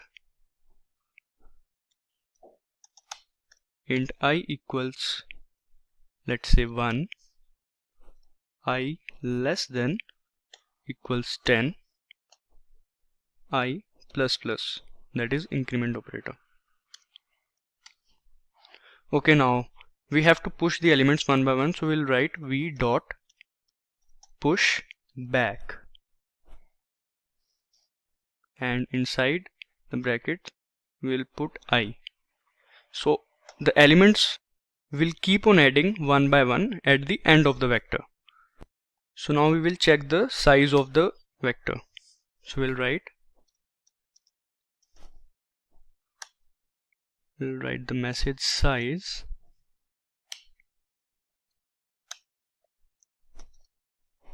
and then the function v dot size. It will tell us the size of the vector, that is the number of elements inside it. As we can see that we have put 10 elements inside the vector one by one, so it must be 10. So in order to check it, we have used this function v dot size. Okay, now we'll use another function, that is v dot resize. It will resize the size of the vector. So whatever we put inside this bracket, like let's say I've put 7, so its size now would be 7. And we need to check this also. So we'll again use the function size. So first of all we'll display the message.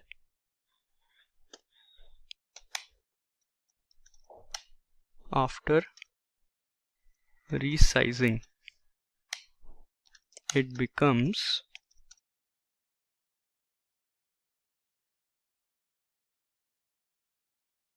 v dot size.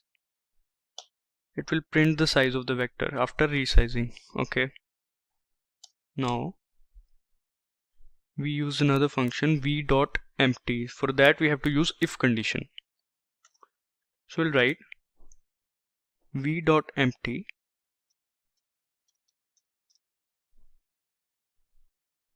brackets.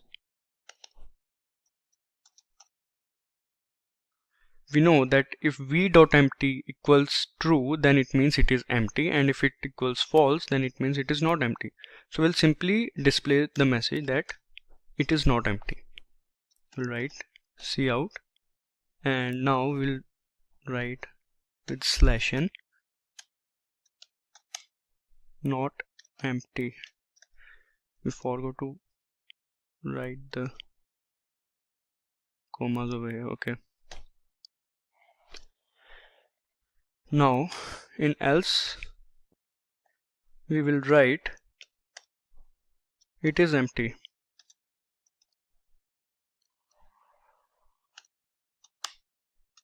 It is empty. We can also do this the other way around, like we can put v.empty equals to true, and then inside that bracket we can write it is empty, but it's your choice. Okay, now we'll display the elements of the vector.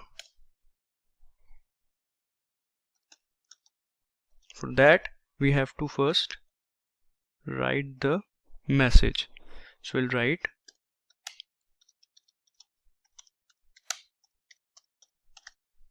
elements of vector. Then after this, using for loop and iterator, we will print those elements. So let's do this. We'll write for, and inside for loop we'll write auto it. Here the auto keyword specifies the type of variable that is being declared will be automatically deducted from the initializer, and it is the iterator. Now we'll write it equals v.begin, and we know that v.begin function will point to the first element of the vector. So after that we'll write it not equal to v.end, and it will point to the last element of the vector. Now we'll write it plus plus. Now we'll print the iterator using dereference operator, and in order to make some space we'll write this.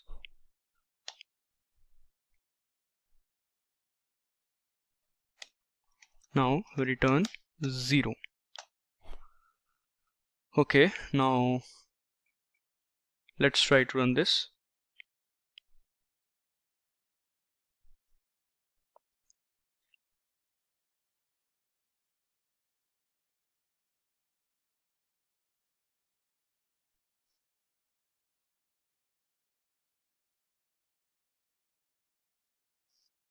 Okay,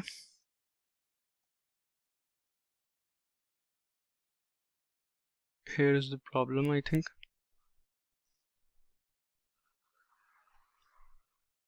Now let's try one another time.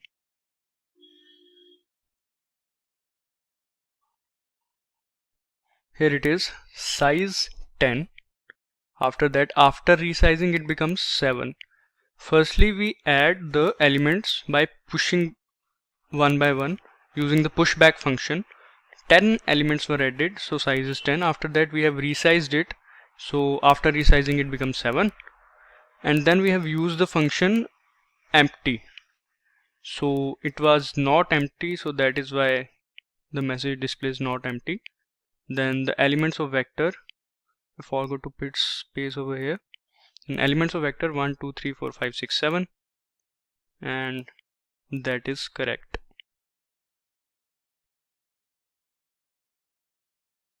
Okay, now we'll do one example of iterator. In this example we'll simply print the elements of a vector using iterator. So first of all, let's name this stl2.cpp. Now we'll write the header files, #include iostream. In this we'll add 3 header files. Now we'll write #include iterator, because we have to use iterator, so that is why we are doing this. And we also have to use the vectors, so we'll write #include vector. Now we'll write namespace standard.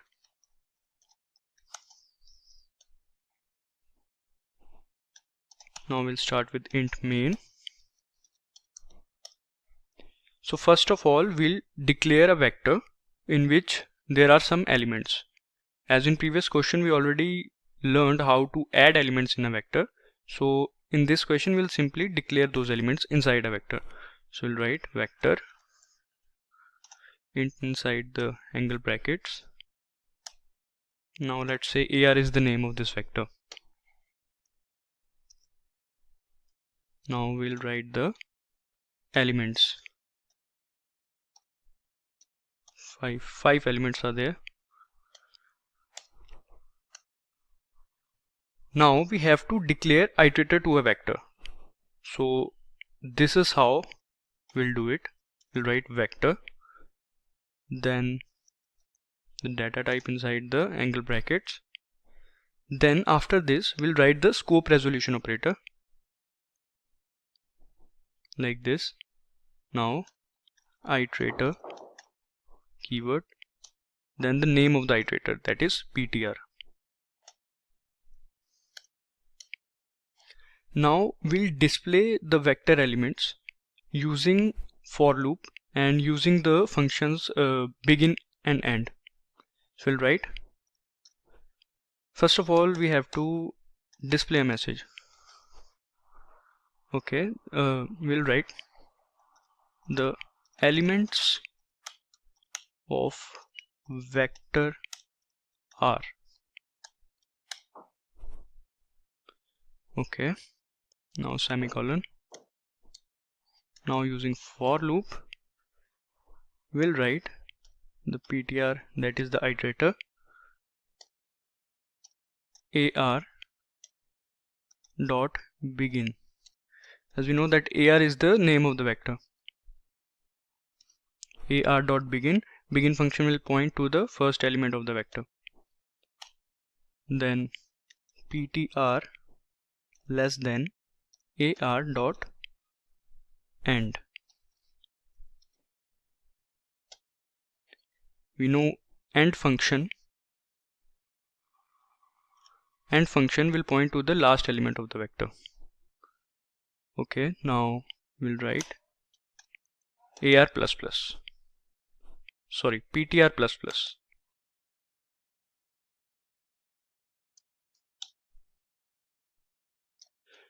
Now we have to display it, and we'll display it using dereference operator and the name of iterator, that is PTR. We'll make some space. Now at last we'll write return 0. Now let's try to run this.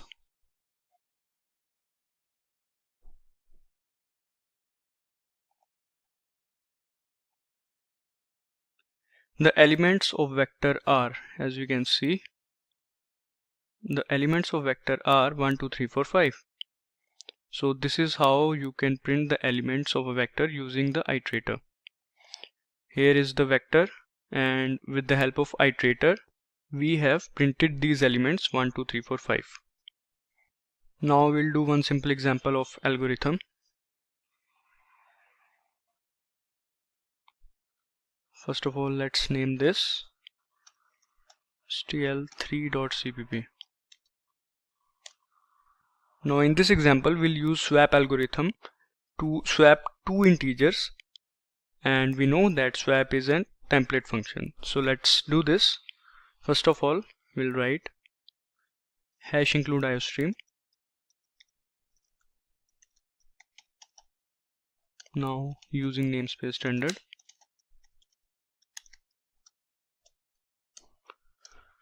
we'll start with int main. Now first of all we declare a variable, let's say 7, and second variable, let's say 10. First of all we'll display the value of these variables, that before swapping and after swapping. So that is where we'll write value of I.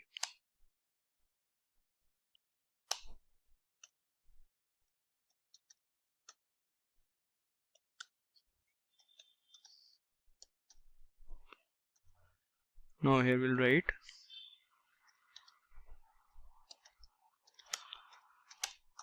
value of j.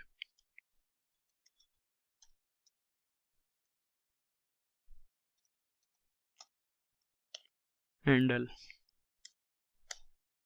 Okay, now we'll use the swap algorithm,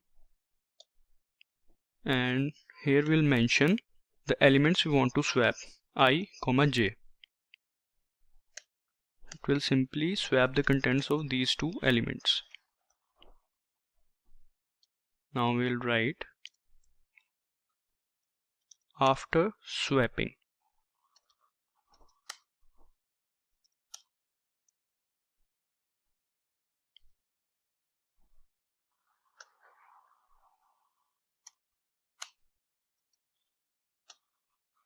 Handle. We'll do same for j.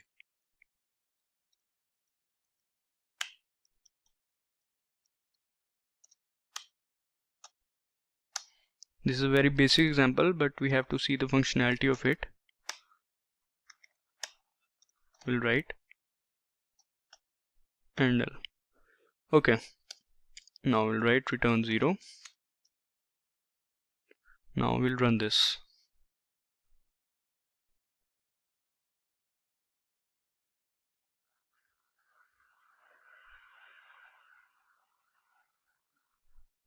Yeah, value of I 7, value of j is 10. After swapping I 10 j 7, it will look better if we have wrote like this. Let's make it look good.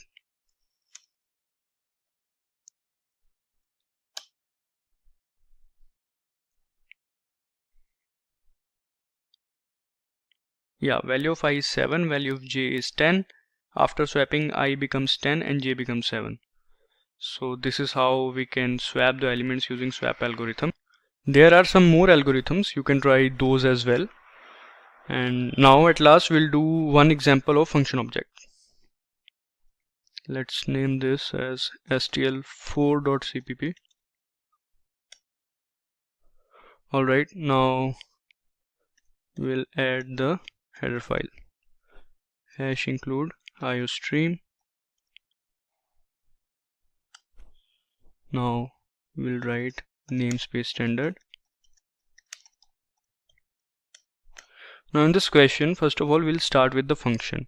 So first of all we'll make a class function obj.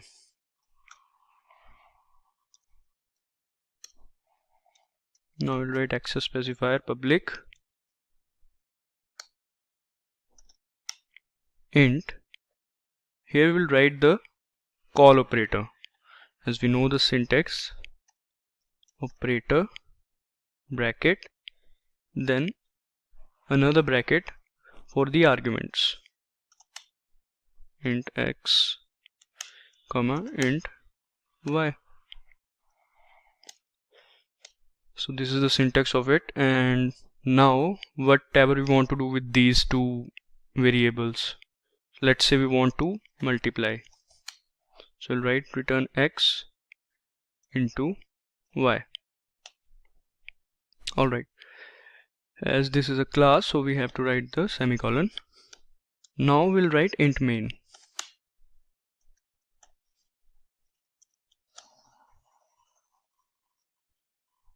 Okay, now we'll write int main. After int main, here we will write the name of the class, because we have to define the object of it. Now the object is fo. So here class name is function obj and its object is fo, and as I have explained earlier, here I can use fo object like a normal function, because fo is the object of class function obj in which call operator is defined. So it will act like a normal function. So now we'll make a variable, let's say multiply. So we'll write mult equals fo, and because it acts like a normal function, so we'll pass the parameters 4 and 7. Now in order to display, we'll write cout and we'll write multiplication of x and y is, now we'll write the name of the variable mult, because the result is getting stored in mult variable. Now we'll write return 0. Now let's try to run this.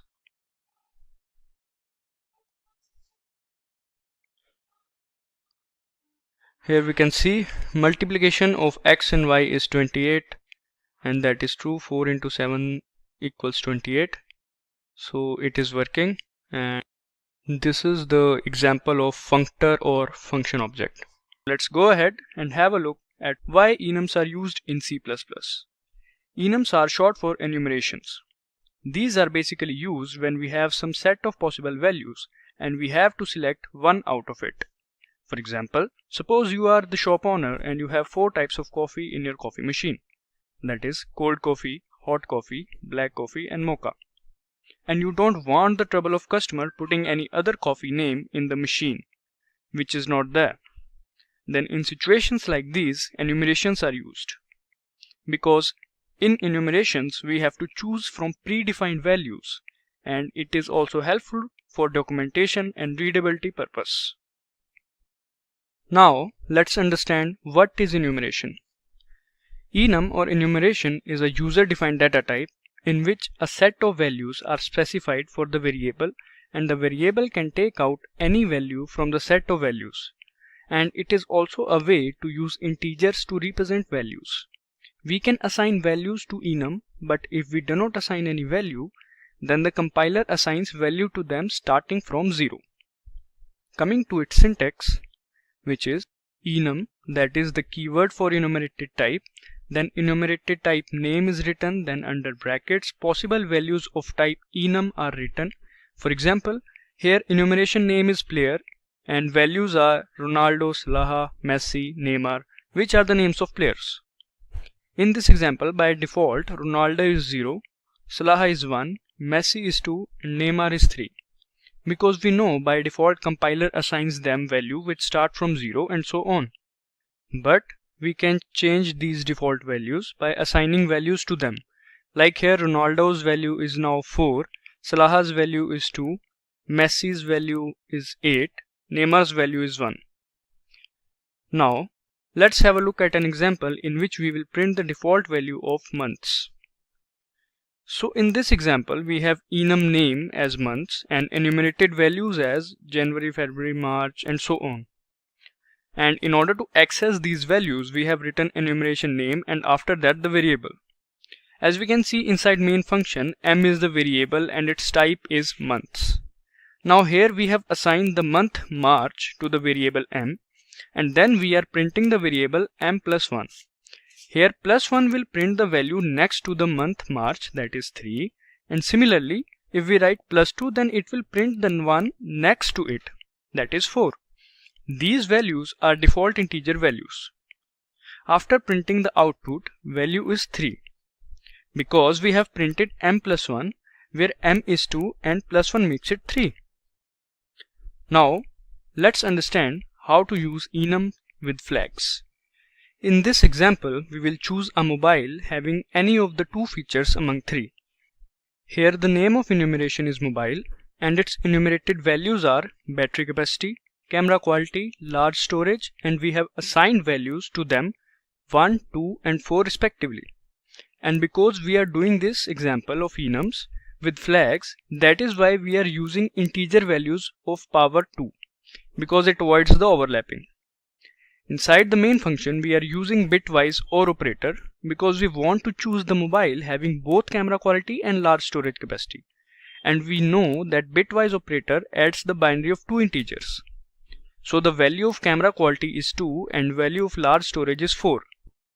When we use a bitwise OR operator in between these 2 features, so it will add up their binary giving the decimal number as 6. So the output 6 is showing both the camera quality and large storage are used. Now let's do some examples of enumeration in our code editor, that is VS Code. Okay, now let's make a new file and name the file as enum.cpp. In this example, the enumeration name will be captain and the enumerated values will be the team members, out of which we will select one member as captain. And with if condition, we will verify if he is the selected captain or not. It will be a basic example. So first of all, let's write hash include iostream. Now we'll add the namespace standard.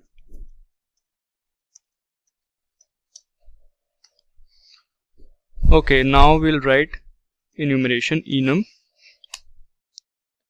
captain, which is the name of the enumeration type, and now we will write the enumerated values, which is let's say Avi, Sid, Robbie, Sammy and Jake.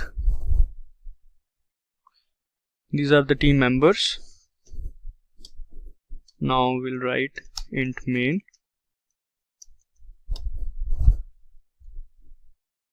Now here we will first of all write captain, which is the name of the enumerated type.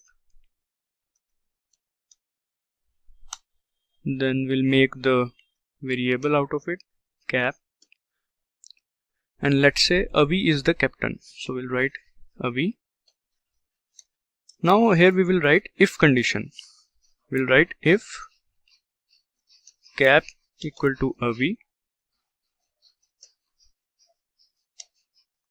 then we'll display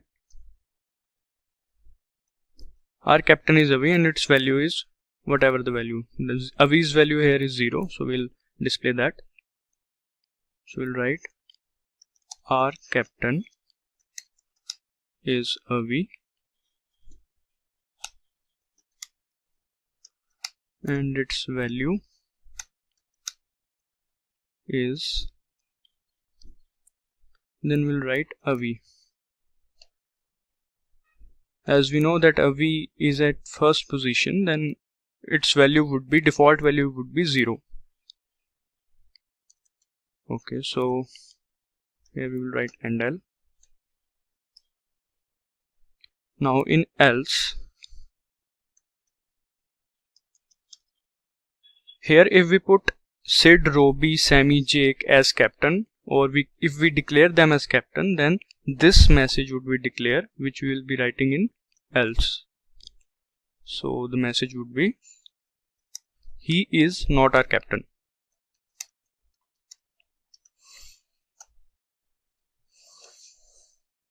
Then over here we will write return 0.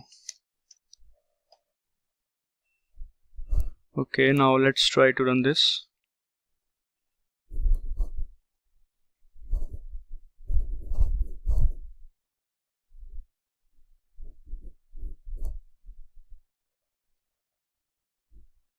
Our captain is Avi and its value is 0. Because here captain we have declared Avi, so that is why this is printing. If we write, let's say, Sammy over here, then it will print the else part. He is not our captain. And if we write Jake or Sid, then also it will print the same.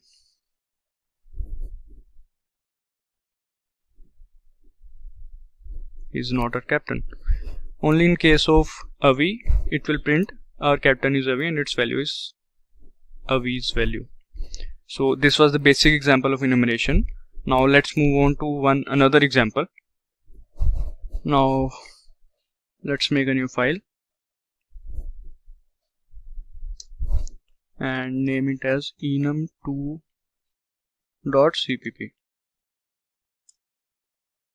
Okay, now we will add the header files hash include iostream and using namespace standard.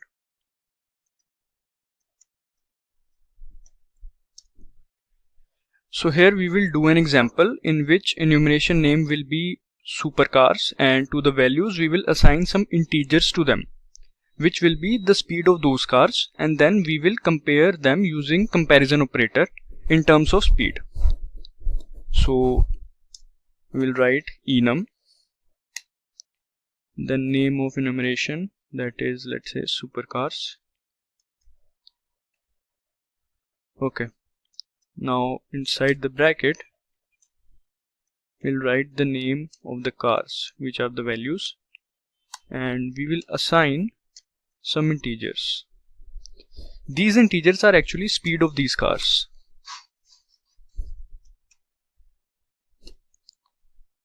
$268, then Valkyrie, speed is 240. Now Roadster 250.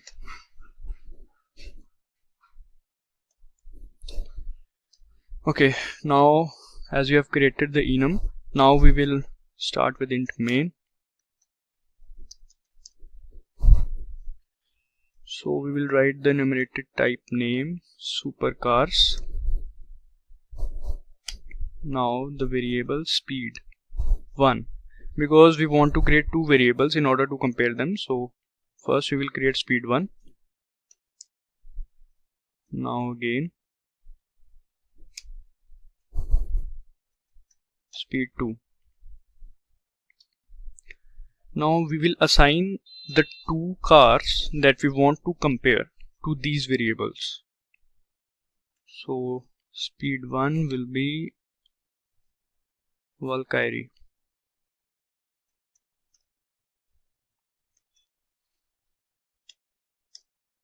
and speed 2 would be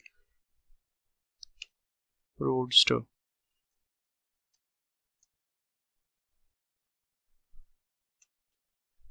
Okay, now we will write the if condition, and inside the if condition we will compare the speed of these two cars. So we will write speed 1.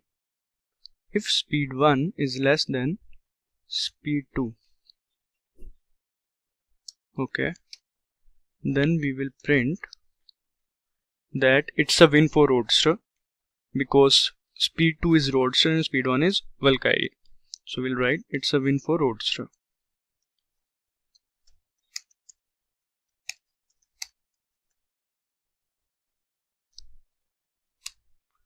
With the speed, we'll also write the speed with the speed of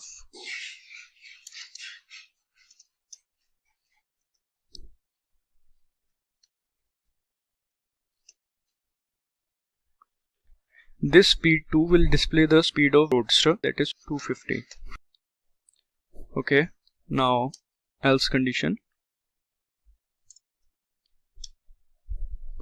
So here we will write it's a win for Valkyrie.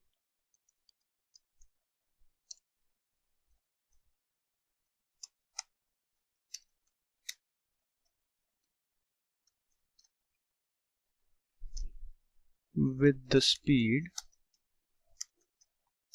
of, here we will write speed 1. Okay, now we have to write int main, but before that we will write the bracket which we forgot to mention, return 0. Okay, I think it's done. Now let's try to run this.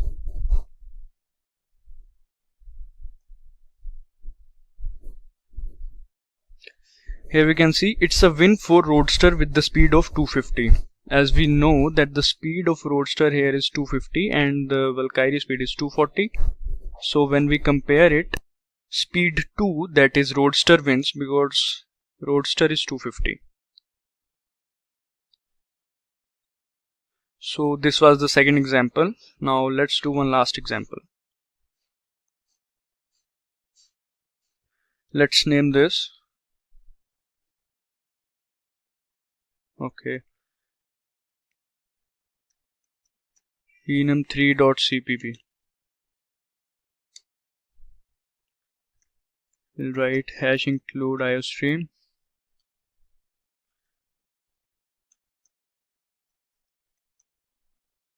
Now namespace standard.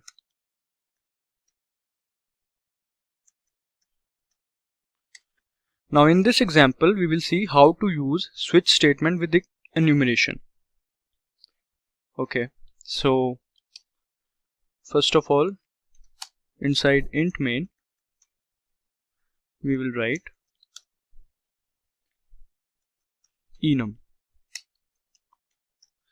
Color is the name of the enumeration type. Then we'll write the values: red, blue, green and yellow. These are the values. Now here we will use switch statement, but before doing that we have to assign one color to a variable. So first of all we have to create that variable, and in order to create the variable we will write the enumeration type name color and then the variable name select. Now we will assign one color from the above colors, let's say yellow.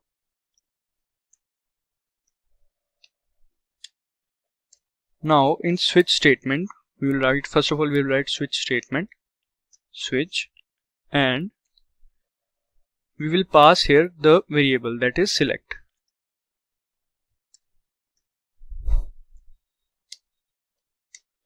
Basically we are passing yellow because yellow is assigned to the variable select, and that is why it is getting passed.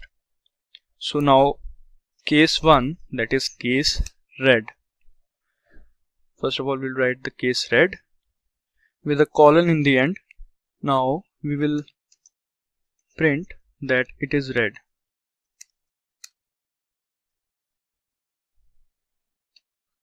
Now we'll write the break statement. Break statement basically ends the case or terminates the case. So after that the second case, that is case blue, colon.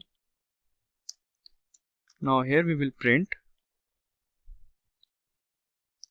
it is blue, and similarly break statement. We'll do same for all of these colors, green and yellow also. And switch statement will help us to find which color is passed and will display the message of that color. So here we will write green,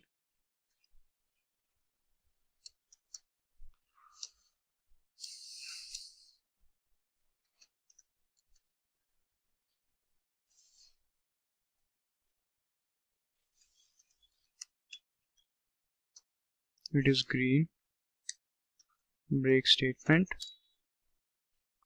Now case yellow,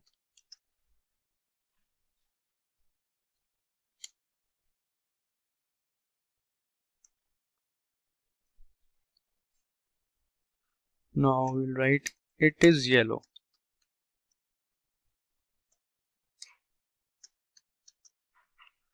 Now here we'll write break.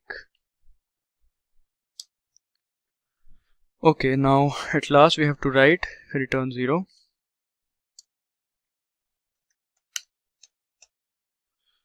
Now as we know that we have passed a particular color to the variable select, and select is the expression, and switch statement will help us in comparing the variable select value to the value of different blocks, and one which matches that particular block will execute.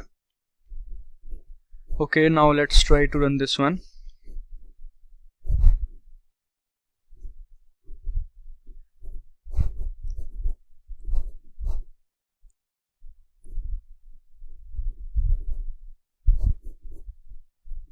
Here we can see it is yellow is being printed, which is the right answer, because we have passed the color yellow to the select, and that is why only the case yellow output is being printed. So this is how you can use switch statement with the enumeration. In this session, we are going to learn about C++ GUI, that is Graphical User Interface, and how to configure Visual Studio and make a GUI application. To develop C++ GUI or C++ Graphical User Interface apps, we must have an IDE that supports C++ GUI applications, and Visual Studio is one of the best IDE for that. Here IDE stands for Integrated Development Environment. There are many versions of Visual Studio for GUI apps, but I suggest you to download Visual Studio 2019.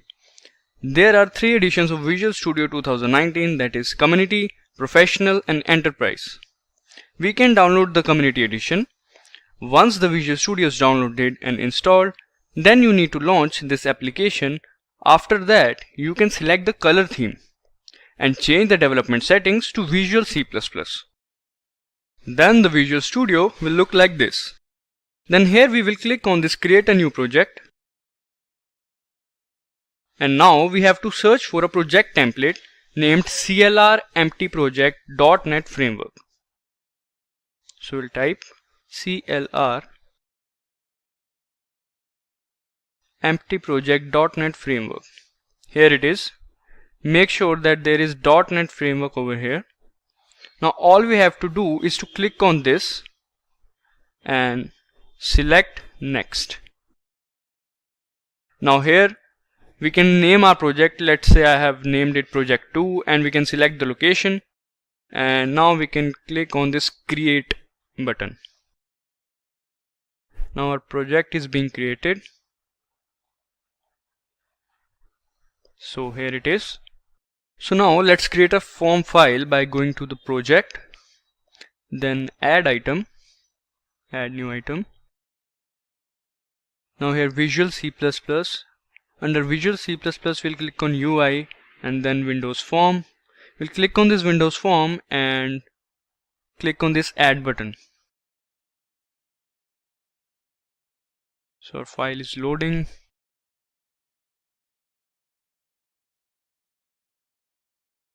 So it will show you this error, but you don't need to worry about this one. You can simply close it. Now we will go to project, then into properties. Then now we'll click on this linker, open this linker. Now we'll go to this system. Then inside this subsystem over here, we'll select Windows. Here it is. Now after doing this, then we go to advanced, and in advanced we can change this entry point to main. We'll write main main. This main is the starting function. Now we can press OK over here. Now you need to open this myform.cpp. Here it is, and you have to copy this code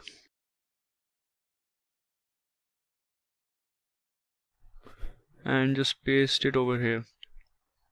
We will add this code in the description. You can take this code from there and add it. Now make sure to write your project name over here. Like my project name is project 2, so I'll write project 2.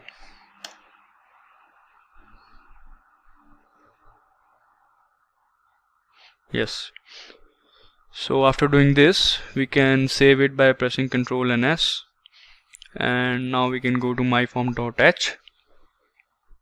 Here we can see there is no form, so we need to save it and close this Visual Studio once.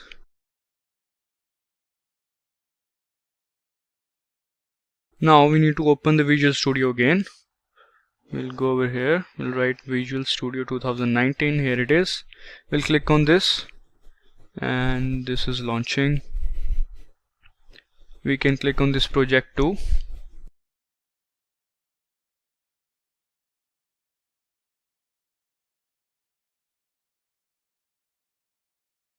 Now let's go to myform.h.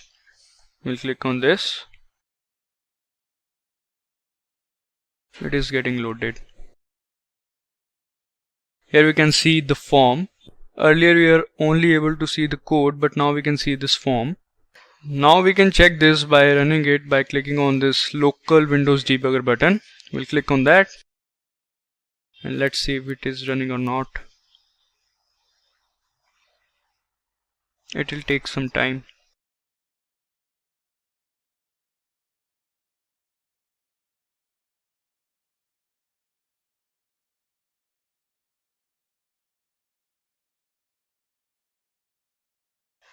So here it is running properly. As you can see, this is my form and this is ready to use. So the debugging is going on. So if we have to close the debugging or stop the debugging, we can click on this cross button. So the debugging is closed now and we have verified that the form is running correctly. We can also add some buttons and labels to this form like this. We can click on this toolbox, then we can select this button and we can click this over here. So this is our button and we can select some more labels. Alright, we can click on this toolbox again and select another button like this over here, and now we can select a label, let's say, and click over here. And we can also adjust the size of these buttons like this, and like this we can adjust the size. And this is the label. We have to adjust its size by setting its format. We can do it by clicking on this label and going to properties. Over here we can see, as you have clicked on the label, so we can see the text, that is label 1. Here we can see text label 1. So it is this text which is written. We can change this one by clicking on this. We can select hello there. We can write like this and it will be shown over this side. Now we must click the label first, then only we can access the button or label. So now let's say this is the font, so we can click on this font and adjust this. Here it is. Let's say I have adjusted it to 18 size and made it bold. Now we can click this OK over this side. So here we can see hello there, it is bold now. Similarly we can do this for button as well. As we have clicked on this button, as you can see, now I can go to this properties. Now inside this properties there is text, that is button 1. We can see we can change this, like we can write click here, and we can also adjust its font. Here it is, let's say 12 and bold oblique. We click on this OK and here it is, click here. We can adjust it over there. And suppose if we want to delete some button or label or something like that, so we can click on this and right click on this side, and here we can see delete. We'll click on this delete and it will be deleted. There are more options in toolbox, like there is text box, list box, list view, picture box, checkbox, etc. We can select as per our choice, and we can adjust its layout or editing by going to the properties column. So now let's make a calculator program. So for that we have to create a calculator layout. So let's just delete all these. Delete this one and we'll delete this one as well. Now we'll go to the toolbox and select a text box. We can search it over here, text box. Here it is. We can click on that and put it over here. Here it is. We have to adjust its formatting. So we'll go to properties and we'll go to font and click on this font. Now let's say adjust it to 22 and make it bold oblique. Yes. Now we'll click on this OK, and we have to create another one. So instead of doing this all, we can copy this one, and to copy this we can go to this side and right click over here, and we can click on this copy, and then we can paste it. Here it is, because we have to enter two numbers, and for that we need to have two text boxes for a calculator. Alright, now in between we can mention the operation or operator whatsoever. For that we have to select the label, and we'll go to toolbox, and here it is, text box, but we have to select label. Alright, label. We'll click on this label and put it over here. Now we have to adjust it. Now here we will write, let's say its font would be 20 and it would be bold oblique. It will look nice. Then click on OK. Now we have to adjust what is written inside it. So we can go to text and click on this label 1. Now we can write operator, but it would be so long, so we can write OP, that means operator. Alright, it gives the idea about the operator. We have to adjust it a bit. Alright, here it is. And okay, now we have to create a buttons for addition, subtraction, multiplication. So we'll go to toolbox, and now we'll search for buttons.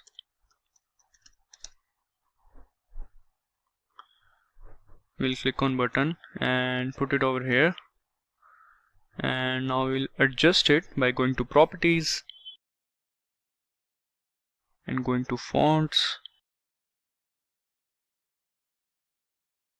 Let's adjust it to 22 and make it bold. Now we'll click on OK. And now we have to change the label of it. First of all, let's select its layout like this. It would be big.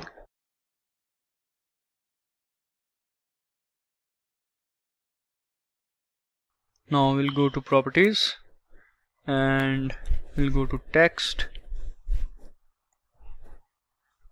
and we'll make an addition sign over here, and now we'll click on this. So here we can see. So now we'll copy this button to create the next 3 buttons. So click on this copy and paste it.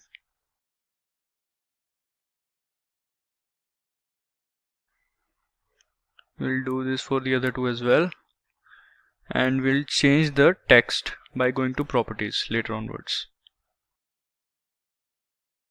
Here it is.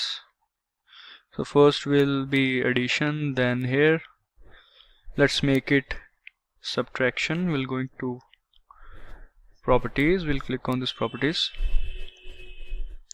Now let's make this text as minus.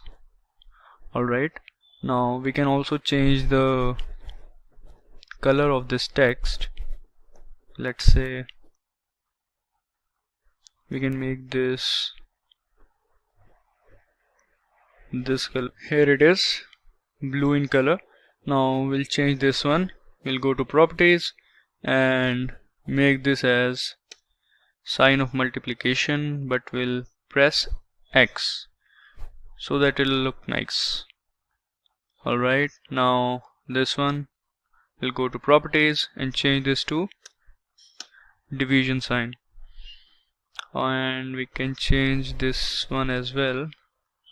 It will look nice. Let's make it this similar color to the subtraction. Alright, here it is. Here are 4 buttons: addition, subtraction, multiplication and division. Now we have to display the result as well, so we'll go to toolbox and we'll search for label.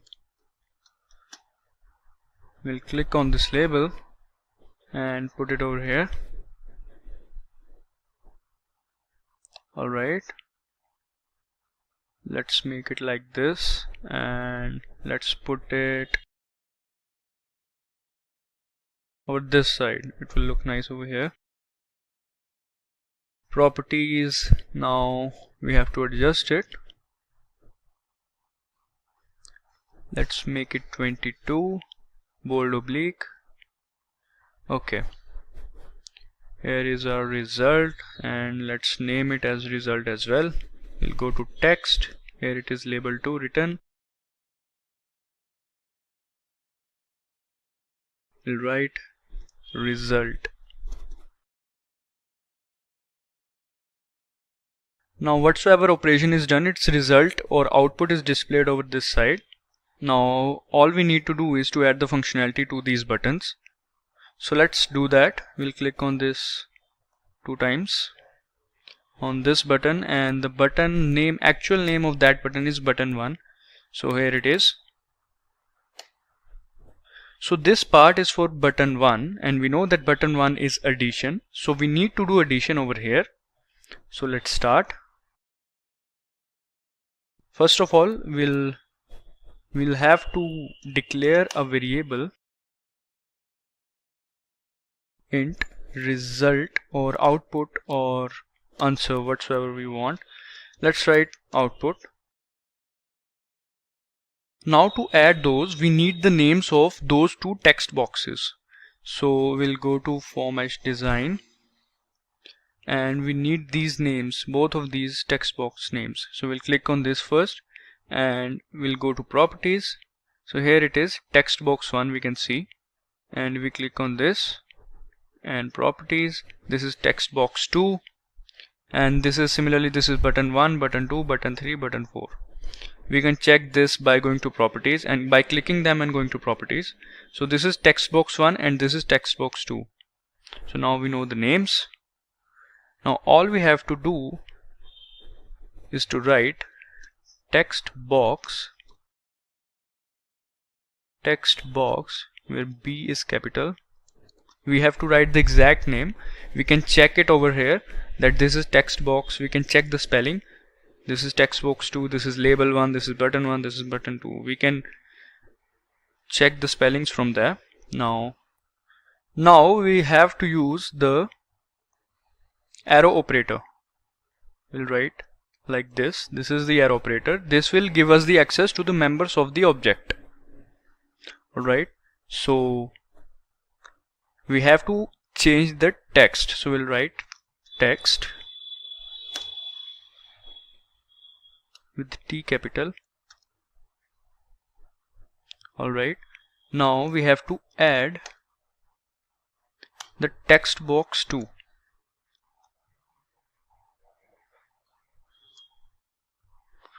And we'll do it same. We'll write this arrow operator and text. Now this addition which we have written over here is wrong, because we are actually adding the strings. As you can see, when we type any number over here, it is a string, and same goes for this part. So we have to convert it. First we will convert both of these text to integer, and then we will again convert the result into string, because we have to display it over here, and for that we need a string. So then again we have to convert it to the string, and let's do it. So what we gonna do is we'll write system, then the scope resolution operator, convert again scope resolution inverter operator, to int 16. I must be capital, keep in mind, to int 16. Alright, now here we'll write text box with B capital and then this arrow operator, and we'll write text. Alright, after that sign of addition. Again we'll do the same. System scope resolution operator, convert scope resolution operator to int 16 and text box 2. Here we have to write text box 2, arrow operator, text.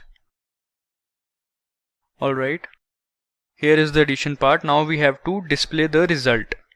Now to do that, first check the name of the result. Like this is the result. We'll click on this and go to properties. Its name is label2.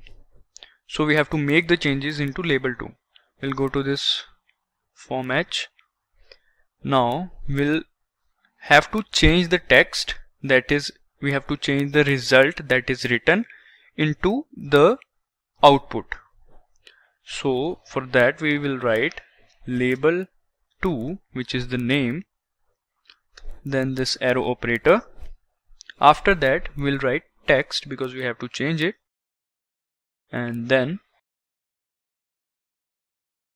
we'll write system scope resolution operator, convert scope resolution operator to string, because we have to display the output into string, as I have already told you. Alright, now over here we have to write output, this output. Okay, so let's check if it is working or not. We'll go to local Windows debugger and click on this. Hope it works.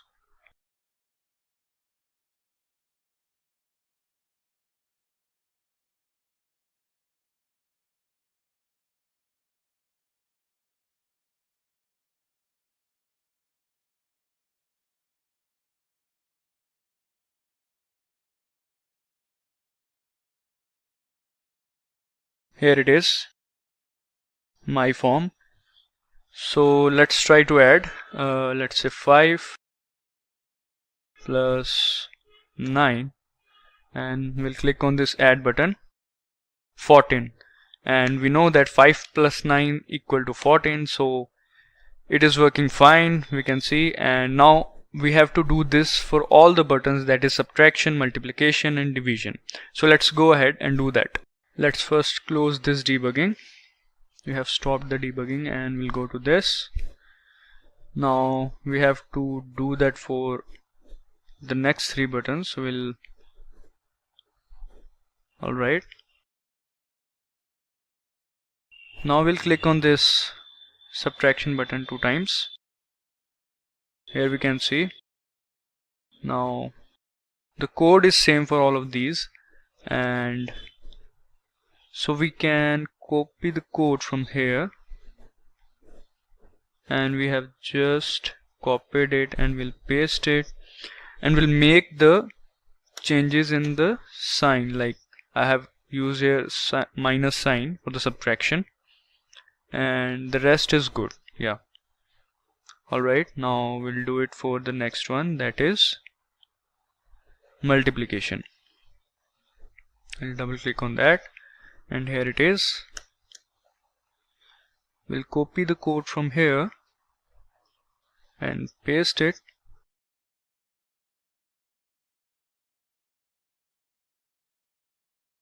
We'll change the sign, the subtraction, not the multiplication sign. This is the multiplication sign, and now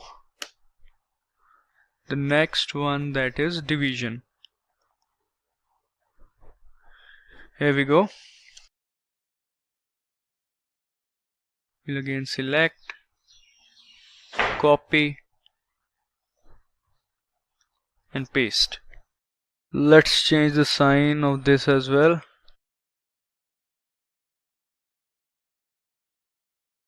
Okay, as we have done the changes, so let's save it by pressing Ctrl and S, and it is saved. Now let's try to run this. Hope it works. We'll click on this local Windows debugger.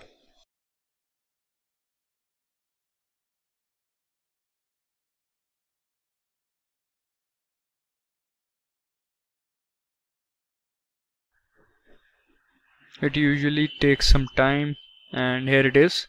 So let's try now. 5 plus 6, let's do this first of all, addition. 11. Now we'll do 20 minus 6, so we'll click on this minus, and 20 minus 6 equals to 14. That's right. And now we'll do 20 into 3, that is 60. We'll click on this multiply sign. 20 into 3, that is 60. It is right. Now let's say 15 and 3, yeah. We'll click on divide, and this is 5. So all of our buttons is working fine. So this is how we can create a calculator in Visual Studio 2019. You can also create this calculator program in your PC. All you need to do is to download Visual Studio 2019 and install it, and you can follow the steps and you can create this calculator application. In this video, I present you some commonly asked C++ interview questions. These questions will help you in your preparation and serve you as a valuable resource while preparing for the interviews. In this video, we will cover some conceptual questions, multiple choice questions, output-based questions, and some programming questions of C++. So without further ado, let's get started. Starting with the first question, that is, what is the difference between C and C++? Now, C language is a procedure-oriented language, whereas C++ is partially object-oriented language because it doesn't support object-oriented features completely. C language supports top-down approach and C++ supports a bottom-up approach. Here the bottom-up approach means the development of modules in C++ starts from the bottom. C doesn't support function or operator overloading, whereas C++ supports both function and operator overloading. C language doesn't support virtual and friend function. C++ language supports both virtual and friend function. C language has 32 keywords, whereas C++ has 52 keywords. Next question is, what are classes and objects in C++? A class is a user-defined data type that contains data members and member functions. It is defined with keyword class. Objects are defined as an instance of a class. Once the object is created, then it can operate on both data members and member functions. Coming to the third question, that is, what are access modifiers? Access modifiers are used to define accessibility for the class members. It defines how the members of the class are accessed outside the class scope. There are three types of access modifiers, that is private, public, and protected. Let's start with private. The members who are declared as private cannot be accessed directly from outside the class. They can only be accessed by the member functions inside the class. Now public. The members who are declared as public can be accessed from within the class as well as outside the class, and even from outside the package as well. Now protected. The members who are declared as protected can be accessed from within the class and from the derived class. Now coming to the next question, that is, what is C++ OOPS concept? OOPS stands for Object Oriented Programming. there are some concepts of OOPs, that is object, class, inheritance, polymorphism, encapsulation, and abstraction. Now let's understand these concepts. Let's start with object. An object is a basic unit of object-oriented programming. It can be defined as an instance of a class.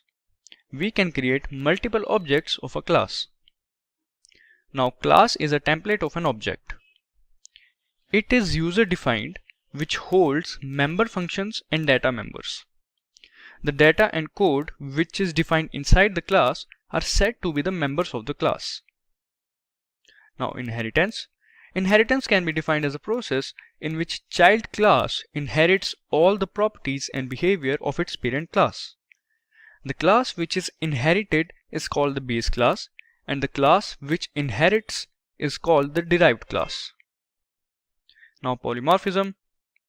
Polymorphism is the ability to give different meanings to the same function.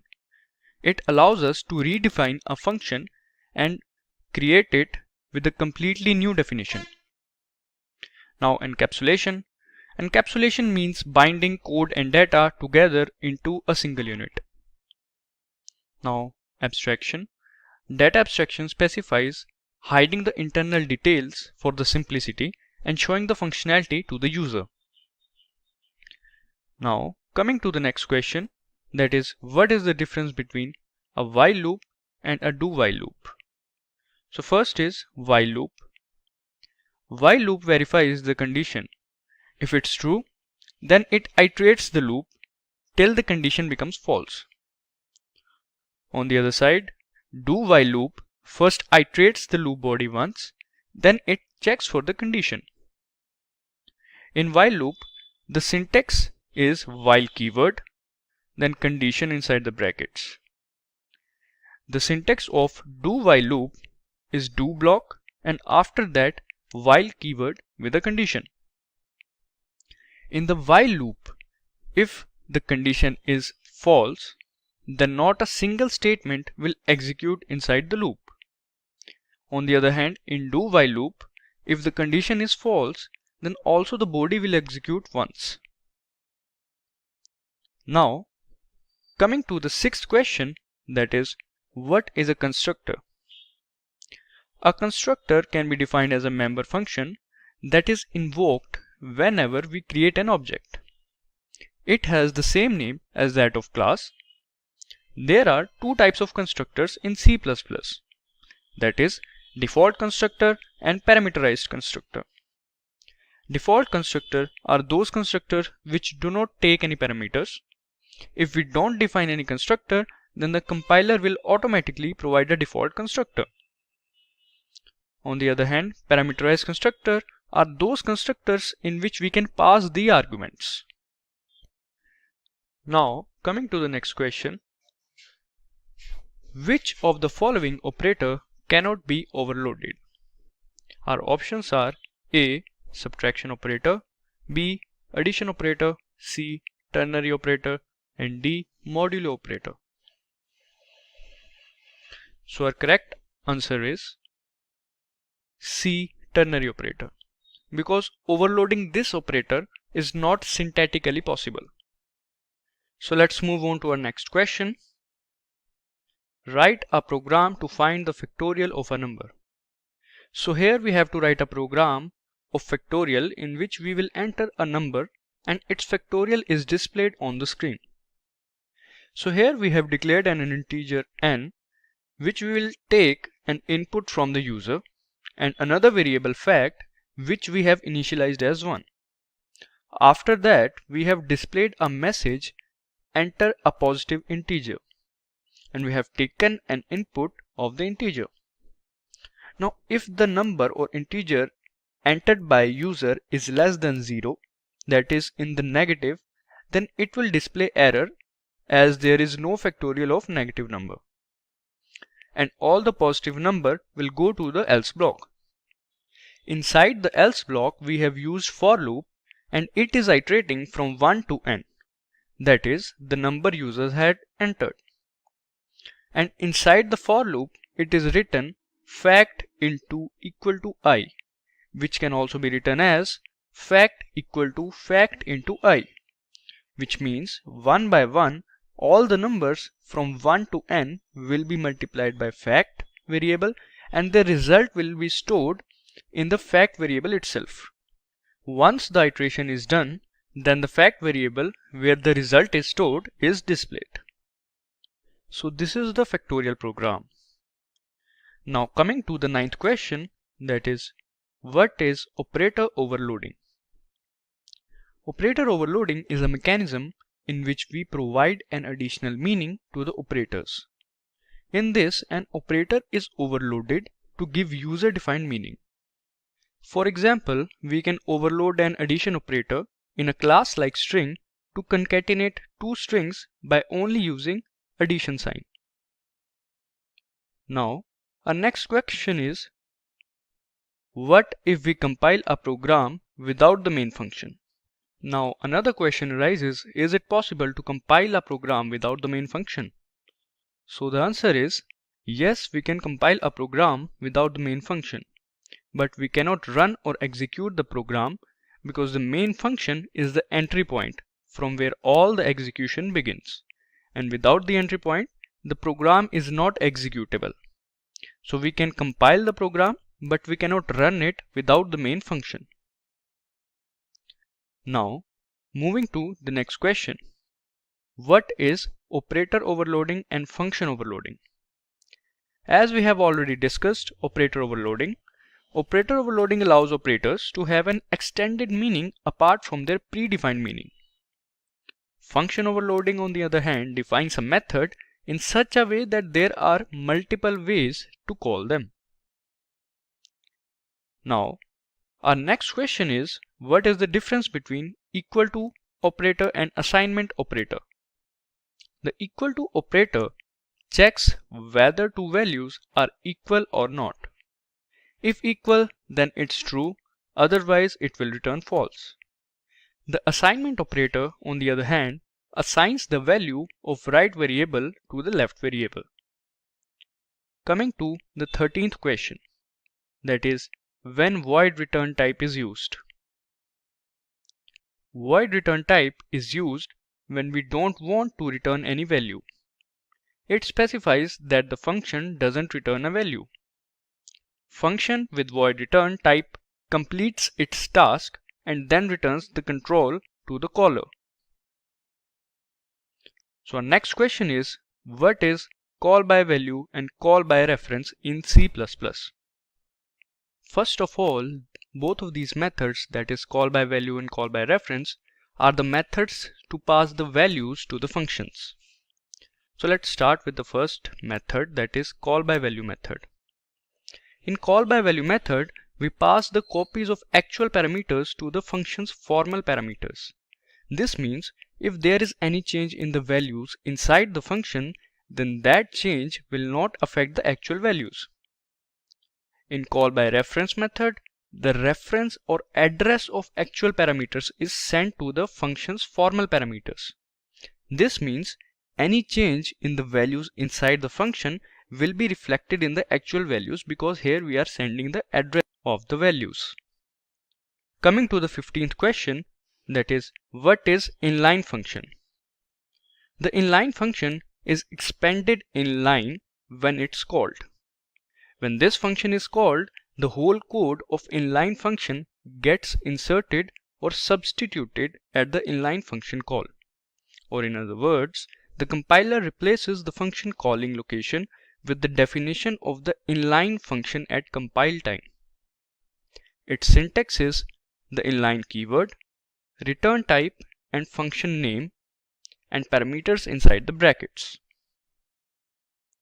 Coming to the next question, that is, what are pointers in C++? Pointers are the variables that holds the memory address of another variable. The type of variable must correspond with the type of pointer.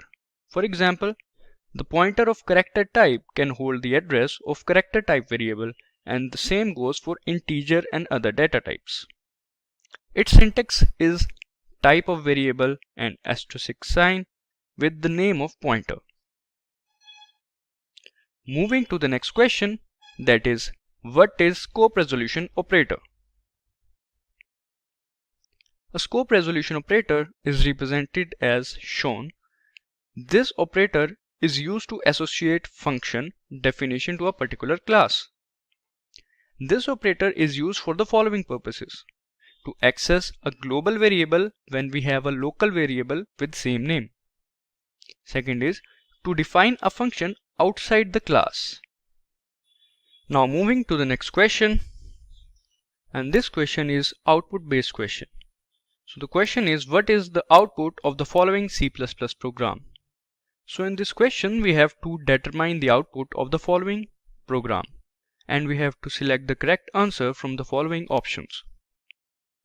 So in this program, as we can see, two variables I and X are initialized as 0, and after that do block is there, and we know that do block executes for once regardless of any condition.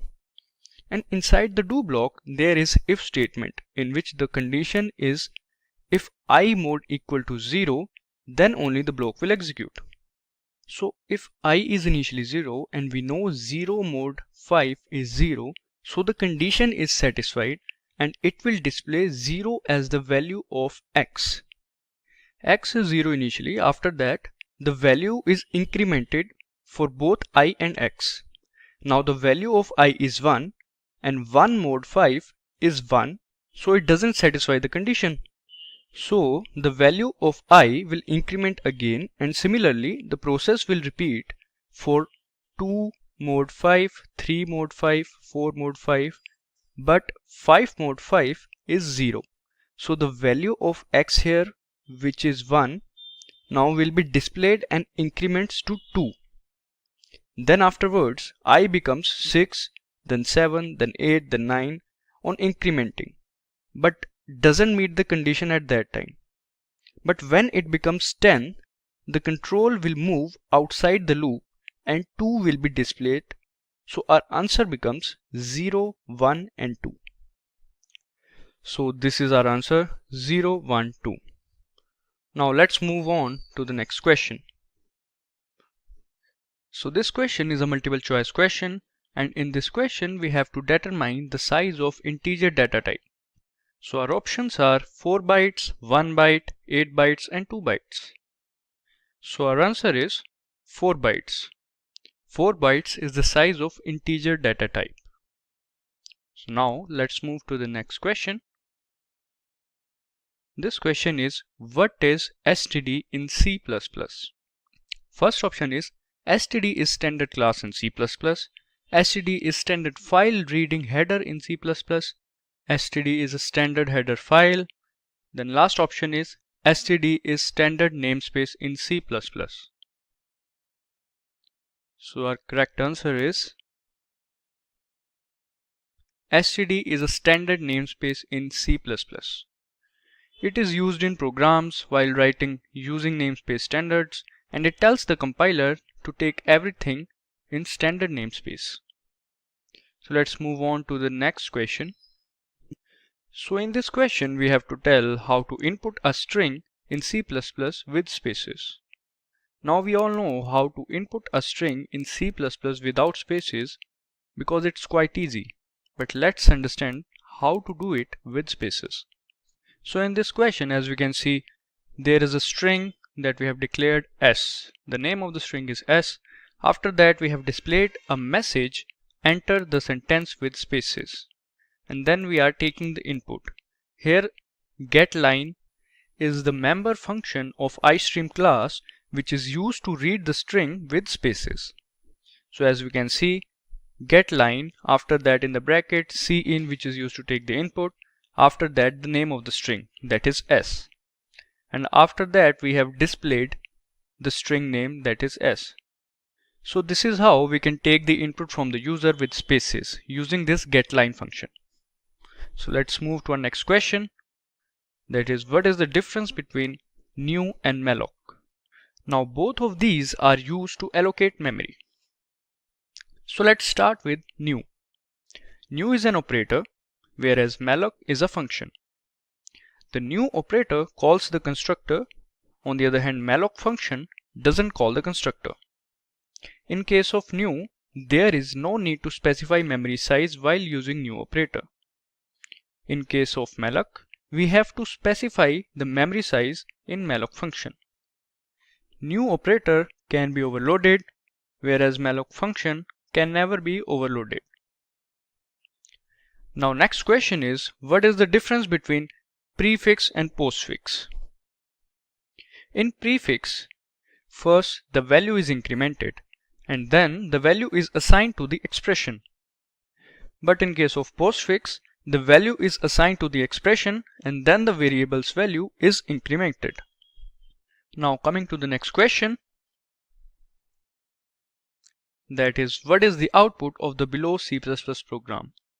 So as we can see the program, this is the program of enumeration. As we can see the enum keyword.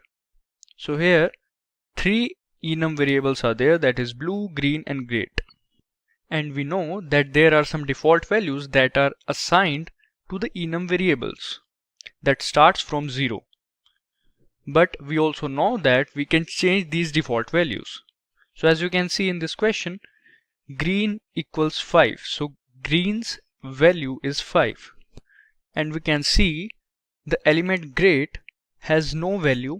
So in enum, if this case arises, then the value of the next element would be 1 greater than its previous element. So ultimately, the value of great element would be 6. So as you can see, here we have printed blue and great. So our output would be 0 and 6. That means the value of blue is 0 and the value of great is 6. So now let's move on to the next question. In this question, we have to find the frequency of a number in C++. So as you can see in the program, we have given this number 13324222523 and we have to find the frequency of the number 2. That is k equals to 2. K is the number. So in this program, first of all, we'll pass both of these values to a function named frequency. Now inside that function, we have declared a counter variable c and initialized it with 0. Now after that, we have used while loop, and inside the while loop, we have put the condition num greater than 0.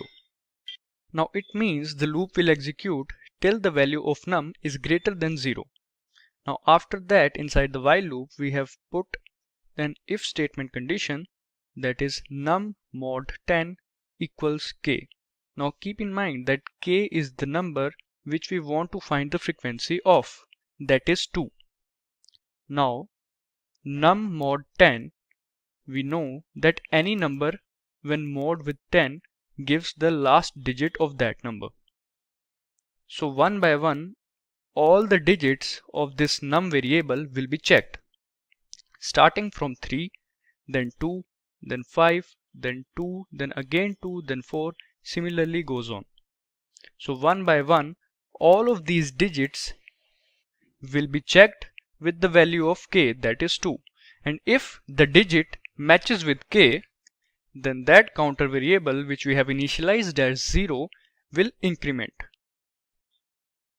And after that, num equals to num divided by 10 will delete that last element so that the repetition of digits don't occur. So this is how we can find the frequency of a number in C++. So now let's move on to the next question. Which of the following statement is correct about the program given below? This is again an output based question. So let's have a look at the program. And these are its options: 7, 14, 0 and 1. So we have to select one out of it. So in this program, we can see a variable x is declared and a pointer p is there. And we have assigned this value 7 to the variable x. After that, we are storing the memory location of x to this pointer p. And at last, we are displaying the output using the dereference operator, as we know that if we want to display the value at an address, then we use dereference operator.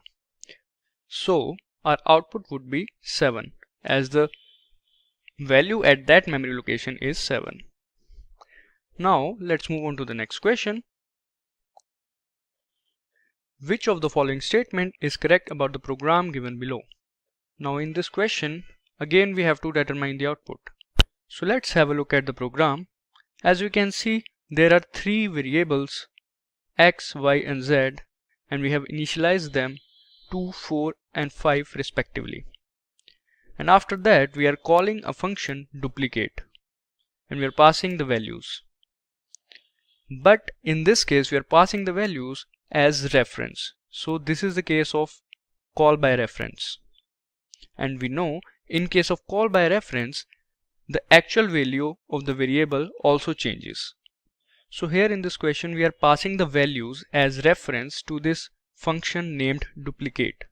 Now inside this function we can see that every variable, each of these three variables is getting multiplied by 2. So in case of call by value, there will be no change in the actual value. But here we are not passing the arguments as call by value, but we are passing it as call by reference. So the changes will be reflected in the actual value. So when 2 is multiplied by 2, it gives you 4. When 4 is multiplied by 2, it will give you 8. And when 5 multiplied by 2, it will give you 10. So its output would be 4, 8 and 10. Now let's move on to the next question. How to write a program to check if the number is palindrome or not. So palindrome is a number that remains the same when its digits are reversed. So here we have to write the program to check if the number is palindrome or not. So before moving forward, there are two things that you should keep in mind. That if a number is mod by 10, that is number mod 10, it will give the last digit of that particular number. For example, if there is a number 123, then 123 mod 10 will give you 3. And if we divide that number by 10, then that will remove the last digit. For example, 123 divided by 10 will give you 12 as an answer. So now let's have a look at this question. Inside the int main, there are variables like num, digit, reverse and n. And after that there's a message saying enter a positive number. After that we are taking the input num. And we are storing that num variable inside another variable that is n. We'll talk about this later, why we are storing this to another variable n. Now there's a do block. Inside the do block we can see digit equals num mod 10. Now to understand this, let us take an example as, let us suppose the number to be 123. Now num is that number and we know that 123 mod 10 equals to 3. That means the last digit of that number. So now digit is storing the last digit of that number. After that we can see reverse equals to reverse into 10 plus digit. Now we know that reverse we have initialized as 0. So reverse equal to 0 plus 3. Now reverse now becomes equal to 3. After that we can see in the next line num equals to num divided by 10. That means 123 divided by 10. And as we have already discussed, 123 divided by 10 will give you 12. Now this 12 will again go to num mod 10 and the value of digit now will become 2. Now this 2 will be added in the second line as we can see, and reverse is 3 as we know. Now 3 into 10 becomes 30 plus digit which is now 2, that becomes 32. And after that line num equals to num divided by 10 will remove that 2 from the 12. So now the value of num is 1. Now again the num will go to num mod 10. 1 mod 10 gives you 1. So now the value of digit is 1. And in the next line reverse value is now 32. So 32 into 10 becomes 320. After that we will add the value of digit, that is equal to 1. So it will become 320 plus 1, that will give you 321. So after that, the condition of while loop terminates. And after that we can see the reverse of the number is rev, reverse, because the result is stored at this variable. Now I'll tell you why we have stored num into the variable n, because we don't want to make changes with the num variable, that is the user input. And here we have used if condition, and inside the if condition all we have written is if the value that is entered by the user is equal to the reverse of that particular value, then that number is a palindrome, else the number is not a palindrome.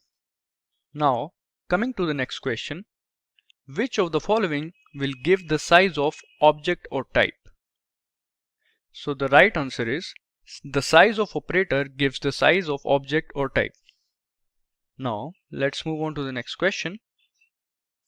Which of the following is not a member of class? So the answer is among the following, friend function is not the member of a class.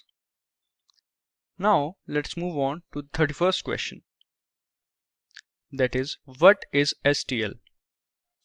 STL stands for Standard Template Library. It is a library container that provides generic classes and functions. STL components are containers, algorithms, iterators, and function objects. So next question is, what is a friend function? A friend function can be defined as a function that can access private, public, and protected member of the class. The friend function is declared using the friend keyword. This function is declared inside the class. Now, next is, what is a copy constructor? A copy constructor is a member function that initializes an object using another object within the same class. The constructor is of two types, default copy constructor and user-defined copy constructor. Now, let's move on to the next question. How does the strings are stored in the memory? Options are sequence, null, non-contiguous, contiguous. So the correct answer is the characters of strings are stored contiguously in the memory. Moving to the next question. What is inheritance? Inheritance is the mechanism in which we can create a new class, that is child class, from the existing class, that is parent class. This child class is also known as derived class, and the parent class is also called base class. And in the inheritance, child class inherits properties and behavior from its parent class. So our next question is, what is abstraction? Abstraction can be defined as a technique in which we only show the functionality to the user, that is the details that we want the user to see, and hiding the internal details or implementation details which is not necessary for a user to see. Now let's move on to our next question. What is the output of the below code? So here we can see they have used ternary operator in this question. So first of all, as we can see, there are three variables a, b and c, and 5 and 6 are the values of a and b that have been assigned to them. And at line 11 we can see a greater than b, question mark a colon b. So this is a ternary operator. Here a greater than b is the test expression. If this test expression is true, then the expression after the question mark, that is a, will be the answer, and if it is false, then the expression after colon, that is b, will be the answer. That means if a is greater than b, then a will be the answer, and if a is not greater than b, then b will be the answer. And as we can see, the value of a is 5 and the value of b is 6. So the test expression is false. So that means b will be the answer. So now the value of c is b, that is 6. So our correct answer is 6. Now let's move on to the next question. What among these is used to return the number of characters in the string? Option A is size, option B is length, C is both size and length, and option D is name. So the answer is both size and length will return the number of characters in the string. Now let's move to the 39th question. What is the output of the below code? As we can see in this code, the value of j is 10. Then the value of j is incremented. As you can see in the line 10, j++. So the value of j is incremented to 11. After that, j is added to 100. And at last, j is added to 999, which will give us the result as 1010. That is 1010. And this value is being assigned to I. So our answer is 1010. Now let's move to the next question, that is the last question. Pick the correct statement about string objects in C++. Option A is string objects must be terminated by a null character.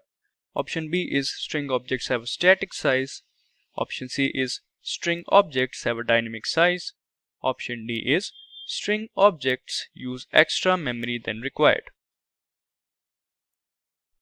So our correct answer is C. String objects have dynamic size. They are dynamic in nature, that is their size varies as their value changes. So they don't use any extra memory. So these were some important C++ interview questions. Now with that, we have come to an end of day 3 of software development. I hope the session was informative and interesting. On the day 4 of software development, we will learn the dominant programming language, which is Java.